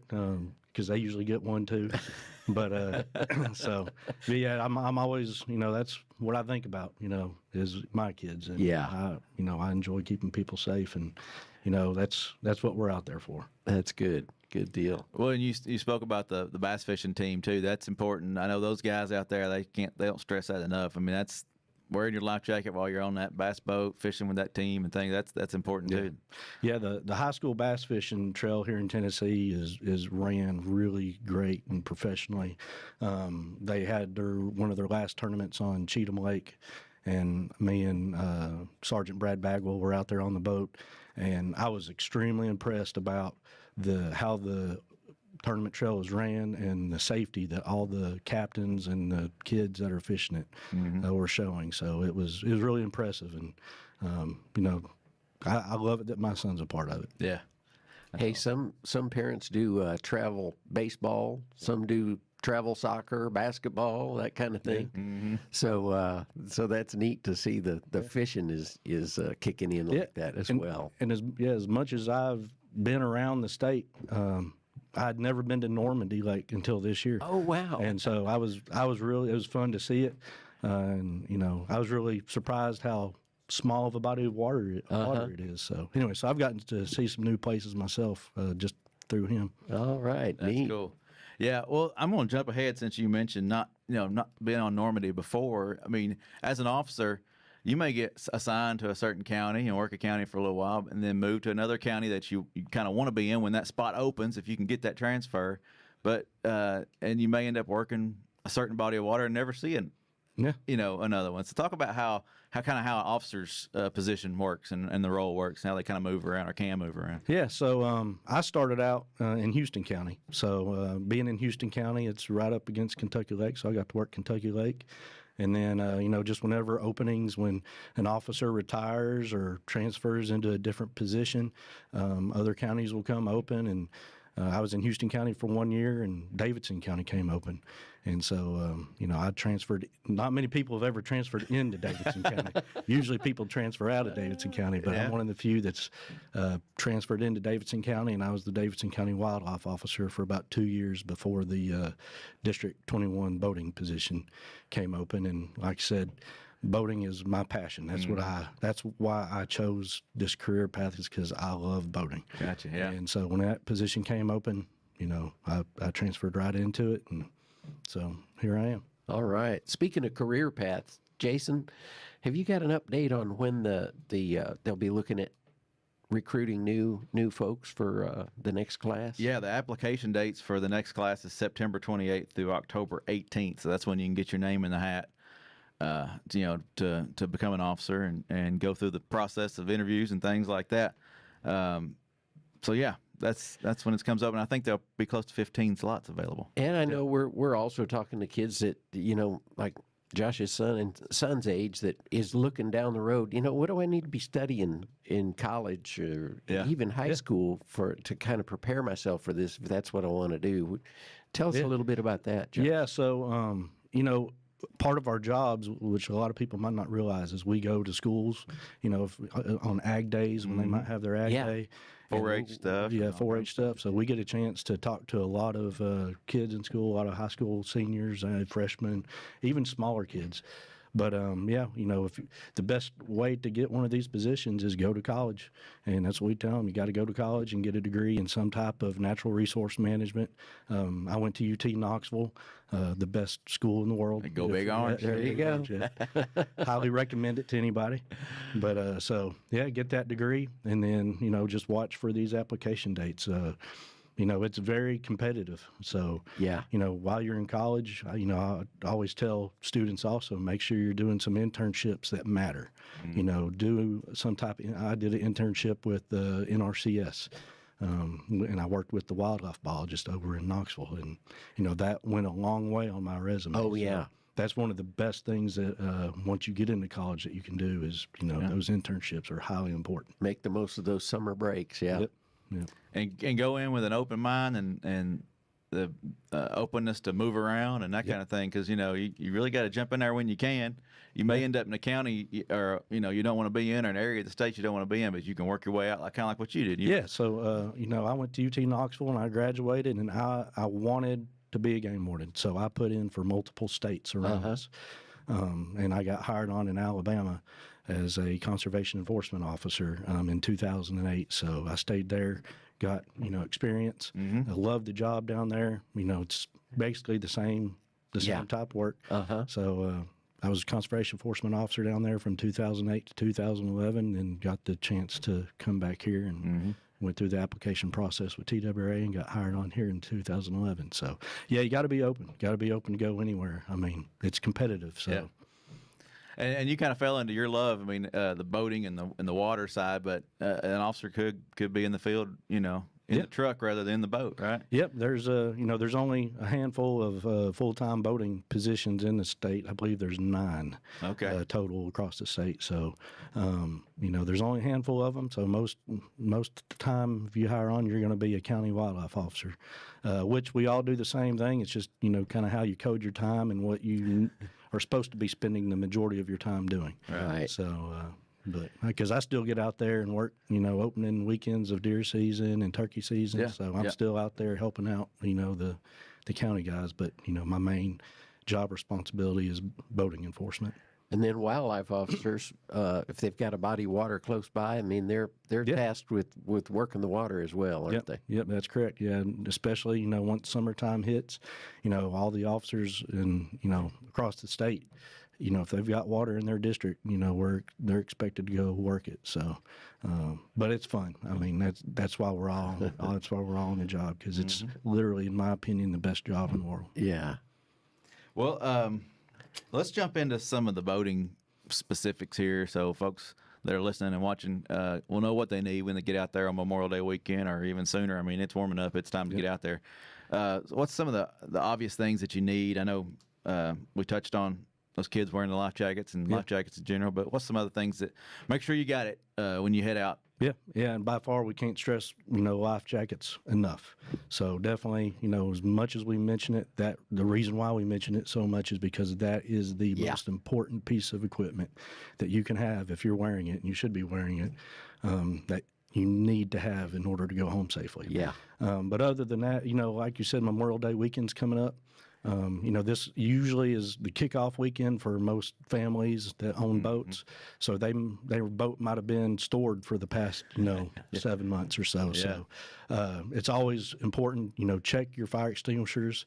I would say that 50% of the fire extinguishers that I check on a boat are usually no good. They're usually expired. Yeah. So that is what I found personally that people really need to check is those fire extinguishers, because they lose pressure. I mean, over time they get old. You might have bought your boat 20 years ago and have never even looked at it. So make sure you check those fire extinguishers. If your boat is 16 feet or over, you got to have a throw cushion. So check that, and proper display of registration. That's one of our most common enforcement stops is improper display of registration, whether the registration is expired or the numbers aren't displayed properly on the boat. So, that's the biggest tips I can give folks is check your registration, make sure it's still up to date, make sure it's displayed properly, and have all that safety equipment. Yeah. Well, and some things that I forget about too, we were talking before the show, is like you're out there checking fishing rigs as well. Oh, yeah. You're not just checking the boater to make sure he or she's got life jackets and fire extinguishers, et cetera. But those fishermen out there who are, bringing in a creel, you're making sure those guys are in compliance too. Yep. We're fortunate, here in Tennessee, we have some of the best fisheries, in the nation. Yeah. And so, we're out there checking creel limits all the time. Again, I work Priest, so the springtime fishing season was awesome. Lots of hybrids caught, lots of crappie caught. So it's been a real good spring for fishing here in Middle Tennessee. So where were those crappie caught? Honey hole. I believe my microphone's breaking up. Didn't hear that question, did you? So I was just going to highlight a little bit here, Priest. That's where you work most time, but like that's 30 per day in combination of all species of crappie. So 10-inch minimum, largemouth 5 per day, largemouth, smallmouth, spot bass. But largemouth has a 15-inch minimum, smallmouth an 18-inch minimum, spot no length limit. So just check your guide. There's a lot of good information in these guides. The fishing guide this year. You've got the small versions if you haven't seen that, and there's also the larger. Yeah, but this fits in your tackle box really nice. And like you said, the big thing there is people need to know that those creel limits and size limits can change from lake to lake. So yes. Make sure wherever you go, you check that regulation before you go out there, so you know what you can catch and how many and what size. Well, that all plays into the management of the fishery. Yeah. They go out, and our guys go out, the biologists are out there shocking and sampling and, taking data from what they find and basing the creel limits on that. Yeah. So, Maribone Lake here in Davidson County this past week, our fisheries crew was out there shocking up fish, and they have known that they found that it's stunted on bass, so they removed some stunted bass. Okay. So which is great for the fishery. So our fisheries guys are excellent. I applaud them for what they do. Yeah. Yeah. Well, and it goes back to going to school. I mean, you're going to school for fisheries, for wildlife, for natural resources of some type. You could maybe find you a spot as a biologist, not an officer. But yeah. So there's all kinds of opportunities here at the agency. I know it's tough sometimes to get in. There's windows and things, but it's a great place to work, and you're working for the state. It's nice. And there's room to teach, too, which is what we pulled Josh away from today to get him to come do this. Yeah, going back to new officers, this last class, they're finally, they hired on, I guess, last June, and here it is May, and this is their last big session of teaching, which is the boating section. It's 4 weeks long of boat training. So they're some of them have never been in a patrol boat the size of ours, so they're learning how to drive our patrol boats. They're learning about boat incident investigation. They're learning about BUI enforcement. So it's their last big training session, and I can tell you they're itching to get out. So they've been PowerPointed a lot. So. Oh yeah. But it's awesome training. I think it's some of the best training that we put on. We've got some excellent boating leadership within the agency also. So I agree with that. I'll second that. Matt Major's just moved up into lieutenant colonel, so that position's available, and I know a few folks are fighting for that. So we'll see who gets that position eventually. But we do have a lot of great boating enforcers and folks in the agency. And Josh just mentioned BUI, and tell us what's new along those lines, Josh, this year. Yeah, so there's been some legislation go through that, which is excellent legislation. It's all about, again, safety. One of our main goals is to identify and remove impaired operators off the waterway. And we never want anybody out there impaired. It just obviously creates a really bad safety situation for families, for anybody. Yep. So they had some legislation passed this year that goes into effect July 1st that puts all the penalties for BUI the exact same as DUI. So we're, the thought is to help prevent and before it happens. And we're hoping, that's what this will do. That's right. And just a shout out to some of the legislators that were responsible for that. The bill sponsors, Senator Becky Massey, and on the House side, Representative Dale Carr were the sponsors of the bill. And other senators that signed on the bill were Senator Ed Jackson and Senator Paul Rose, and other state representatives that ended up signing on the bill included William Lamberth, G.A. Hardaway, Ron Gant, Dan Howell, Esther Helton Haynes, Kirk Haston, Scott Sapicki, Charlie Baum, and Jeff Burkhart. So special thanks to all those. Yeah. Too, I think it's important to say, too, which those legislatures you just mentioned did such an excellent job with this. There was not one single nay vote. Awesome. So it passed unanimously. That's great. In both the House and the Senate. So that's how much the legislatures in our state believe in safe waterways. Yes. Yeah. Well, it when you're on the boat, it extends to the land. Yep. I mean, you got to get that boat home somehow. You're either going to trailer it or you're going to pull into your slip and get in your truck or your car or whatever and go home. So being safe on the water, leads to being safe on the road.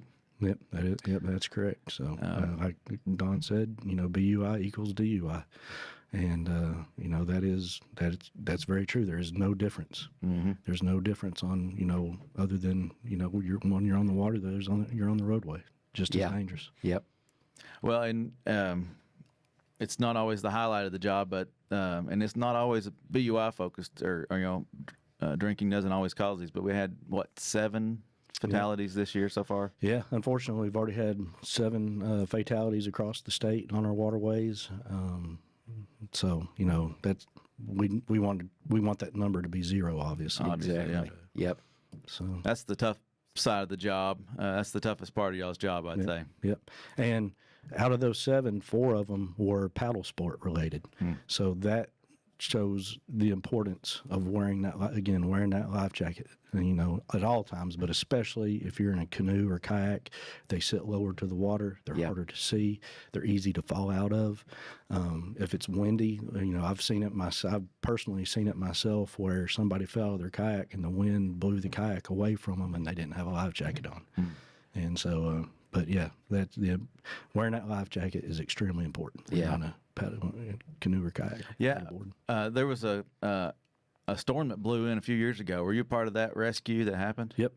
So, yeah. And that's what happened. Their kayaks got blown away. So and they were there swimming in the water, and when those storm fronts move in, especially in the spring and summer, they're strong. And you can go from 0 wind to wind gusts of 30 to 50 miles an hour instantly, which create huge waves. Oh, yeah. And those are very difficult to swim in, even for experienced swimmers. And that's and all that training from the academy and things like that y'all go through, that's what helps you be prepared for those moments, for those rescues and things like that, and working these accidents. Yeah. We had touched on it before the show. Y'all don't stop at the academy. There's continued education, right? Y'all keep improving and keep learning and even working with other states. Touch on some of that. Yeah. So, every year, our officers are required to do continuing education credits. So we do online training, we do in-person training. Training never stops. In law enforcement, you never want training to stop. I mean, the things change, laws change. And then also, we were very fortunate to be able to host a training conference here in Nashville last summer. The North American Wildlife Enforcement Officers Association. It's a lot to say, but NWIA is what it's pronounced. But it's for wildlife officers and game wardens all across North America, Canada, United States, Alaska, everywhere. Yeah. So we had about 400 come into Nashville, but it's a training conference where they come here and they have training seminars. So it was a great time. It's very family-oriented also. So a lot of officers get to use that as a family vacation, and they'll bring their kids. And while they're, in training, their wives and kids are out, doing whatever activities are around there. Yeah. This summer, it'll be in Utah. So, but it's really neat because it bounces around everywhere and get to go to different places. Josh wouldn't tell you this, but he was really involved in making that conference happen last year. So anyway, he did a great job. It was I appreciate that. A well-oiled machine. Yeah, it was fun. I'd never had to put together a conference that size. And, so it was stressful, but we got through it, and we had a great time that week. And it was. Don't know if I'd want to do it again, I say. That might be the one and only time ever. Once a decade, maybe, something like that, right. maybe. Yeah. Right. Yeah. So with that training, do y'all go out and get hands-on too? I mean, y'all on the water, or is it mostly in conference kind of training? It can be both. I believe this summer they're going to have a forgot the word, shooting, a virtual type shooting. Oh, okay. Training. Okay. So yeah, it can be both. It's just whatever that state chooses to have for that year and what speakers they bring in. Yeah. Well, I know we focused a lot on the academy and some of the training stuff that goes on, but how did it differ for you? You said you started in Alabama. Did you go through the academy down there, and what's it look like compared to when you started? Yeah, so man, it's changed a lot. Our agency has done a great job. We started our own academy, right? And the agency has done a great job organizing it. We've got some awesome instructors. But yeah, my academy in Alabama was about 12 weeks long, and I'm one of those where you'll hear the stories, and this was my story. I graduated, the General State Police Academy in Alabama. Okay. And the day I graduated, they just told me go out there, and if I have questions, call. So I was put out there on my own. So we don't do that anymore. Right. At least here in Tennessee, we don't. Our guys are thoroughly trained before they're released on their own. They go through. And then they're still mentored, aren't they? They've got so we got kind of right along. They do 21 weeks of our academy, then they graduate the academy, and then they do another 4 or 5 months of FTO training where they're with FTO, a field training officer, the entire time they're working before they get to be released out on their own to work solo. So it's very structured. It's very professional. We're putting out very well-educated professional officers into the field. Yeah. And the agency's done an excellent job setting that up. That's awesome. Yeah, I that's think, good. I think they do an amazing job. Very professional officers in this state. Hopefully the next graduation won't be the first part of December when it's it was cold. 15 degrees out there, I think. It was cold. And then they decided to do it outdoors and live stream it. Wow. We might be going, since they're doing the hiring in September, October, the process begins September, October. From what I've heard, the academy will start in January, which is going to put it graduating probably in June. So we're going to have the exact opposite. We're going to go from cold to probably hot. Cold to warm. 100 degrees. Yeah. Well, before we have to close out here, Josh, Memorial Day weekend, what's some quick tips for folks? Make sure they're safe. Yep. Again, life jackets. Wear that life jacket. Make sure your kids are in life jackets. Check your safety equipment. If you're going to be out after dark, check your nav lights. That's another thing that we really see. So have extra bulbs with you because those nav lights can go out at any moment. So, again, life jacket wear. We cannot stress it enough. And if you are, going to have alcoholic beverages on your boat, please have a designated driver. There you go. Have a designated driver so, everybody out there can go home safely. Be safe. All right. Awesome. Well, we appreciate you, Josh. Thanks for all the hard work you do out there, keeping at least the Percy Priest waterways safe. Yep. And I know we got officers all across the state that do the same for all our other waterways. We appreciate you very much. That's right. I enjoy it. Don, thank you. Thank you.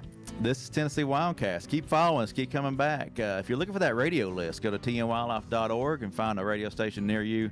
Go subscribe on the podcast side. Go watch us on YouTube. There's all kinds of places to find us. Follow us on social media and keep coming back. This is Tennessee Wildcast, and we'll see you next time. Thanks for tuning in. Stay connected with TWRA by visiting our website at tnwildlife.org and follow us on Facebook, Twitter, and Instagram. Hey, it's all about Tennessee wildlife. It's what we do. Tennessee Wildcast will be on the air again next week. We'll see you then.